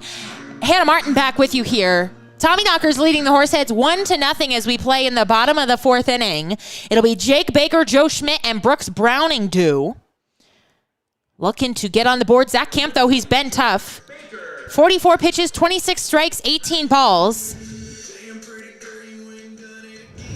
His race is so loud. As here comes the first offering to Jake. This one chopped to the right side. The first baseman, Mastillo, gloves and underhands to Camp, who ran over to cover. And on one pitch, Jake Baker is retired. It will send Joe Schmidt up to the plate. The catcher is 0 for 1 so far in this one. The good news is this game is moving right along, which, of course, as soon as I say it, is now the game will come to a screeching halt, because that's always how it works. I did put in my request for Olivia Rodrigo and Taylor Swift, and we got Johnny Cash instead. So it is what it is, I guess. I guess I'm just disrespected up in the press box, and I don't have a voice, Jack. It is good. That was a strike down at the bottom of the zone. 0-1, the count will run on Schmidt. Get you some score updates from around the league in the games that are still in action. As Camp deals a nasty pitch home, Schmidt will swing right through it. Camp is doing a good job of mixing up his pitches, and it seems like these Horseheads batters just don't really know what's coming at them. As Camp at 47 pitches, so he's cruising right along. 0-2 the count, and swinging through another offering is Joe Schmidt, so he will strike out swinging. And Brooks Browning will come to the plate. Our chatty toddler is yelling. We got to find her out. Let's get her on the broadcast. The girl who's screaming, let's get her on the broadcast. Is that her? She yelling? She got the pink sweater on. She's rocking and rolling. She's having a good time. Brooks Browning coming to the plate. He's 0 for 1. He was a victim of a strikeout in his first plate appearance. And he will look at strike one down at the bottom of the zone. The Spearfish Sasquatch's lead has been cut. It is now 19-10. That game in the top of the 7th, they're facing off against the Canyon County Spuds. As the 0-1 offering on its way to Brooks. This one sent to the right side, but that one is going to fade foul. A nice running attempt there by Mastillo, but instead it is just a foul ball. So quickly 0-2 is Brooks Browning. I like the Spuds mascot. It's a potato, because Idaho is the potato state. And it's like a potato smiling at you. That's fun. The Tommyknockers it's a minor, which is not as fun. I like a smiling potato. That is it's fun, is what it is. 0-2, and Brooks swings right through a pitch, so he will strike out swinging for the second time tonight. Zach Camp making quick work of the Horseheads here in the bottom of the 4th. We head to the top of the 5th. Mining City still up 1-0. Your hometown's baseball team, the Casper Horseheads, is back in the saddle. Be there for the 2021 season. Don't miss a minute of Horseheads baseball this summer as the Horseheads prepare to take on the Souris Valley SaberDogs this Tuesday, Wednesday, and Thursday. First pitch for all 3 games is 6:35 p.m. Mountain West time. Giveaways, great food, affordable family fun, and the best in collegiate baseball await you at Mike Lansing Field.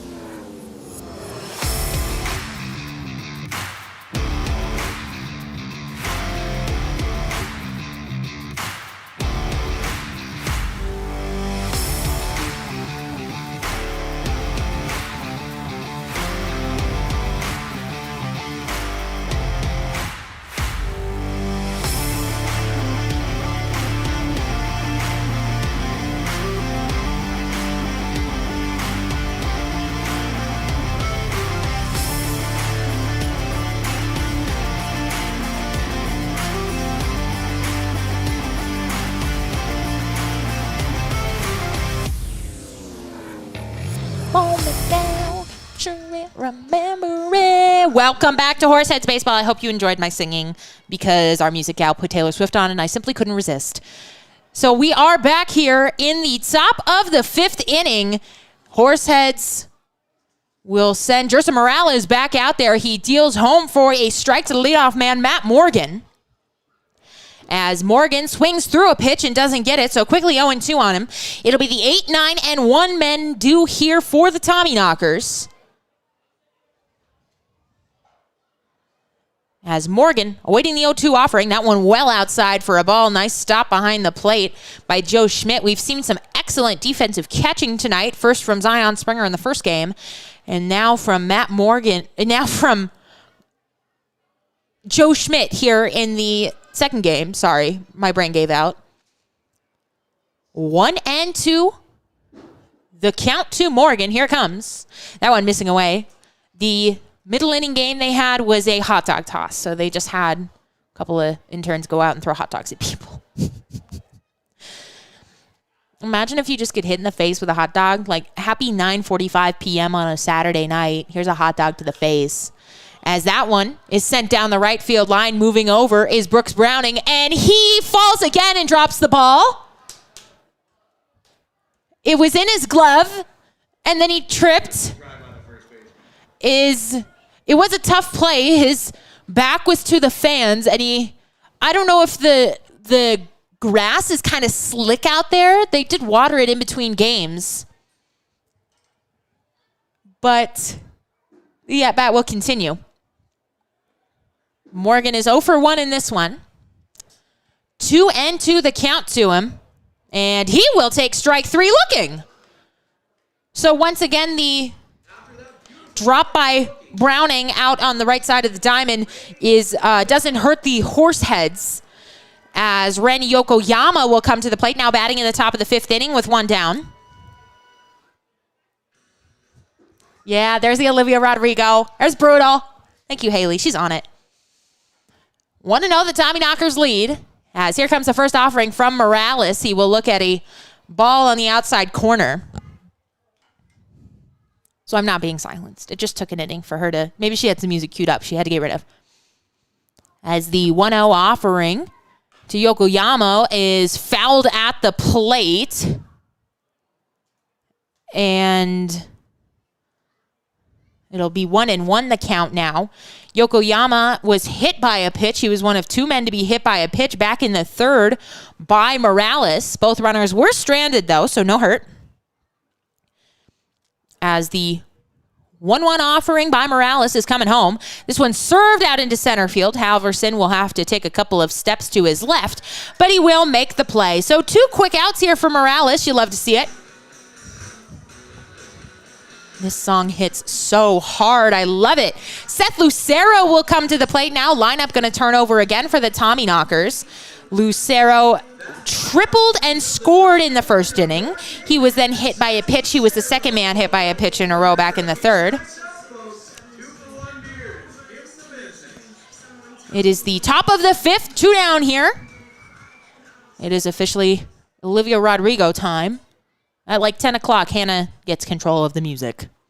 Those are the rules here at Mike Lansing Field. As that one will miss up high for a ball. 1-0, the count runs on Seth Lucero. He is batting with nobody aboard here. I'm excited to see what game they come up for in the next middle inning. Maybe they threw toilet paper at the Nebraska game, which was a choice. I'll give them that. That one will find the outside part of the zone for a strike. 1-1 the count to Lucero. If he reaches, it'll be the third baseman, Carter Dobrinsky, coming to the plate. He has the lone RBI of this game. As this one chopped to the second baseman, Kyle Fannin, moves to his left. He slings over to Brooks Browning at first to retire Seth Lucero. And the side, 1, 2, 3, the Tommyknockers go again. Nice going for Jerson Morales. We head to the bottom of the 5th. Horseheads still looking to get on the board.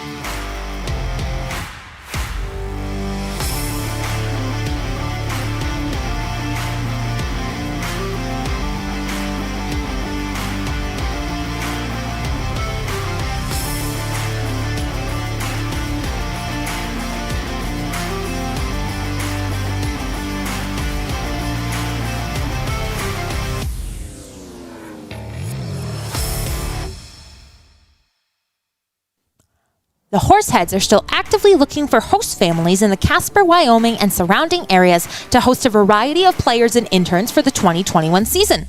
Host families play an integral part of our organization by providing players and interns.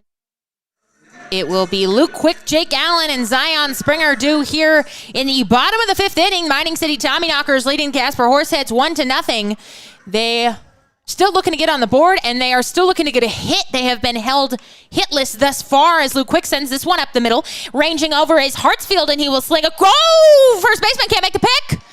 And so Mastillo, the first baseman, unable to make the pick there. Looked like a pretty routine 6-3 putout. But fortunately for the Horseheads, we will see how they score that. They're going to give him an error on the play. So still nothing in the hit column, but the Horseheads do have a base runner. We give the error to the shortstop or the first baseman? First baseman it is. If it's wrong, it's on Jack. I was going to give it to the first baseman too. It'll be Jake Allen coming to the plate now, batting with a runner on for the first time in this game for the Horseheads. He will swing through a pitch. We do want to take a moment and give a shout out to Patrick listening in San Francisco. Your brother came up to the window and asked us to give you a shout out. So that's how we work here. We are a fan-based intern group. We are here for the fans. If you want a shout out, just come up to the window and tell me it's fine. As I can stop bothering Jack and give you other things to talk about on the air, as that one will miss up high for a ball. But Patrick, we appreciate you listening. And thank you very much. So there you go, Patrick in San Francisco. As the 1-1 offering, it's on its way. That one is fouled down the right field line off of the fist of Allen there. So quickly, 1-2 on the number 7 man for the Horseheads. Allen is 0 for 1 in this game with the ground out. Luke Quick aboard via the error. That is the first base runner of the evening for the Horseheads.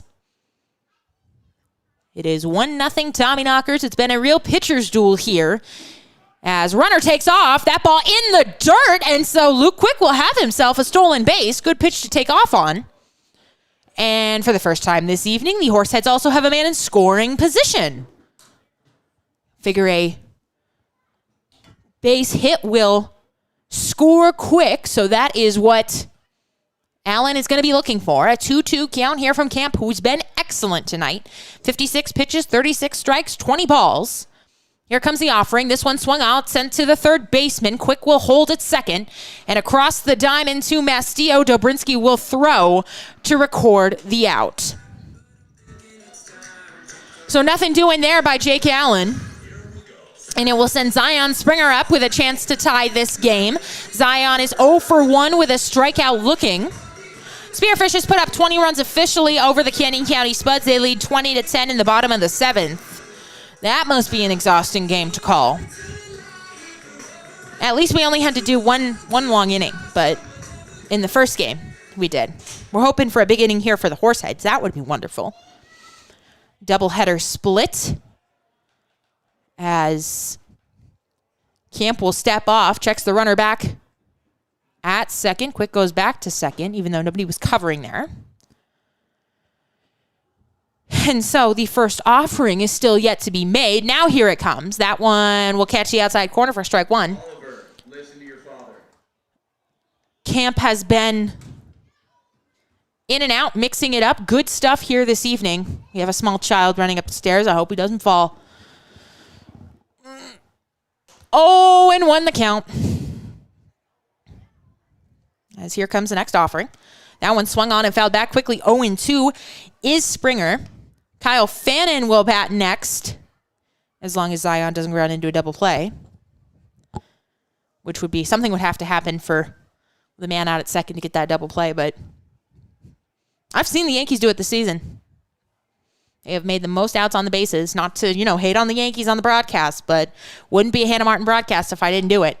1-2 the count. That one will fade outside. So it will be 1-2, excuse me. The Wheat City Whiskey Jacks have defeated the Sioux Falls Sunfish 5-4 in 10 innings. Fremont Moo go 10-2 over the Hastings Sodbusters. That game also final. They've been rained out in Source Valley. They had the lead over the Badlands Big Sticks 3-2. And that is going to catch the inside corner for strike 3, and Zion knew it. Both pitchers really piling up the strikeouts here this evening. Jerson Morales with 7 for the Horseheads, and Zach Camp with 8 for the Tommyknockers. As Kyle Fannin will come to the plate with a chance to tie this up. Remember, this just a 7-inning game, so the Horseheads really got to take advantage of these scoring opportunities, especially with how good Camp has been tonight. He's held him hitless through 4 2/3. Fannin pops this one up to the pitcher, and he will lob toss over to first base to retire Fannin on just one pitch. We head to the top of the 6th inning. Tommyknockers leading the Horseheads 1-0. The Horseheads are still actively looking for host families in the Casper, Wyoming, and surrounding areas to host a variety of players and interns for the 2021 season. Host families play an integral part of our organization by providing players and interns a place to call home for the summer. Benefits of becoming a host family include season tickets for your household to all Horseheads home games, 25% off most Horseheads merchandise and concessions, and team-signed memorabilia. If you're interested in becoming a host family, give us a call at 307-441-1334 or email hostfamily@casperhorseheads.com.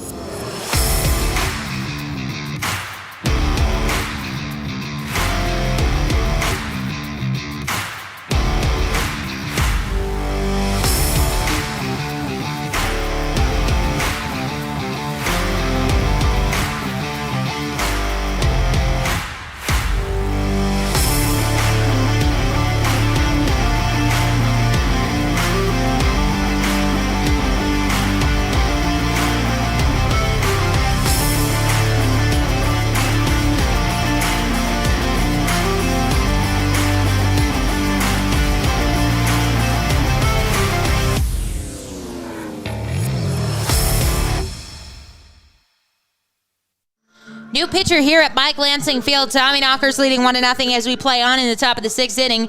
It'll be number 3, Jake Wright. So we will close the book on Jerson Morales, who had a wonderful evening, giving up just 1 run. We'll get you his full line here in a moment. For now, Carter Dubrinsky will face off against Wright, and he will look at a strike on the outside corner for the first offering. Dubrinsky, Miles Hartsfield, and David Melfi do here in the top of the 6th inning for the Knockers. Jake Wright, the right-hander, standing at 5'10", 170 pounds, a sophomore at Carson Newman. He's out of Ringgold, Georgia. One of a couple of guys from Georgia on this roster, as that one is fouled down the right field line. Quickly 0-2 on Dubrinsky. 1 appearance for Jake Wright on the season. That was a start that he had on opening night against these Pioneers. He got, not these Pioneers, the Pioneers. He got the win that evening, as the 0-2 offering bounces up there, 1-2. He went 3 innings, gave up 1 run. It was unearned. He allowed 2 hits, and he struck out 2. So he does not have an ERA because that run was not earned. And he's looking to continue his 0 ERA streak here as the 1-2 offering comes to the plate. That one a curveball, fouled off to the right side. Dubrinsky 1 for 2 in this game. The only RBI belongs to him. He had an RBI single back in the first inning to drive in Seth Lucero after Lucero tripled to lead off the game on the very first pitch that he saw. And then Dubrinsky struck out swinging in his last plate appearance as Wright drops the ball, so he's got to go get it. We will get you the line on Morales here. It's going to be a good one. He gave up just the 1 run in 5 innings of work. He struck out 7 and allowed just 2 hits. Those 2 hits in the first, the triple and the single, were the only 2 he allowed all night, as Jake Wright will deal outside for a ball, and he loses his hat on the way. I think in his delivery he lost his hat. So he picks that up, comes back to the mound. He's ready to deliver the 2-2 offering. As Dobrinski waits on it. Nobody aboard here in the top of the 6th inning. As he loses his hat again on the delivery. He's gotta fasten it. That's the problem with the fitted hats. You can't tighten it. I have a beef with fitted hats. I don't like them. Count holds it 2-2. Fans are chirping at him a little bit for that. Maybe his teammates a little bit too. Here comes a 2-2 offering from Jake. And that one just a little bit too low for a ball. Full count now on the leadoff man for the Tommyknockers. Here in the top of the 6th inning, nobody out. Mining City leading 1-0. We play just 7 here. So this is like the 8th inning. Want to thank everybody who's stuck around for this doubleheader, whether you're at the ballpark, you're listening at home, as swung on and missed. Foul tip hung onto by the catcher, Schmitz. And that will be out number 1 for Jake Wright. Comes into this game, and on 8 pitches, he strikes out the first man that he faces. He will now face off against Miles Hartsfield, the shortstop for the Tommyknockers. He's 0 for 2 in this game. Ground out, and he reached via a fielder's choice. Oh, a little Miley Cyrus over the PA. Mixing it up here in the late innings. You never know what you might hear at the ballpark in these late innings. We have just passed 10 o'clock local time.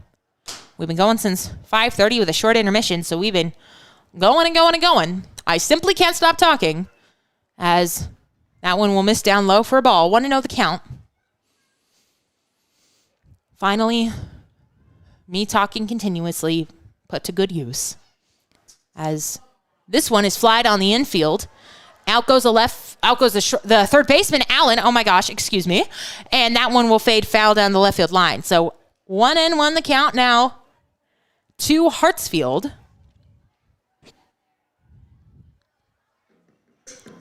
As looking ahead, the Horseheads will have Sunday and Monday off.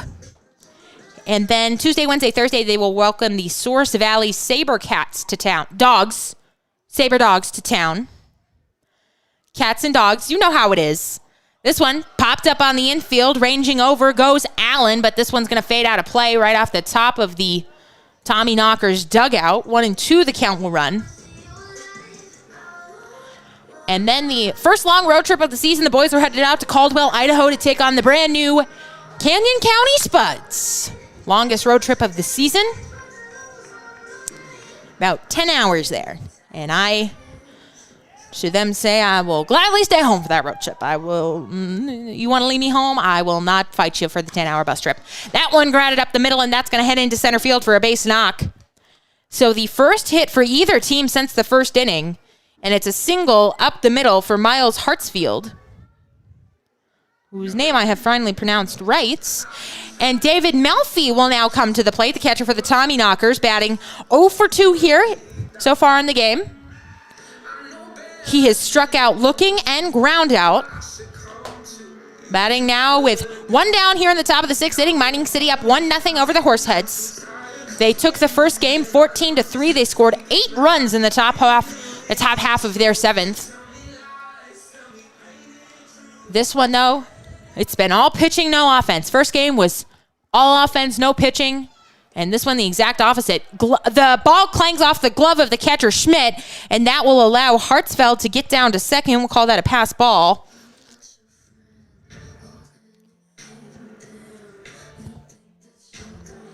One out here in the top of the 6th inning. Now we've got a man on second after the pass ball. And it will be a 1-0 count to the batter, David Melfi. Big part of the game here with the way it's going. Definitely don't want to give up this additional run. Want to keep it a 1-1 game. As some high heat there dealt to Melfi, he will swing through it. 1-1 the count will run on the catcher. If Melfi is to reach, it'll be Justin Green, the center fielder for the Tommyknockers, up next.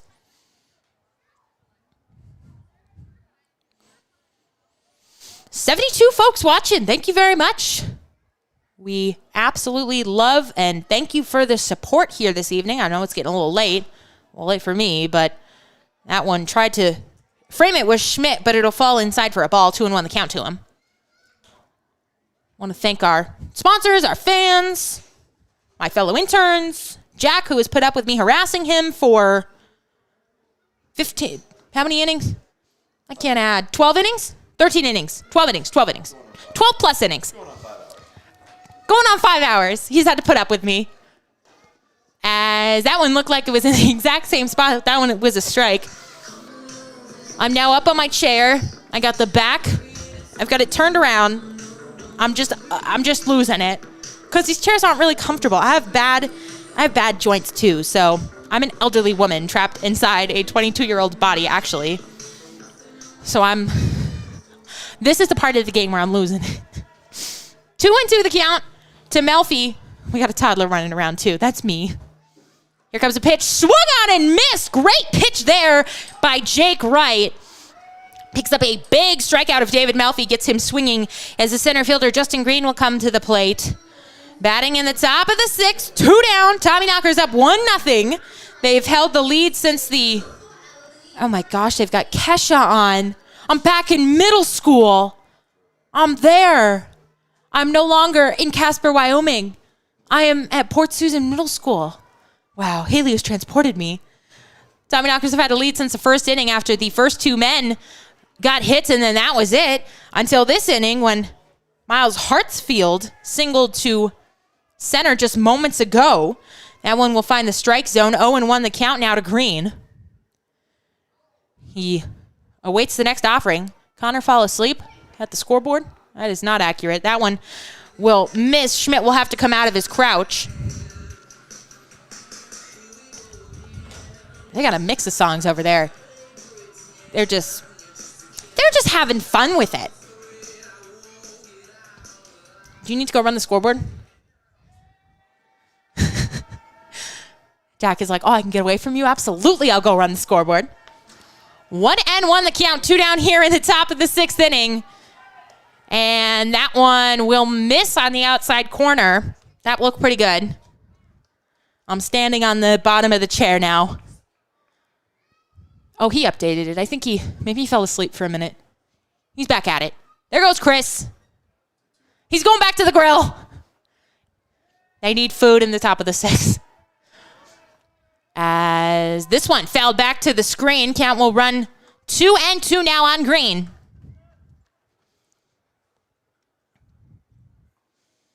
Hope you enjoy our live stream. Took me a while to get all the cameras situated. We've got a little homemade situation. Our co-GM Jerome had to cut out a metal piece to mount all of the cameras on. But we got it done. We got the audio. We got it running. We hope you enjoy it. If there's anything you'd like to see on the broadcast, please let us know. We'd be happy to accommodate, as long as it's not weird. Or I can't do it because I don't have enough USB ports. But other than that, let's hear it. 2-2 the count. Swung on and missed. And that will retire the side. We head to the bottom of the 6th inning. Horseheads still looking for their first hit and their first run of the game. Tommyknockers leading 1-0. Don't miss a minute of Horseheads action this summer. Can't make it to the ballpark? We've made it easy for you to stay up to date with everything Casper Horseheads. All home games as well as select road games are streamed live on our YouTube channel and are also available to listen to on our Mixlr channel. Make sure you're also following the Horseheads social media accounts on Facebook, Twitter, and Instagram to catch everything you need to know about your hometown baseball team. Looking to stay connected with your hometown baseball team? Make sure you're subscribed to the Horseheads text messages. All you've got to do is text Go Heads to 85100 to sign up for exclusive updates, giveaways, promos, and the latest news on all things Horseheads.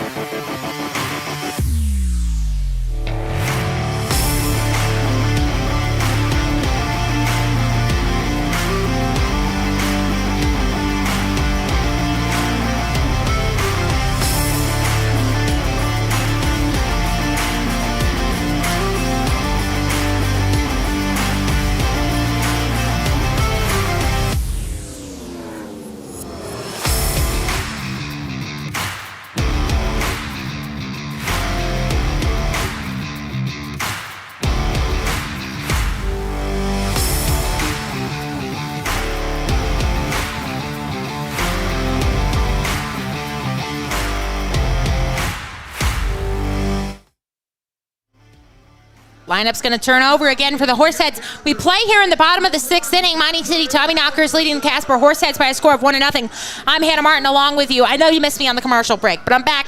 Don't worry about it. 1, 2, 3 will be due up here for the Horseheads. Kyler Halverson, Ryan Callahan, and Jake Baker. It'll be Halverson stepping to the plate first. He's 0 for 2 so far in this game with 2 strikeouts, 1 swinging and 1 looking. The Horseheads still without the benefit of a hit here so far. And Halverson is going to look at strike 1 on the outside part of the plate. Zach Camp has been absolutely dealing, dominant, great, excellent, spectacular, all the adjectives. 63 pitches, 42 for strikes, 21 balls as he deals the 0-1 home. That right down the heart of the plate. 0-2 Halverson quickly in the hole. As we want to give a shout out to John in Missouri who is listening. John is Jack's father. So John, thank you so much for listening. Thank you for the support. As Halverson will look at a ball off the plate. 1-2, the count will run on him. Jack has been doing a great job running our live stream. He's the man manually updating the score and the count and the runs. The score and the runs are the same thing. And the outs and the innings. And he's had to deal with me for five hours. So congratulations to Jack. As Kyler Halverson is going to take strike 3 looking right across the inside part of the plate. No objection from him. He knew it. Zach Camp truly has just been filthy this evening. He's been excellent. Horseheads pitching has been going toe-to-toe for the most part with him, but he's just been so dominant this evening as we will have Ryan Callahan come to the plate trying to break up this no-hitter. It's that time in the game where I'm like, I have to bring it up constantly and jinx it. The no-hitter by the team that is being no-hit, the Casper Horseheads who are being no-hits, and that one will clank off the catcher's glove for a ball. 1-0 the count. Derek is back out. He's walking. Oh, that's why Chris went down there. Derek is back out. He's moving around. He's walking with the kids. Kids love Derek. As that will catch the outside part of the plate. Camp has just been so good. He's been in and out. He's been using his fastball. He's been using the off-speed stuff, really keeping these Horsehead batters off balance. And no hit thus far in the game are the Casper Horseheads. As that one will miss upstairs for a ball, 2-1. The only batter to have reached in this game for the Horseheads was off of an error. I have 2 errors for Mining City, but Connor only has 1 on the big board, so we'll see again, I suppose. As that one will miss outside for a ball. So now good count, 3-1 for Ryan Callahan. He's 0 for 1 in this game. He's walked in, he's ground out. Sorry, I lied. So people have walked, so there have been more than 1 base runner. My memory is short. We've been going for 5 hours. As this one fouled back to the screen, count will even out. Count will run full. I got to center myself. I got to get back in the game. Jake Baker, the man on deck. But first, Ryan Callahan looking to get aboard here, preferably with a hit. Break up this no-no. This one fouled back, so we'll do it again. Full count. Jake Wright had a nice relief appearance in the top half of the inning. 22 pitches, 14 strikes, 18 balls. Didn't allow a run. Allowed 1 hit, but left him stranded. As here comes the pitch. Just outside, it's going to be a ball, and that will be ball 4 to Ryan Callahan, so he does reach here for the Horseheads. Horseheads have had 3 base runners, now 4. As Jake Baker will come to the plate with a chance to get the Horseheads on the board. Baker is 0 for 1 with a walk and a ground out. Ryan Callahan aboard at first. Mining City up 1-0. 1 run on 3 hits, 2 errors, and 4 men left on base. Casper with no runs, no hits, no errors, and 3 men left on base. Jake Baker looking to change that here in the bottom of the 6th inning, like the bottom of the 8th, as we only play 7. You wonder if Callahan at first might try to do some running, as Camp will miss up high with a ball. 1-0 the count now to Baker. Trying to get a little bit of a chant going here are the fans. They've been hanging in there. So if the folks on the live stream, 68 viewers, thank you very much for sticking it out wherever you may be. It's 10:15 here, Mountain Standard Time, as that, called strike at the inside of the zone. That looked both up and in. And Baker will have a word with the home plate umpire.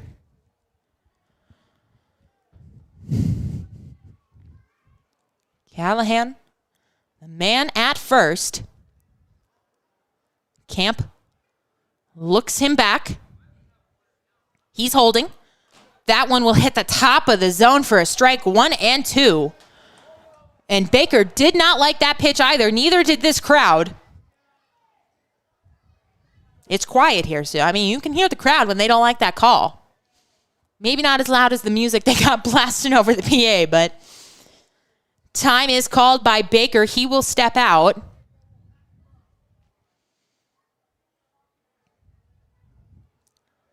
Callahan holding it first for the moment. Camp stares in. He delivers. There goes the runner, Callahan. Pitch is a ball. The throw is not a good one. It goes into center field, but it's backed up nicely by the second baseman, Lucero. Hartsfield, the shortstop, was over covering. Regardless, it will be a stolen base by Ryan Callahan. That's big because he gets into scoring position now for Baker. Count has gone to 2-2 on Jake. And we will see how they play this, the second stolen base of the game for the Horseheads. They need just one run to tie it up. 1-0 here in the bottom of the 6th inning, 1 out. That one bounced up there, blocked nicely by Melfi. Runner Callahan will hold at second. But a full count here. Now to Baker. If he reaches, it'll be Joe Schmidt, the catcher. Batting cleanup. He'll come up next. We've reached part of the game where I'm pacing in the booth. I had a nice coffee. I had a big iced coffee at like 2 o'clock. So not falling asleep, but just, keeping the energy up, keeping the brain cells loose. Full count. Here comes the pitch. That one is swung on and fouled out of play, so the count will hold. We'll do it again. Another gaggle of children going after the foul ball. Another gaggle of children running after the foul ball, the PA has just announced. I wonder who wrote gaggle into the script. That's I don't want to say SAT word, but, it's somewhere between everyday vernacular and SAT. Has the 3-2 pitch. It's on its way. Here it comes. And it's well outside for ball 4. And so now, bottom of the 6th inning, 1 down, Tommyknockers up 1-0. But the Horseheads are mounting one of their best threats of the evening. They've got Ryan Callahan aboard at second, Jake Baker at first, so some good speed. And Joe Schmidt, the catcher, is going to come to the plate. And skipper, for the Tommyknockers, going to come out and talk to Camp, who is at 80 pitches, 50 strikes, 30 balls. He's been good, but now he has walked back-to-back men. And he's going to have to deal with Joe Schmidt. Schmidt, 6'2", 230, out of John A. Logan Community College. In 3 games this season, 12 at-bats. He's got 3 hits. He's hit 1 double. He's got 3 RBIs, and he struck out twice, so that's good for a .250 average. In his last game, which was just hours ago, 3 at-bats. He went 1 for 3 in that game. He struck out once. And so now he's got a chance to have his biggest hit yet as a Horsehead.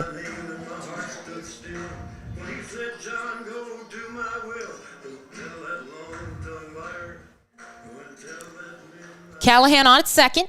Baker on at first. Camp comes set. Here comes the pitch. That one right down the heart of the plate for strike 1. Camp has done a good job of that, save for this inning, of throwing strikes, getting ahead of guys, keeping them off balance. But the Horseheads looking to take advantage of this threat now. Here comes the pitch. That one missing at the bottom of the zone. 1-1 the count now to Schmidt. Bottom of the 6th, 1 out. Tommyknockers up 1-0. 1 run, 3 hits, 2 errors, 4 men left on for Mining City. No runs, no hits, no errors, 3 men left on for Casper. As Camp peers in for the sign. Likes what he sees and delivers. This one swung on, sent to the third baseman. Could be 2, over to second for 1, and on to first for the double play. So the Tommyknockers and Zach Camp escape trouble once again. The Horseheads threatening with 2 men on and 1 down, but Joe Schmidt grounds into the 5-4-3 tailor-made double play. We head to the top of the 7th inning. Tommyknockers up 1-0.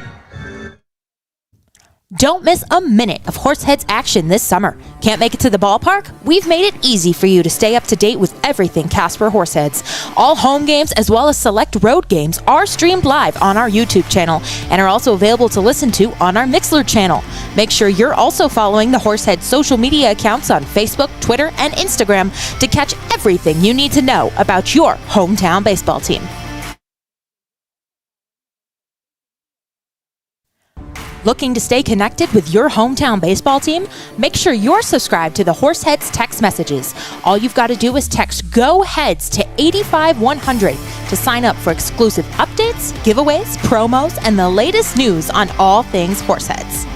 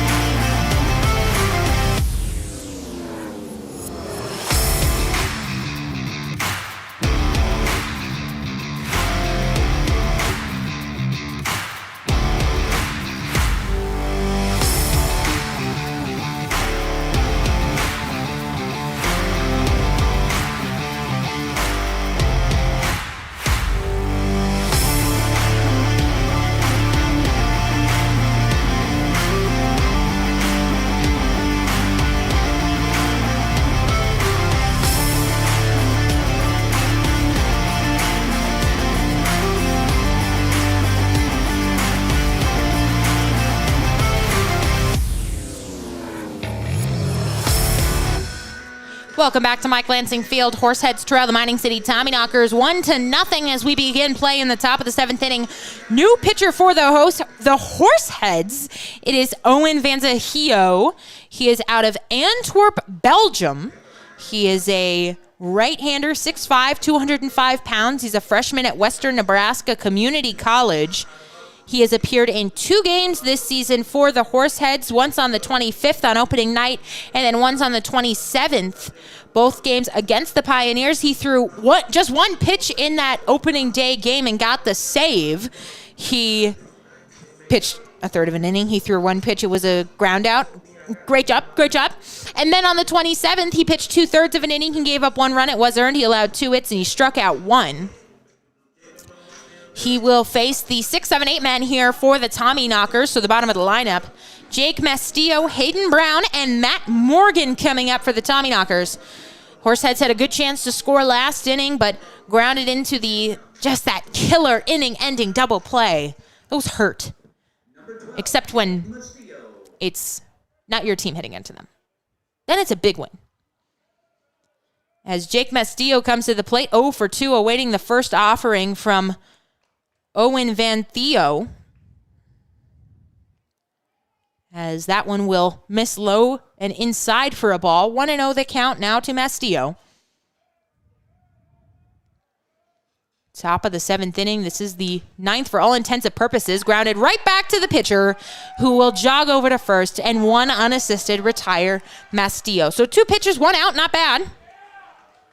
As it will send Hayden Brown up to the plate. Brown, the right fielder, 0 for 2 with a strikeout swinging and a fly out so far to right in this game. To left, excuse me. I know my left and right, I promise. As Van Theo gets ready atop the mound. Top of the 7th inning, 1 out, nobody aboard. Tommyknockers leading the Horseheads 1-0. Mining City got 1 run in the first inning. Their leadoff man, Seth Lucero, he tripled out to right center field. And then Carter Dobrinsky had a single right after him to bring him in. But since then, the Knockers have only managed 1 run, as that one is fouled back to the screen for a strike. 0-1 the count. The Horseheads will be no hit if they do not get a hit in the bottom of the frame. But it doesn't count because it's only 7 innings. Ask Madison Baumgartner. Thank you. Jack laughed at that. Thank you. Here comes the 0-1 offering. That one going to find the inside corner for a strike. Brown didn't like it. Has a word with the home plate umpire. We've had some gripes this evening on both sides of the plate and the ball and both teams and everybody and the managers and me being confused. That's the joys of umpiring at this level, I suppose. As here comes the 0-2 offering. That one bounced in there, so that'll be a ball. We're coming up on 2 hours into this game, cruising right along. That's what you get with 1-0 games.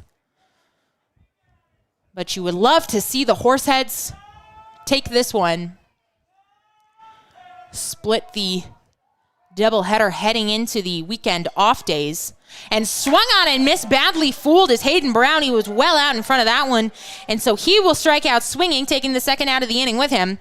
And it'll be Matt Morgan coming to the plate for the Tommyknockers. Morgan is 0 for 2 with 2 strikeouts, a strikeout swinging and a strikeout looking. The final line for Jake Wright, he pitched 1 inning, did not allow a run. He allowed 1 hit, and he struck out 3. So a good outing for Jake Wright in relief. Relief of the starter, Morales, who was excellent. He is on the hook for the loss, even though he only gave up the 1 run. Only gave up 1 run and 2 hits, and he's on the loss. He's on the hook for a loss. Cries in Jacob deGrom. As the pitch misses for a ball, 1-0 the count. Runs to Morgan. He sends this one out to the shortstop, slings across the diamond, does Callahan over to Brooks Browning to retire Morgan at 6-3. Heading to the bottom of the 7th, Horseheads are looking for a rally. Put your rally caps on. Get those rally tails swinging, folks. 1-0, Tommyknockers lead. Don't miss a minute of Horseheads action this summer. Can't make it to the ballpark? We've made it easy for you to stay up to date with everything Casper Horseheads. All home games as well as select road games are streamed live on our YouTube channel and are also available to listen to on our Mixlr channel.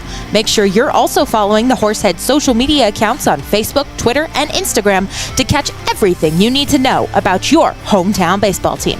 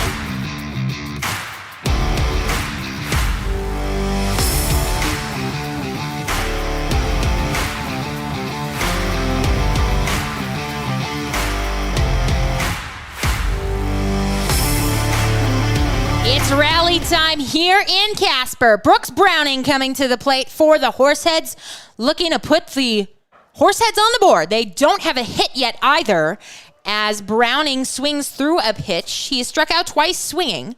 It'll be 5, 6, and 7 due here for Casper. As I said, they do not have a hit yet. They trail the Tommyknockers 1-0. Second game of a doubleheader here in Casper. First game started at 5:30.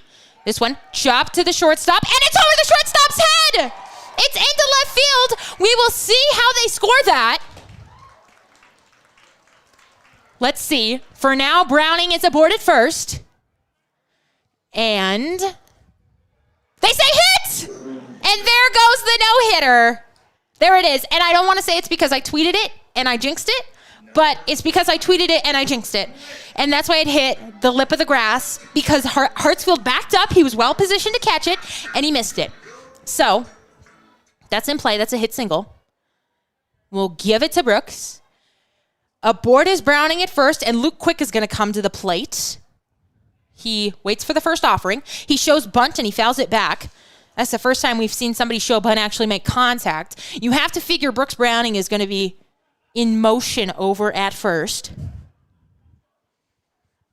I don't know. I tweet, and the very next batter gets a hit. You know me. It's on me manifesting. Over to is Luke Quick with a strikeout looking. He also reached on an error, as that one a little too tall for him. 1-1, the count runs on Quick. Jake Allen also due here in the bottom of the 7th for the Horseheads. If anybody reaches, it'll be Zion Springer. I'd love a little walk-off action. That'd be fun. I don't have to work for the next 2 days. It'd be something a little fun, send me into those days. As swung on and missed is strike 2 to Quick. 1 run, 3 hits, 2 errors, 4 men left for Mining City. No runs, 1 hit, no errors, 4 men left on for Casper. 10:30 on the dot local time. As here comes the 1-2 offering. Browning holds. That one missing on the outside corner for a ball. 2-2 the count to Quick. We've got some fans. Nobody's waving the rally towel, though. We gave those out. That was the giveaway today. Gave those out a long time ago. Gates opened 5.5 hours ago.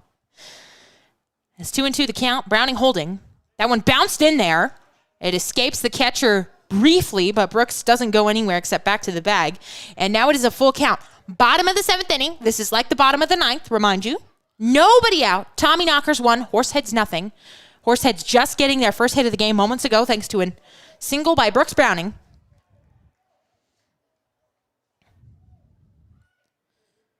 Zach Camp has been excellent. He's at 90 pitches. Looks back the runner.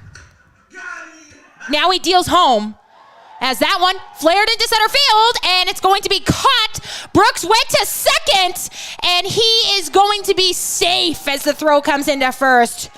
Ooh, it looked like he was going to get doubled off there for a minute, but the first baseman, Mastillo, he mishandled that. Somebody's got to tell the music guy he can't play music when they're pitching. As a fly out to center field retires Quick. And Brooks Browning, thankfully, makes it back in time to first. All right, take a deep breath, everybody. Here we go. Bottom of the 7th inning, 1 down.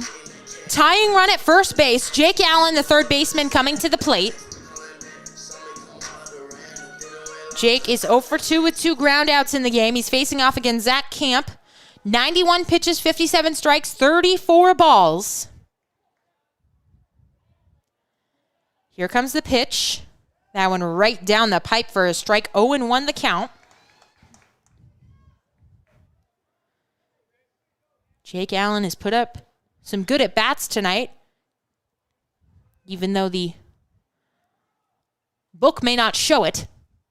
Been a tough night in this game. Brooks Browning takes off. He is going to be safe at second.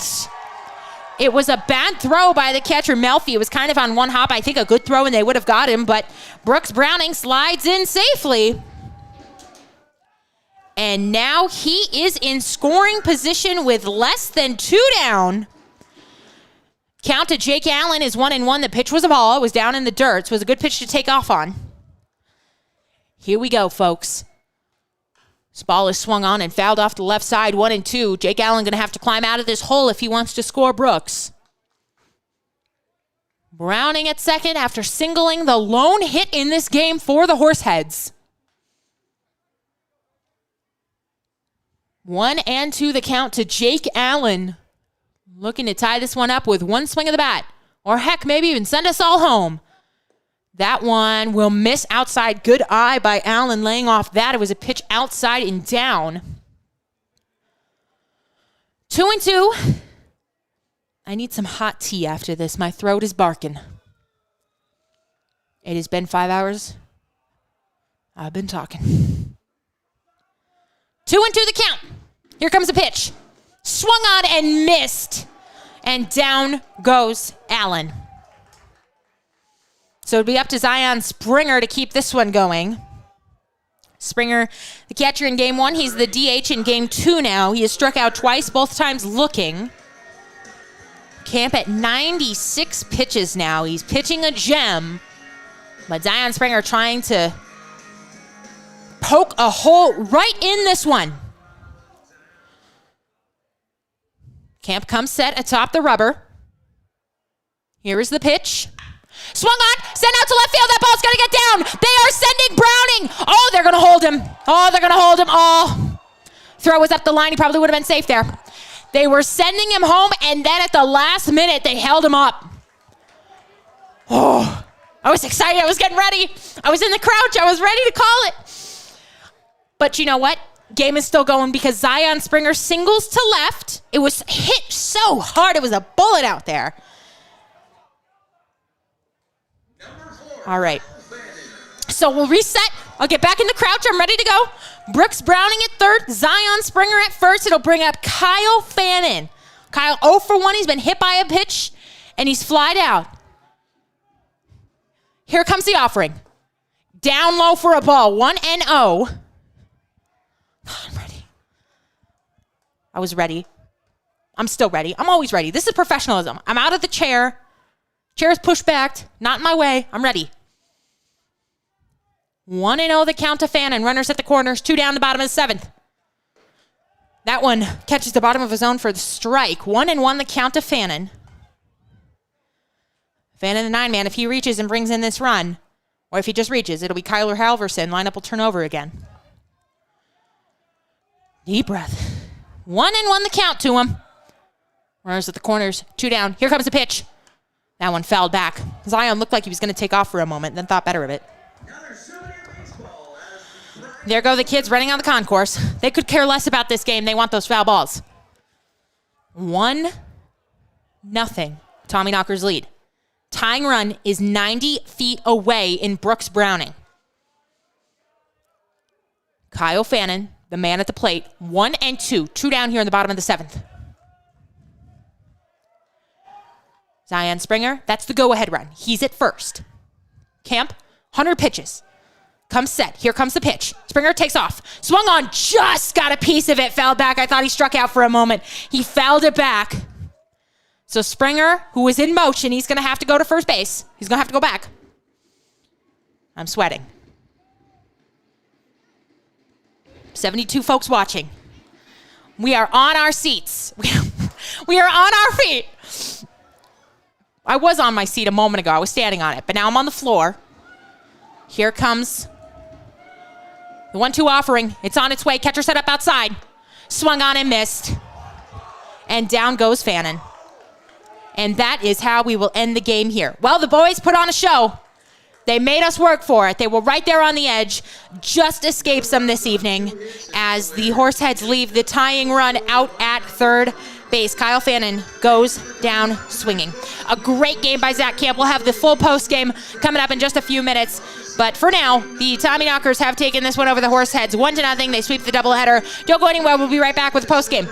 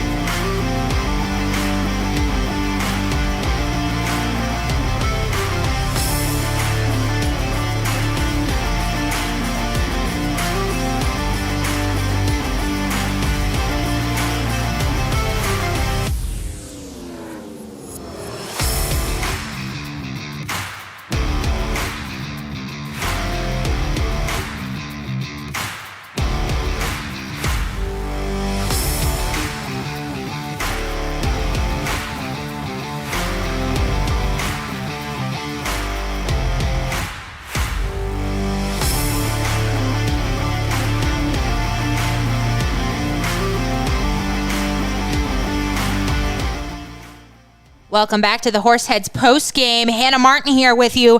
The Mining City Tommyknockers have swept the Casper Horseheads here in both games of the doubleheader this evening. First game started at 5:30. They took that game 14-3, and they have taken this second game 1-0. A heartbreaker here by the Horseheads. They leave the tying run out at third base in the bottom of the 7th inning. But the losing pitcher in this one, Jersa Morales, no fault of his. He had an excellent game. He allowed just 2 hits. The leadoff triple to Seth Lucero, and then that RBI single to Carter Jabrinsky. That turned out to be all the scoring in this one. Mining City taking it 1-0. They got that one run back in the first inning, and really just a testament to excellent excellent pitching here. A lot to like from the Horseheads, especially from the starter, Justin Morales. He had some great relief appearances by Jake Wright and Owen Van Thilo, not giving up any more runs throughout the game, only allowing one additional hit. Jake Wright gave up one single, and that was it in this game. 1 run, 3 hits, 2 errors, 4 men left for Mining City. No runs, 2 hits, 2 errors, and 6 left for the Horseheads. They had their opportunities, especially later in the game, especially that 7th inning, runners on the corners, just unable to get it done here tonight. But really the star of the game tonight, the pitcher for the Tommyknockers, Zach Camp, he was excellent. 102 pitches on the evening, 65 strikes, 37 balls. He did not allow a hit until the 7th inning when Brooks Browning came up with the single, and then Zion Springer also had a single. Those 2 men stranded on base. Unable to bring them in were the Horseheads. They fall to 1-4 on the season. The Knockers move to 4-1, but the Horseheads will have a couple of days off here, Sunday and Monday. They will return back to Mike Lansing Field Tuesday, Wednesday, Thursday to take on the Souris Valley Saber Dogs, and we will be here rooting them on. I will have all 3 games on the broadcast, whether you've been watching on YouTube or listening on Mixlr. You can continue to listen there. 6:35 Mountain Standard Time. First pitch for all of those games. Once again, the Mining City Tommyknockers take this one 1-0 over the Casper Horseheads. They take both games of the doubleheader here this evening. Want to thank everybody who came out to the ballpark for opening night round 2. Want to thank everybody who's been watching on YouTube, listening on Mixlr, tweeting, whatever you've been doing. You've been tuning in, you've been listening. Thank you so much. Hope to have you back all season long. I've got all home games for you as well as select road games. We'll be rooting on the Horseheads all season long. Once more, Tommyknockers take this one 1-0. Hannah Martin signing off. Drive safe. Have a great evening, everybody.